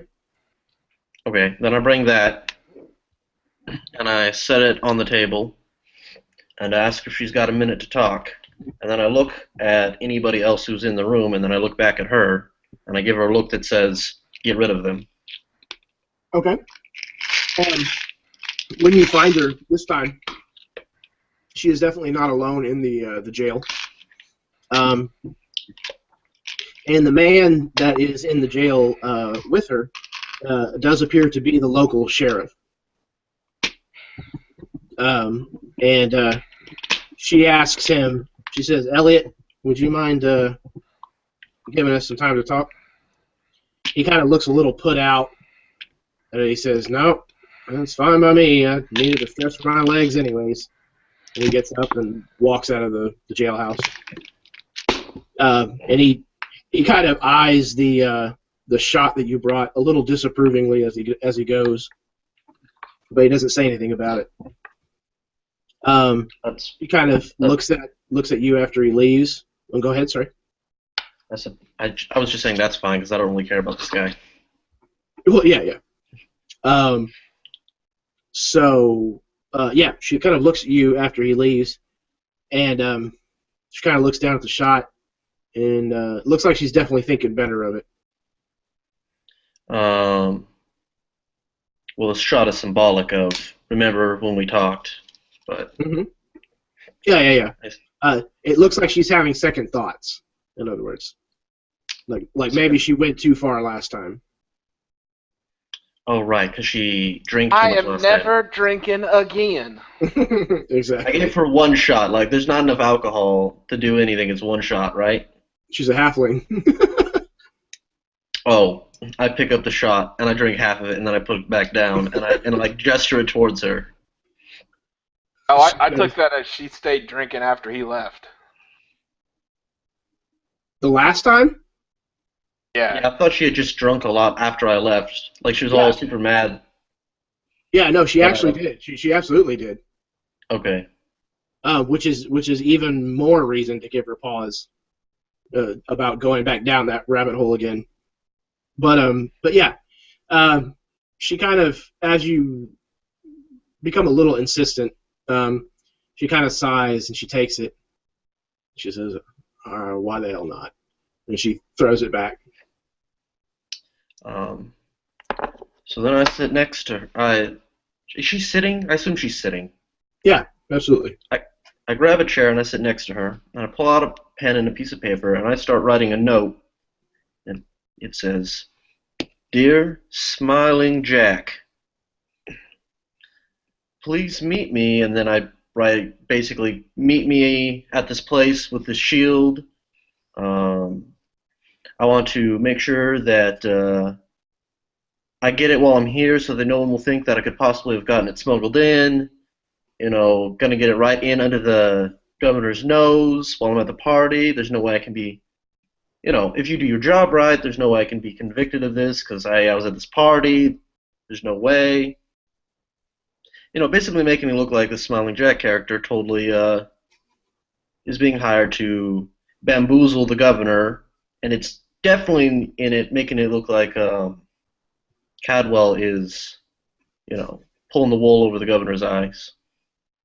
Very interesting.